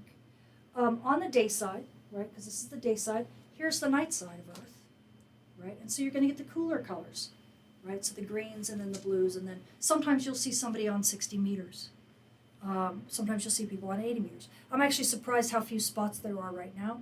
There's probably a slowdown in the database somewhere. It may simply be because I'm, it's trying to draw the information from the same, as a matter of fact, let me open this door, because my router is just outside. It's trying to draw the information from the same place that I'm uploading. It's all one system right now. I don't have this on a different, I should have put it on my different ISP. So it may be slowed down a little bit, maybe slowed down a little bit just simply because it's I'm hitting my router pretty hard right now, and my ISP pretty hard. But you can see the darker colors here on the night side mainly, okay? And that's very common to have the day side bands be one frequency, the night side bands be a different frequency. And so when you have a solar radio blackout, it's going to hit the day side only. So if I show my space weather layer, which I don't have in the Geocron, I actually have it as an outside thing that I actually, that you can get access to through Patreon, actually. It eventually will be on Geocron once we get it internal. We're in the process of getting the layers ready for them. But right now, like I said, my Patreon folks are the only ones who get it. And you won't see any radio blackout stuff on the night side, right? Because if you can't see, there we go, there's more data points. If you can't see the sun, you can't hear it scream, okay? So only things that are lit up in the day, right, are you going to end up seeing radio blackout stuff. Yeah, so now this is the problem with the Geocron right now. I get the ham radio stuff is not. I'm not as happy with it right at the moment because they've changed their algorithm, and I'm sure it's because of the bottleneck with the hardware now. But they changed their algorithm so that the ham radio spots are not as they're a little bit more erratic, as you can see. The hardware can't keep up with the number of spots it's supposed to be plotting, so it just plots what it can, and then it moves on to the next second where it begins, because this is updating every second, unlike the ham clock. This thing updates fast. So right now, the ham radio stuff, it just can't keep updating it. Now, what I also have on top of here is are cloud layers. I have cloud and rain. So I have a very simple weather pattern, weather overlay. They have much more complicated ones. You can do temperature, you can do infrared, you can do all these different types of overlays. The same kind of stuff that you see in like EarthView, NASA EarthView, they get a lot of their data from there. So in my case, I just did something very simple. I have that, and then you can see precipitation. I also have rain, so I can see, if you see a little bit of green here and there, here's a little green in here. So you can see where the rain is actually falling in some of these fronts. You can see a little green in here. Okay. So this is essentially right now my base layer. So when I use the Geocron for my forecasts, this is the base layer I use. Ultimately, what I'd like to do is for the aurora Ovation folk, people who are chasing aurora, I'll take off the ham radio stuff. And what I'll have is just the base layer map with the weather, so you can see the clouds better. Because with all this ham radio stuff, it obscures the continents, right? You can't see. But say right now I only have one Geocron working where I'm pulling this data from. I eventually want to get a second one so that I can tailor it better for you all. So if I turned off ham radio, right? Let me just show you what I mean. It would look more like, I don't know why I have to turn these off individually. There should be one master button that works. So here's what the map would look like with just weather, okay? And then I could put the Ovation Aurora stuff layers on top of that. I could also, which is a green, kind of a greenish red, right, that shows at the poles. I could also have, one of the layers I'd like to, I'm kind of in the process of creating is something very akin to what I showed you in the data portal, where, the last data portal where they're doing the magnetometer data. I'd love to have global magnetometer data listed on here as a contour diagram. So then you could see, and instead of having to look at stack plots, you could actually see, through like a stoplight kind of red, yellow, green kind of thing, where the substorms were occurring, because the magnetometers would end up giving a lot of that information out to us. And then you use a spherical harmonic model to basically map it all the way around the globe with the areas that you don't have magnetometers, because things are conjugate for the most part. So, they're conjugate in the northern and southern hemispheres, and then of course you've got the L shells that are the magnetosphere, the magnetic field configuration that allow you to get an idea basically of what the Earth's magnetic field looks like. It's approximation, but it'd still be probably pretty good, especially if it's anchored by magnetometer data. Anyway, so I'm working on that, but magnetometer data is heavily guarded. And so I have to make sure I make a case for why I'm doing it for the community, that I'm not trying to monetize. And I think that's their big thing, is that I think they want to make sure that the data that you're using respectfully. So anyway, that's something else that I would end up putting on the Aurora version of the base map. Now, what I can also do, and I'd probably do this for amateur radio folk, is that if I go to, in this case, I'm just using the live weather layer. Like I said, there are a lot more complicated layers, but I'm trying to keep it simple because of what I'm trying to do. Trying to be cognizant of the hardware issues right now that the poor Geocron is facing. So in just a second, hopefully the weather will turn off, and you will see the clouds disappear, so you'll actually be able to see the base map by itself. Come on, Geocron, work. Did I turn it off, or did I not turn it off? Did I only think I turned it off? No, I turned it off.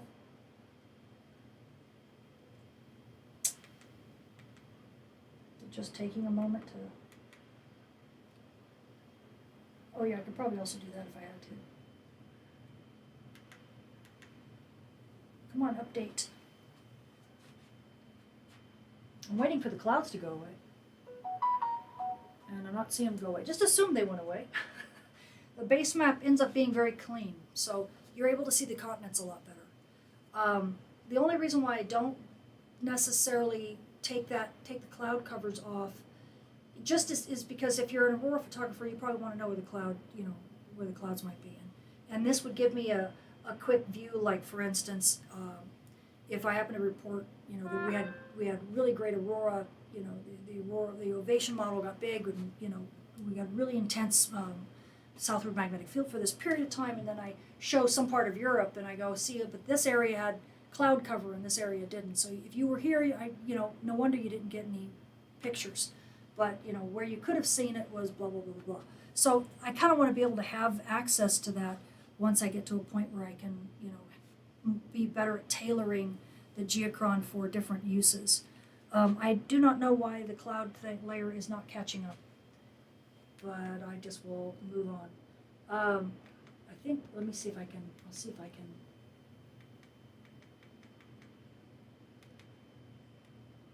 Yeah, I had it almost completely opaque anyway, transparent anyway. Let me see if I can, whoop, no, don't turn, give me that, and now I'm trying to make all of it just clear. And let me turn that weather layer back on and see if it responds. Turn off. So now it's working. See, it didn't for some reason didn't update before. So we'll see if it's gonna turn it off for me. I'll wait just another moment or two. Now, the neat thing that you have if you have a Geocron is that you're actually able to zoom into your location. So like if you wanted to zoom in just in this part of the world, you can, or zoom in just on Europe. I think the zoom for Europe is a heck of a lot better. I would like to have a zoom that zooms in on the whole northern hemisphere this way in the west. But the European zoom is perfect because it just catches all of Europe in here. You can also zoom in on the Asian Pacific and Australia by itself. Yeah, I don't know why the weather is not paying attention to me. I don't know.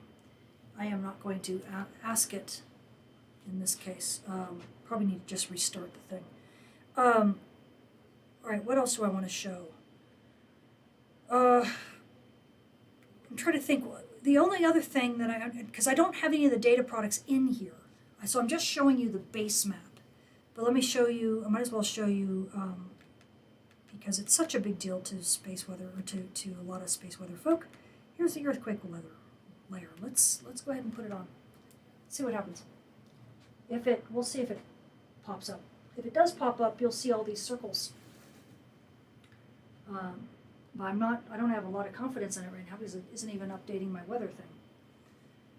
Again, I should have probably put this on a different ISP. I think the reason why it's not getting the information is because I'm live streaming on the same ISP that I'm trying to pull all the data from. And a lot of times it works fine, but sometimes not so much. And so that may be my issue now.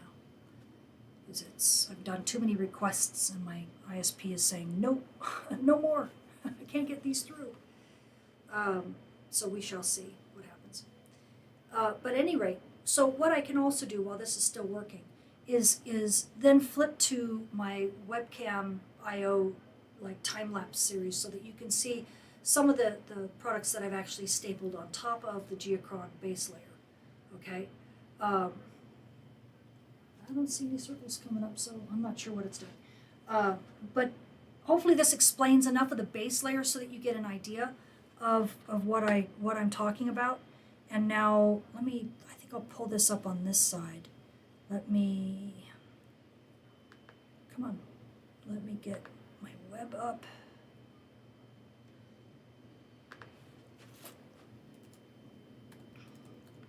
And so you'll see what I mean by the base layer being the Geocron behind me, and then how I overlay these different images on top of them. Whoop. Have to log in real fast. Why did you go there? Okay.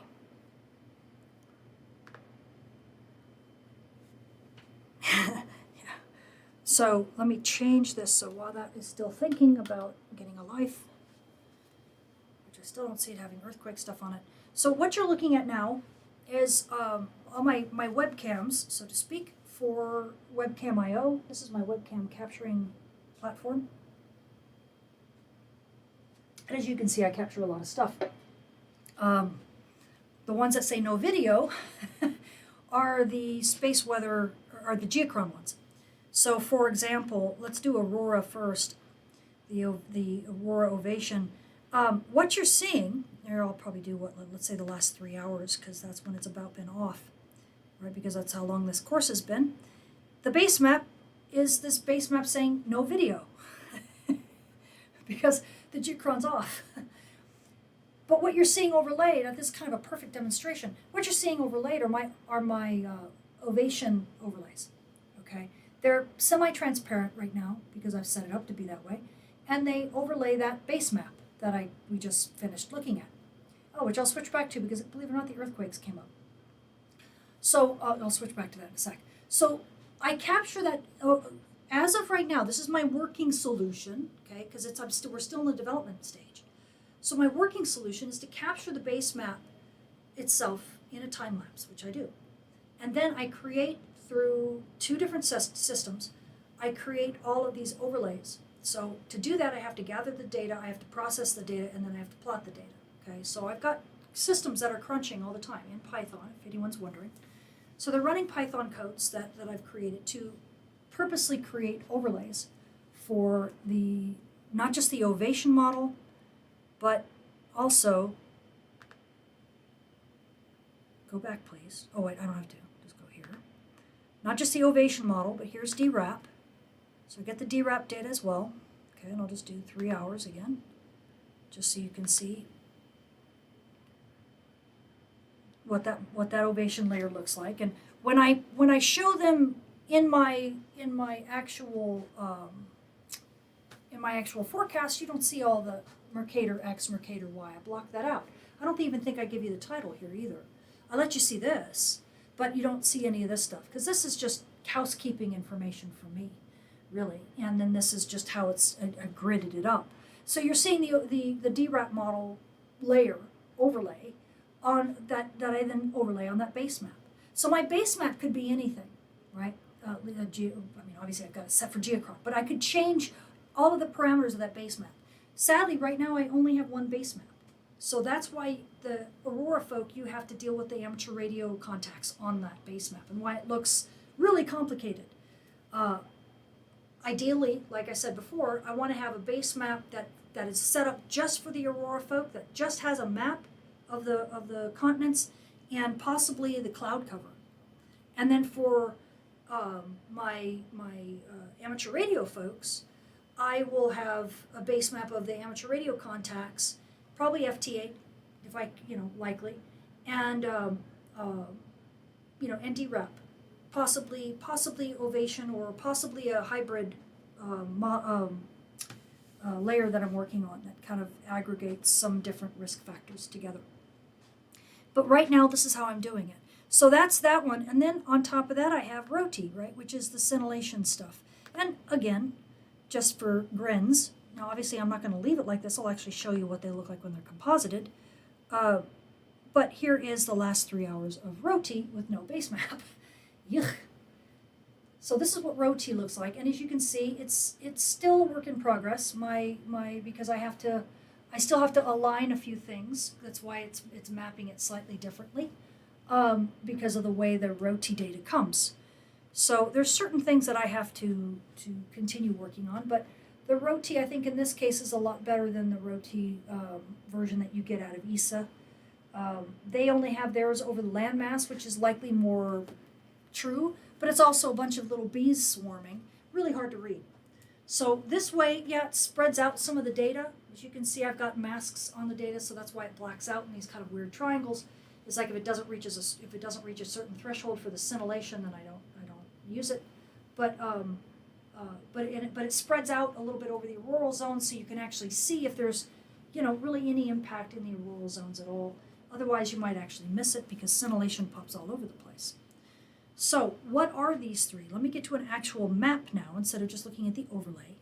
Let me extend, since we're here at Roti, I will give you an example. So, I don't know, let me do a day or so ago.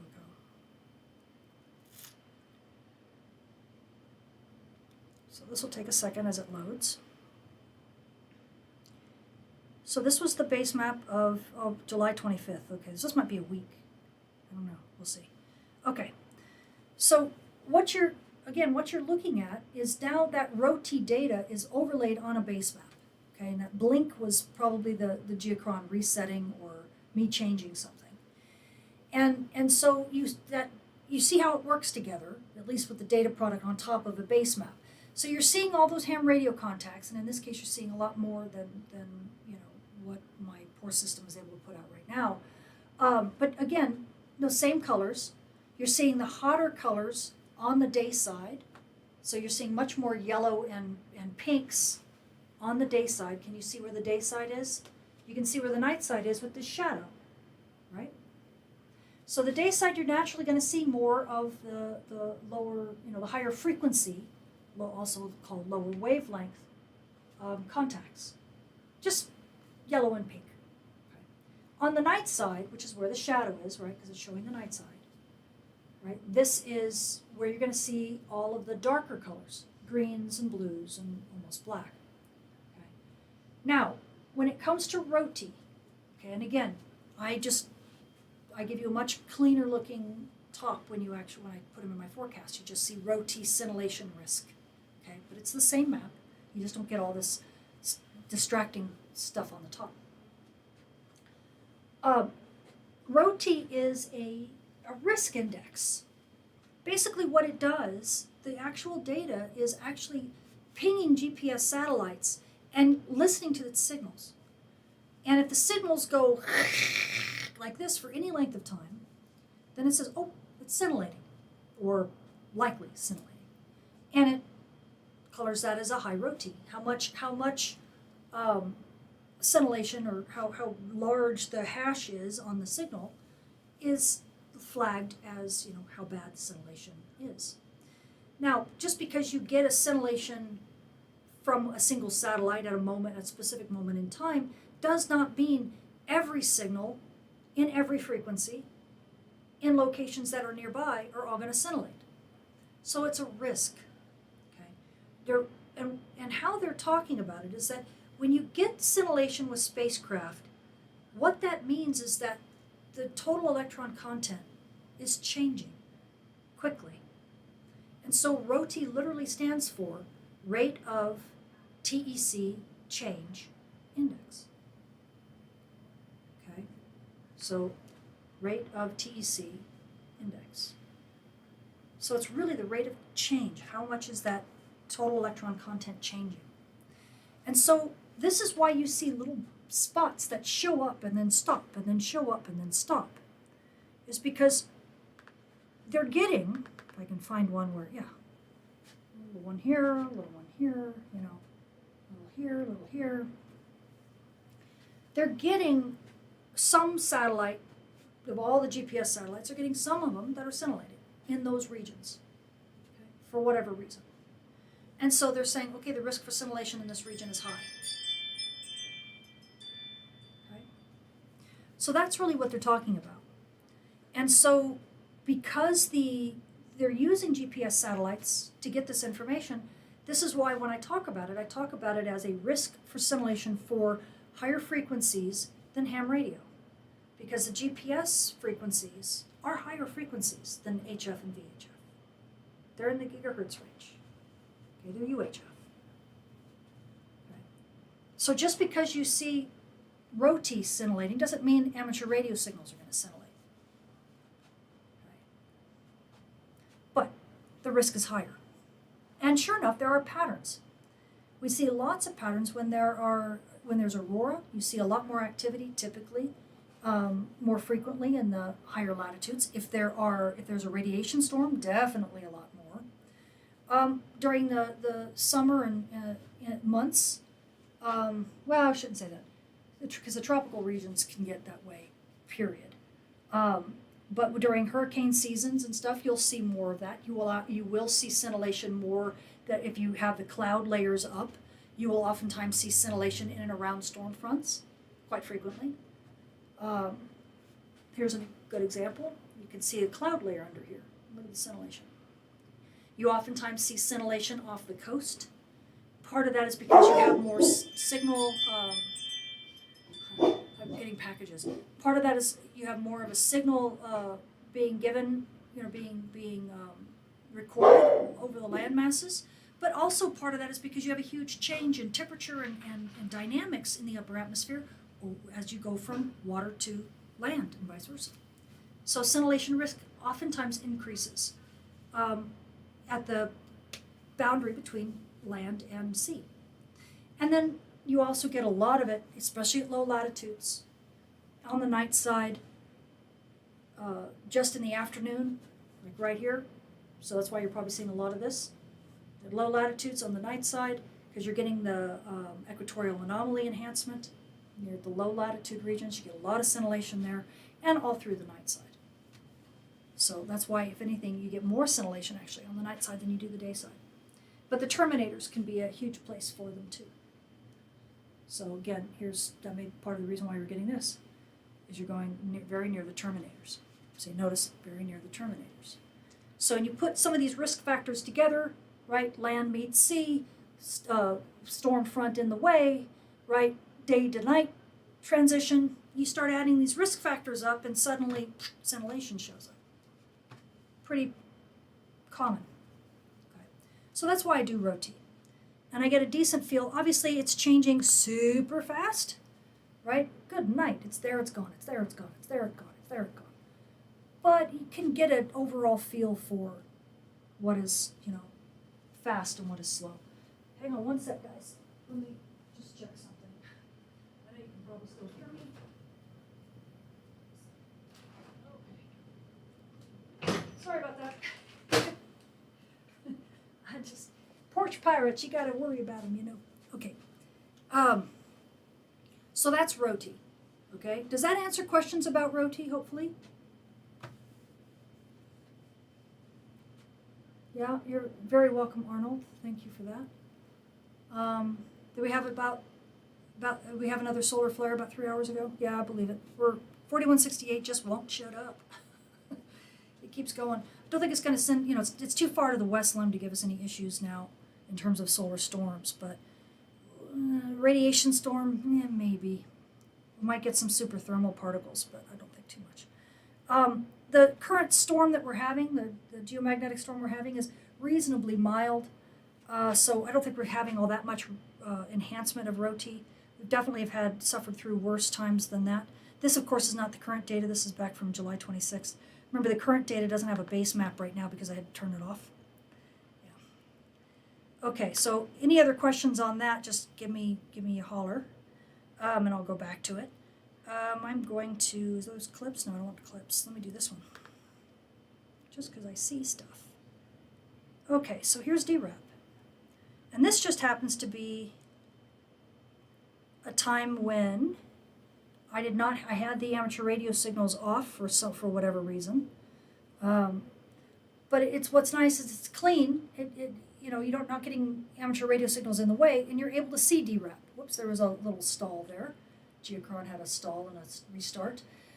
So you can see DRAP, which basically tells us about radio blackouts, right? The maximum frequency degradation in here. What you're looking at is the day side of Earth. That's what's going to be colored up. The night side of Earth is really not going to be seeing anything. Because if you can't see the sun, you can't hear it scream. So that's why there's nothing colored in the night side. It's one surefire way that you can tell if my Geocron is not synced with DRAP or vice versa, is because of that. You'll see the night side start sliding over these won't fit like a lock and key. Because, something messed up.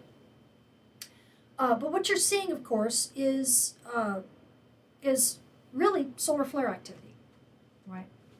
And what's nice is that you actually know where the center of the sun is. This will actually move up or down based on what season it is. If I had the analemma on, you could actually see that little figure 8. You could see right in the middle of where the sun is. In the northern hemisphere, in the northern hemisphere summer, you'll see the center of this. Let me just stop for a second so it stops getting us so dizzy.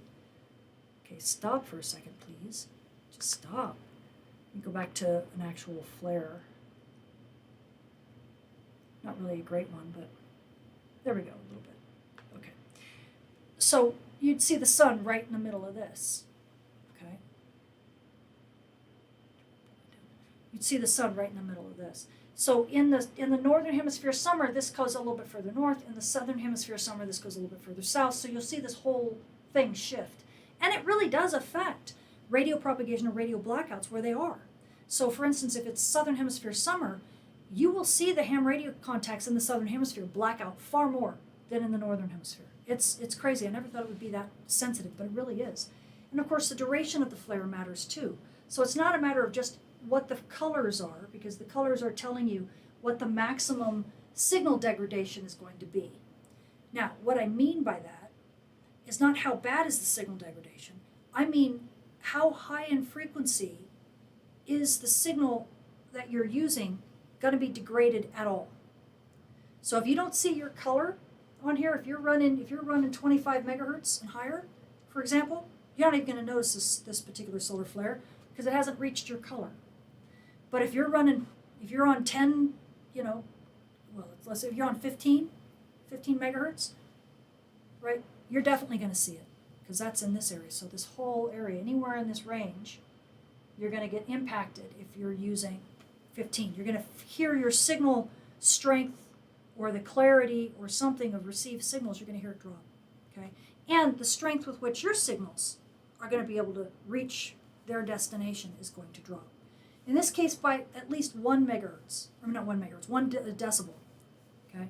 So it's really a good marker of letting you know what frequencies, if you don't want any degradation of your signal at all, make sure your color isn't in this map, okay? Make sure you're working a frequency that's higher than anything that's shown here. That makes sense? Because otherwise you risk being degraded if you're in that area. Okay. Now, this is a model. Is it the ground truth? No, of course not. There's lots of other things that impact it. Terrestrial weather's one, for example. If there's a geomagnetic storm ongoing, that's another one, right? So you can have a lot more than just this that impacts you. But if you want to understand how DRAP works, that's really how it works. If you want more information about it, then of course you can go to the SWPC, Space Weather Prediction Center, and look at how much the model is saying your particular frequency is being degraded. I'm only plotting part of what DRAP tells you. In other words, I'm telling you what frequencies are being impacted. I'm not telling you how much are they being impacted. That's something that you learn from the sidebar on the DRAP model. It shows you how many dB down your signal is being impacted.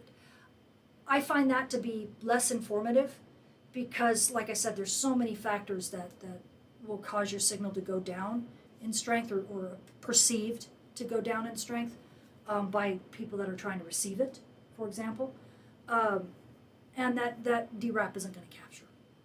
So I felt that if I had any parameter to quantify, this is a better parameter, and so that's why I captured it in the map.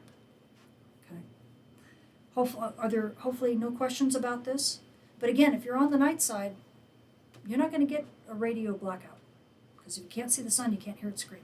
It's only a dayside phenomenon. Okay. What do you study to get your license? To get your CB license? I don't know if you need a license. Do you need a license for CB? I'm not sure you need a license for CB. You need a license. It's shortwave. Yeah, no license for CB radio. Yeah, but for amateur radio, and you know what? Even CB, I have talked to people who say that though CB is supposed to be direct wave, right? It's supposed to be straight direct wave.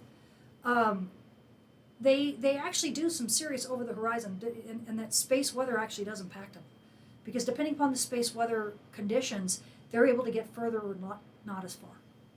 So kind of like VHF, space weather doesn't knock them out like it does HF when you're doing skywave, because you're bouncing off of you're refracting off of the ionosphere. And so that's extremely susceptible to space weather. excuse me, but you are you're getting degraded. So, and VHF gets degraded too. Excuse me, I'm got something in my throat now. Excuse me. Hopefully that will go away soon.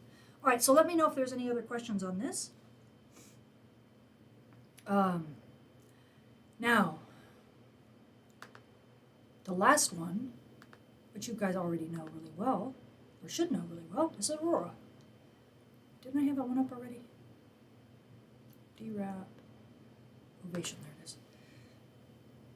Now let me get some decent one. Well, I can kind of do today. I'll do kind of today. It'll if I go way far back, because that's the best one I've seen with. Let me do 24 hours. So there's gonna be some glitches here because I was playing around with the Geocron, trying to figure out different ways. I wanted to see if I could get it to display without taking it down. And it didn't work. So you'll see some date stuff kind of go a little wonky. Sorry about that. But here's Ovation lighting up from this current solar storm a little bit earlier. Yeah, you see things turn on and off in the base map. That's, again, that's me playing with it, trying to get ready for this thing. The space weather layers are completely independent. So even when the video goes down, as it did, the space weather layers continue. So the base map went away, but the space weather layers stayed. So it comes back. Okay, so that's me farting around. Yeah, and again, sorry about the date got weird, but the space weather layers really are, look, 8, 9. So these were the current layers. So we did get some decent aurora right when the storm hit Australia. I saw it was kind of cloudy in certain areas. Whoops, right before the base map goes away. Let's see if I can stop it. Let me let it start again. Looks like the aurora's kind of calmed down a bit though, because the last bit of the aurora really kind of got weak. So yeah, it looks like New Zealand really didn't. I just stop it right here if I zoom in a little. See, this is why the cloud cover is so useful. See how the cloud cover all around New Zealand pretty bad. Tassie, you got some clouds, right? I'm not sure how accurate this is, because this is the simple cloud layer. If I went to the infrared stuff, it'd be a lot more accurate. And let it play a little bit longer. Yeah, it looks like there should have been some clearing. Not for New Zealand, though. It looks like Tassie might have been the only place. So I should check to see if people saw anything in Tasmania.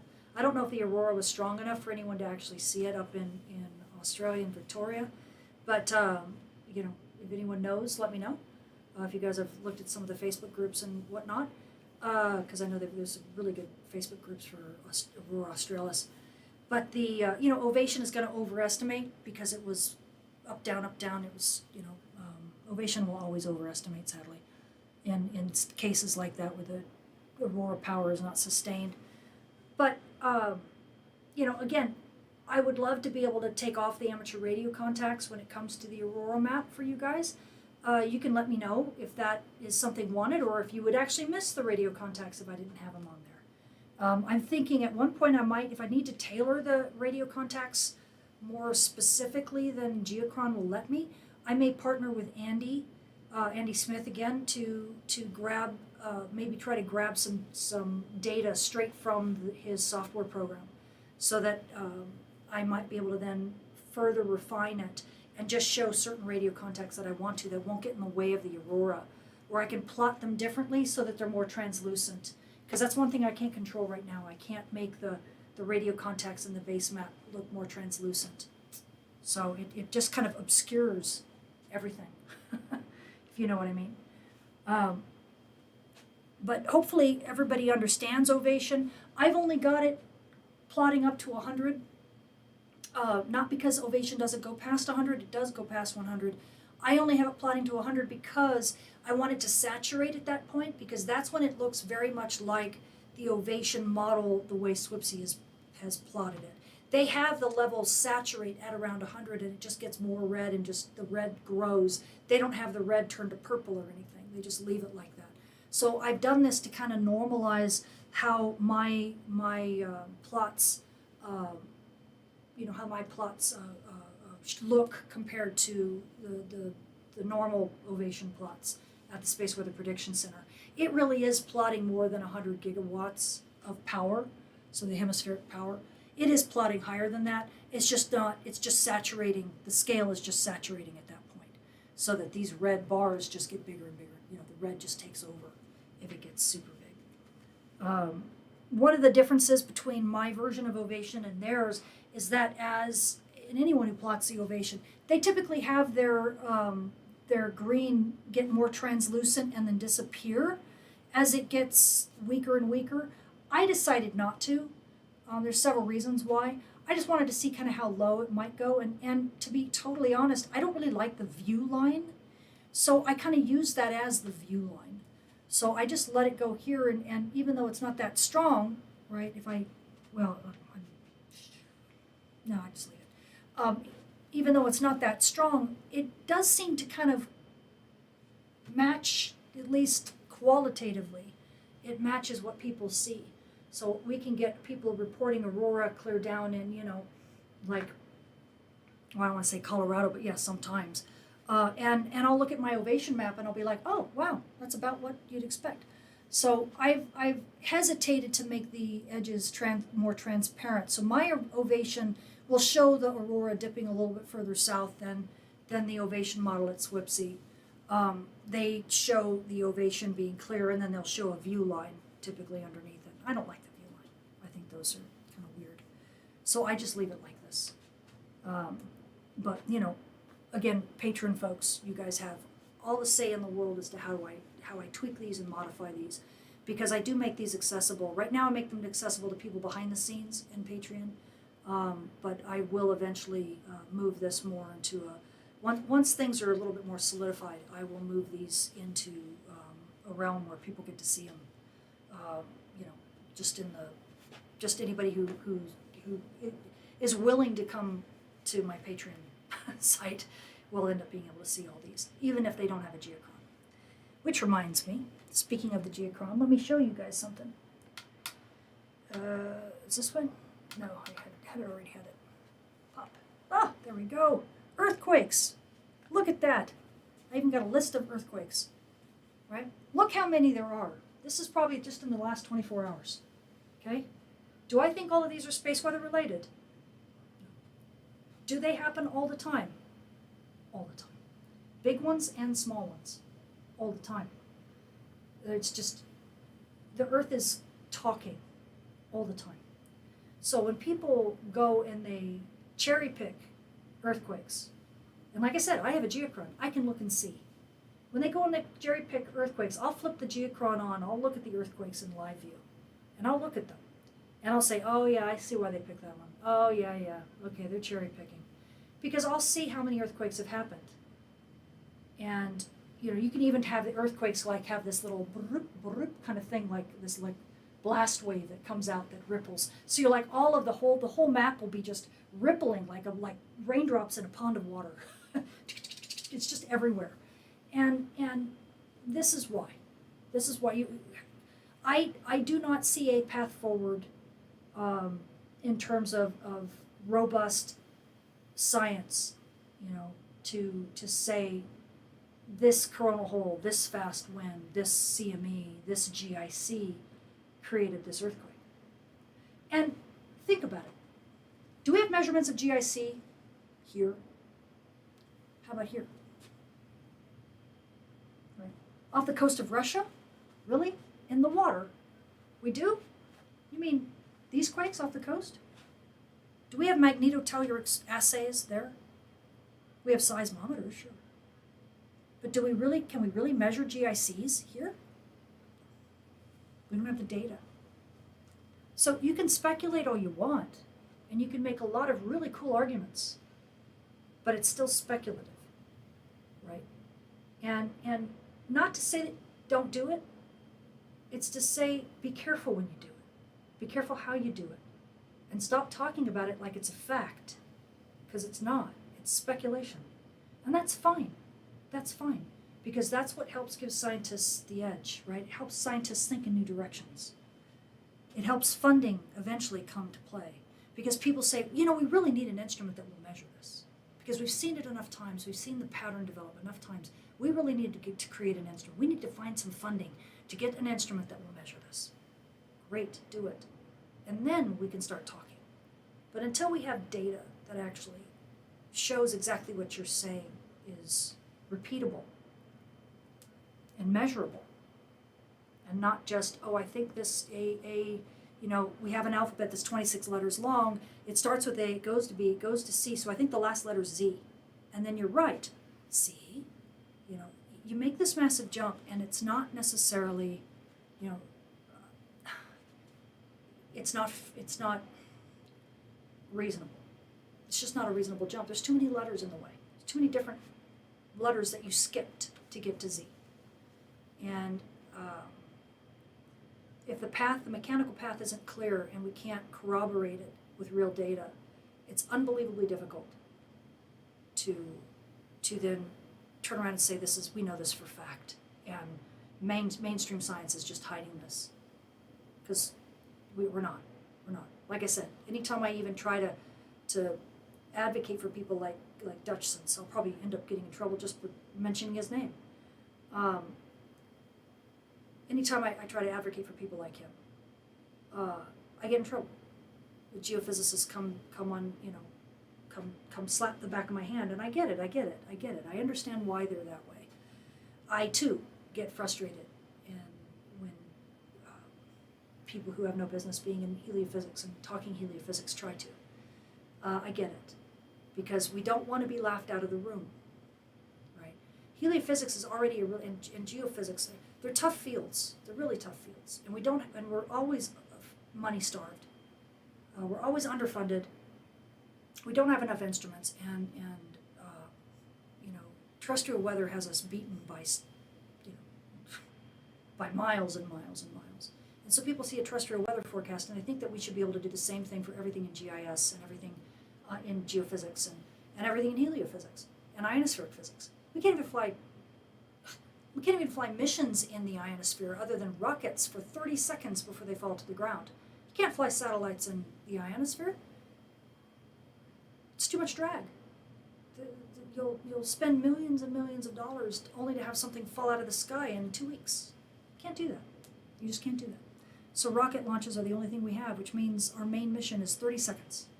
What kind of research can you do with that? Not much. So these are the things that we fight. And I will always be of mixed minds when it comes to people linking all sorts of different geophysical phenomena to space weather. Do I fundamentally believe there is a connection? Yes, absolutely. Do I fundamentally believe that connection stands in the forefront, in front of, as the most powerful force when you compare it to things like geological and geophysical drivers? No. Space weather is this feather on the camel, and the only reason why the camel falls and it breaks its back is because it's already loaded with all these other stones and sticks and things. So the feather that breaks the camel's back is not really what broke the camel's back. It just happens to be the last little teeny tiny input on a very heavily laden camel. And that's how space weather works. Space weather is the feather, okay? The other drivers are the sticks, the stones, laden on that camel's back, and that poor camel's legs are just shaking. Okay. And this is also what I tell them in terrestrial weather too. I say space weather creates a perfect storm, where you already have a terrestrial weather environment that is horrific, right? Or some natural disaster that's already put you in a horrific situation, a horrific scenario. And what space weather does, inclement space weather does, is it comes along and it literally clips you when you're already about to fall.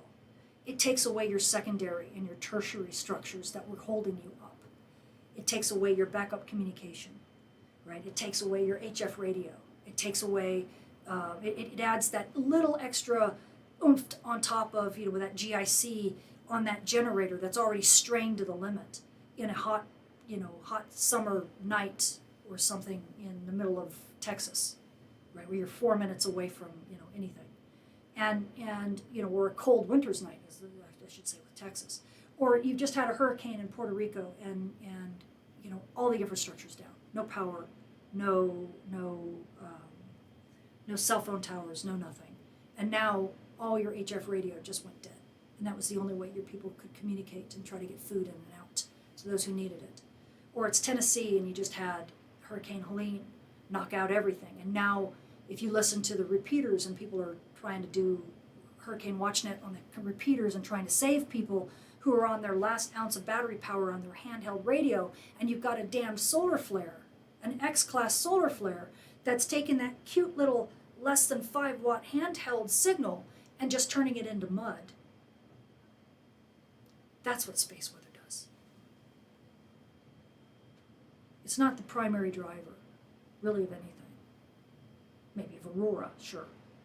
But it's not the primary driver of earthquakes. It's not the primary driver of earth-related anything. But it could be that feather, that straw, as they say, that broke the camel's back. And we have to understand that. So because of that, because it does break the camel's back sometimes, I think people have a tendency to believe it's much more powerful than it is. Not something that we mitigate through, it's something to fear. And because people do that, then others who know better, they feel like they can laugh space weather right out of the room. Right? And that's where the scientists then say, wait a minute, you're messing with my livelihood. I've spent my entire life building my career around this, and now NOAA's having to, and NASA's having to fire 300 scientists. They're having to lay off all these scientists. All these scientists have to go because nobody thinks space weather is important enough. Because why? Because you've got these yahoos on YouTube that are making it a joke. And that hits too close to home, right? Because we just had some massive layoffs. Thank God we're getting some of it back. But it hits really close to home. And so this is what I try to guard against. And this is why I don't take the temptation to go somewhere else. And this is why I don't use earthquakes on my base map. Okay, for those who've asked. Hopefully that, I'll get off my soapbox now, but hopefully that gives you an understanding of why I stay where I stay and I do what I do. But I will keep working toward educating you all and keep working toward educating anyone who wants that information. And I just hope they use it responsibly. That's all I can do, right? Because it's important that we get the word out. So, with that in mind, please don't use this with space weather. Please don't use earthquakes with space weather, just because you can. Because pretty soon the Geocron is going to have earthquakes and aurora. So people who buy a Geocron, if I see them doing that, I will be on your comment section going, what are you doing? But I think honestly, it'll give people a chance also to see earthquakes. They do get a Geocron and they turn the earthquake layer on and the space weather layer on. They'll go, wow, space weather changes a lot and earthquakes just keep coming. Earthquakes just don't stop. They just always come. So hopefully it'll help people. Maybe it'll do exactly what I hope it will do, which is give people a better sense of how alive our planet is. It doesn't need to be nudged by our sun. It's got plenty of its own internal struggles, right? That are much bigger and much more powerful than anything out there. So, yeah. Anyway, so any questions, guys, on any of the data products I've showed, on any of the Geocron stuff, anything else? Hopefully I have given you through this D series, this data product series, that's what the D stands for. I've given you just a massive amount of information that you guys can use to, to educate yourself, to possibly create your own space weather sites, to maybe make educational tools for yourself or for others, or to, if need be able to just go to other people who try to dare tell you that, look, you can use a BATS-RS magnetospheric model to show you the solar wind is moving the wrong way. Look, the solar wind changed direction. It's moving toward Earth. It's moving back toward the sun. No, it isn't. You're inside the Earth's magnetosphere, and that's a model. That's not data. That's not real. That's simulation, So you'll know the difference. And so you'll know if you're being fed a line of hooey, right? That's what this is all about. Okay. All right. Oh, good. No one.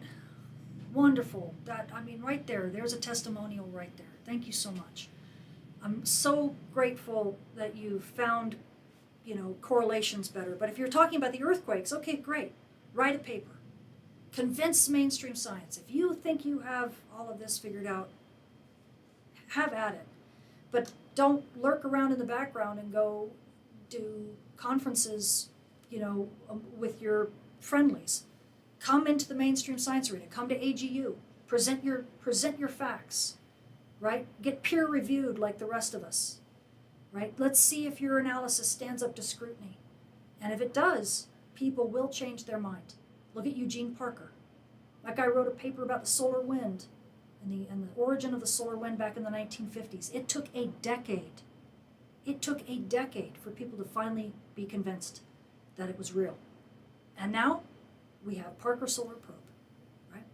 Eugene actually got to see it launch because he is a phenomenal physicist. Van Allen, same thing, right? People win the Nobel Prize when they make revolutionary connections. And if you could make a revolutionary connection that would be peer-reviewed and robust, then I guarantee you, our field, you would win the Nobel Prize. Because people have been trying to connect, scientists have been trying to connect earthquakes with space weather in a robust fashion since the 1900s, early 1900s. Okay?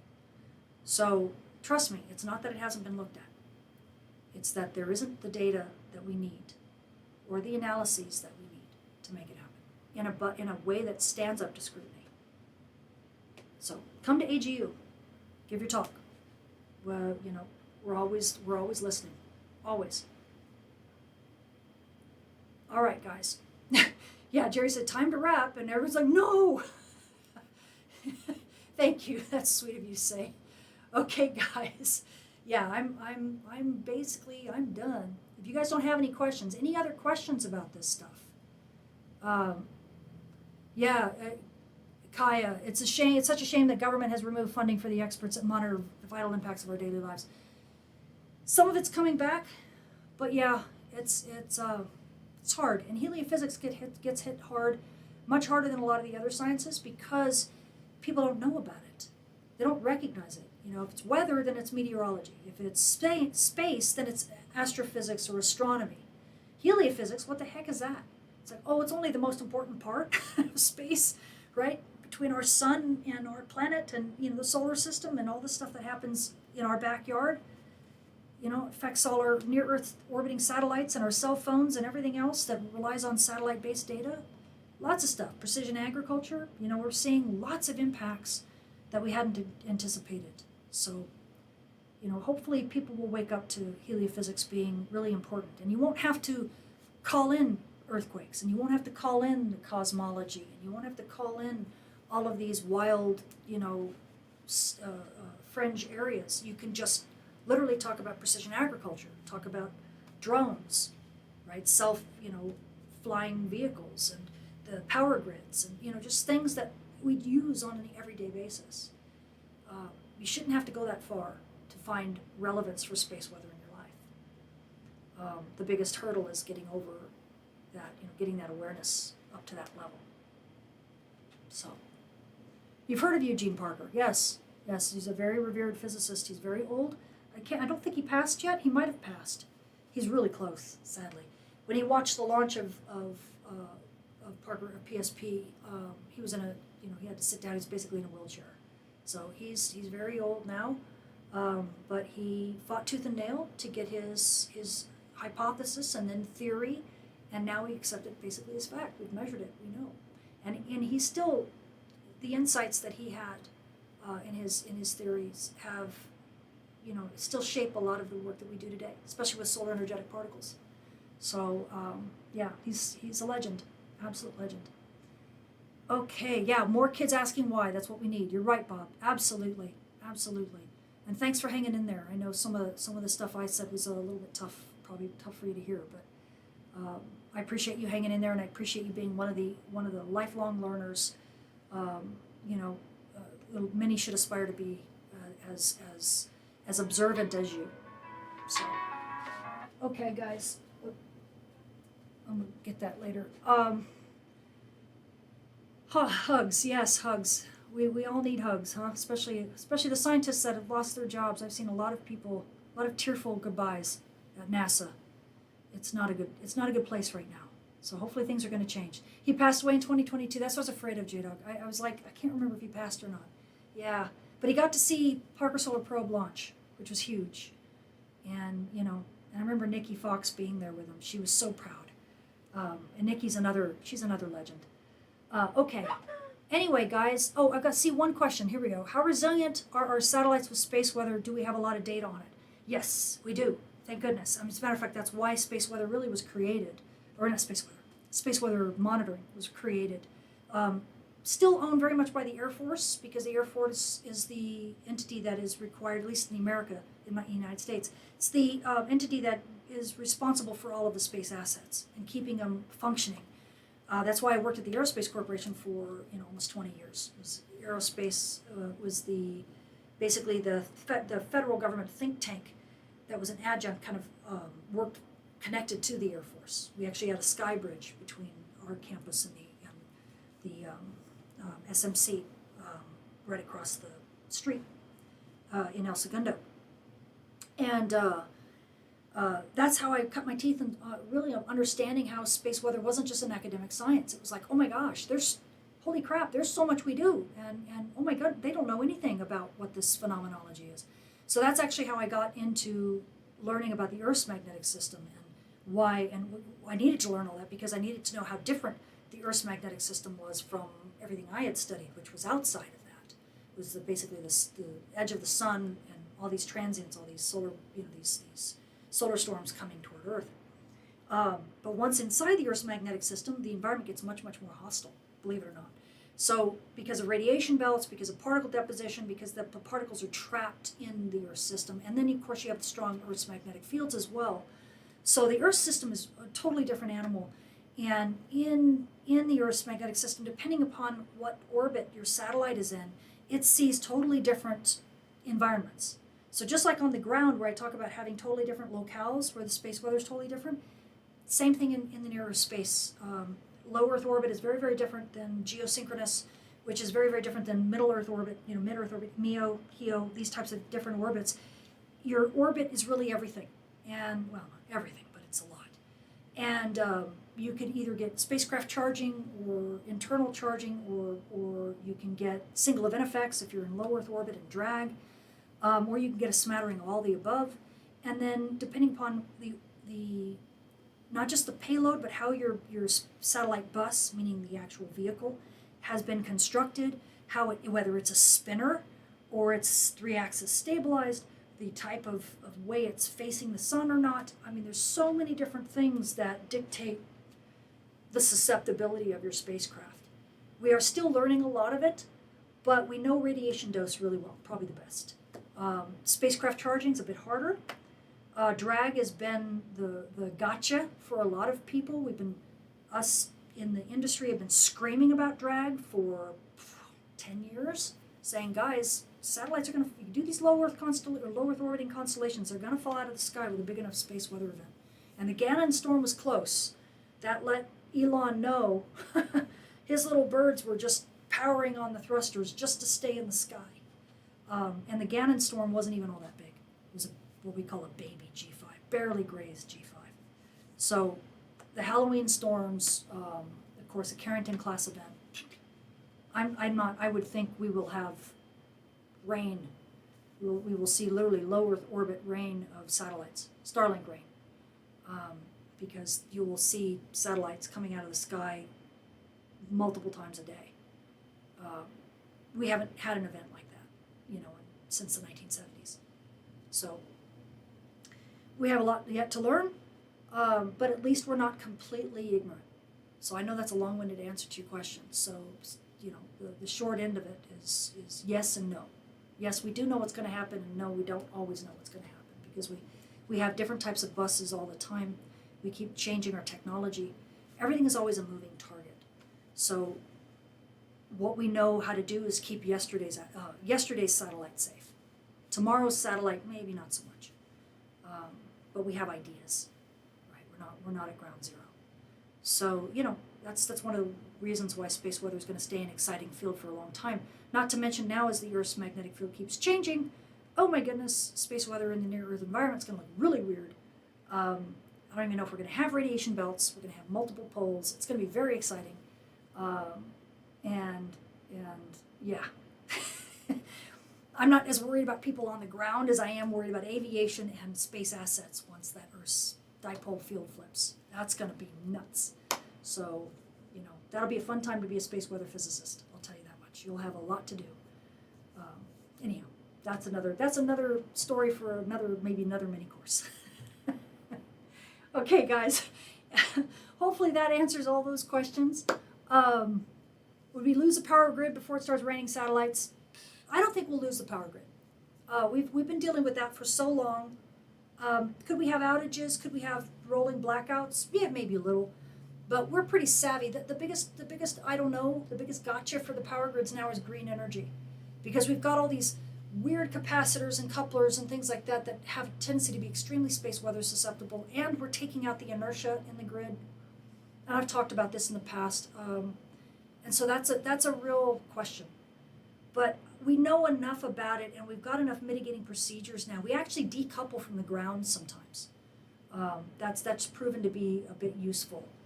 How well we can do that, I don't know. I think more susceptible grids, like the one with Spain and Portugal, that's like 80% green energy, I think that one's in trouble. New Zealand just recently with the Gannon storm found that it was in trouble, and they had some issues. We did have issues during the Gannon storm.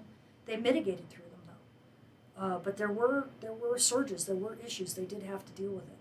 So as I've said before, if you know Antti Polkinen, who has been dedicating a significant portion of his life over the last probably 20 plus years, maybe 30 years now, my goodness, volunteering for the NERC and the FERC, doing GIC analyses and mitigation procedure planning, blah, blah, blah, blah, blah. After I saw him literally 2 days after, not even 2 days, maybe 1 day after the Gannon storm, because I flew the last half of it over to Italy, and he was one of the I was doing a school, the International Space Weather School for ISI, for the ISSS, and we had Antti as one of our speakers, one of our professors. And so when he gave his talk to the students, he was literally just almost doing the jig. And the reason why was because this was the first test of all of the mitigating procedures that they had put in place, and they worked. And so he was doing a jig that, yeah, we saw problems, but we managed to do through it. It lets us know that what we were planning, what we had been planning on all this time, and what we'd been working on all these years, it's working. We made the right decisions. So he was just over the moon, because otherwise we probably would have had, if it had been 1989 and our lack of understanding of how these storms work, like it was back then, we could have easily had a much bigger impact. So that's the whole thing, is that we're trying to set up technologies and procedures so that everyone else is unaffected, right? So what we do is completely invisible to everyone else. And that's both a blessing and a curse, right? It's a blessing because, hey, it means we know space weather and what space weather does to Earth. But it's also a curse in that nobody sees that anything went wrong, so they think space weather doesn't exist. So, we kind of hit ourselves in shoot ourselves in the foot that way. But I think we'd rather have it this way than the other way. So yes, we have had issues, but I think our grids are going to be fine, at least in the United States. There'll be other areas that there'll be hot problems, but the U.S. grid will be fine, and I think the national grid in the UK will be fine too. Those guys are on better ground than we are, even though they're at higher latitudes, and their grid's a lot smaller, so they don't have the long lines that we have to deal with here in the States. Russia may have problems because they've got so much land. China may have problems because they've got so much land, but smaller countries should be better. Okay, guys, I'm sure Jerry is like, Tamitha, will you just stop? Okay, Leon, you said you are a legend, with a warm voice like the sun. That's so sweet. Thank you. Greetings from Germany. Wish you're having a good time. Thank you for being you. Thank you so much, Leon. That was very kind. And with that, I think I will finish. I don't think anybody can do a better compliment than that. So that makes me feel very, very, very glad I did this today. Thank you so much. I appreciate it. And guys, take care. I don't know how much more aurora we're going to be having. Things will probably be winding down here in the next 24 hours or so. And we'll just have to wait because it looks like some of those regions on the east limb, they're not. I was hoping we'd get a Rossby surge. I'm not sure we're going to get it because those regions aren't ramping up. But who knows? As soon as I say that, of course, then they'll start firing. And, what can you do? It's the weather, right? All forecasters suck. So I just do the best we can. All right, guys. Thanks for staying on so long. Have a wonderful day. And again, feel free to, this class will stay up for you. So feel free to review it at any time.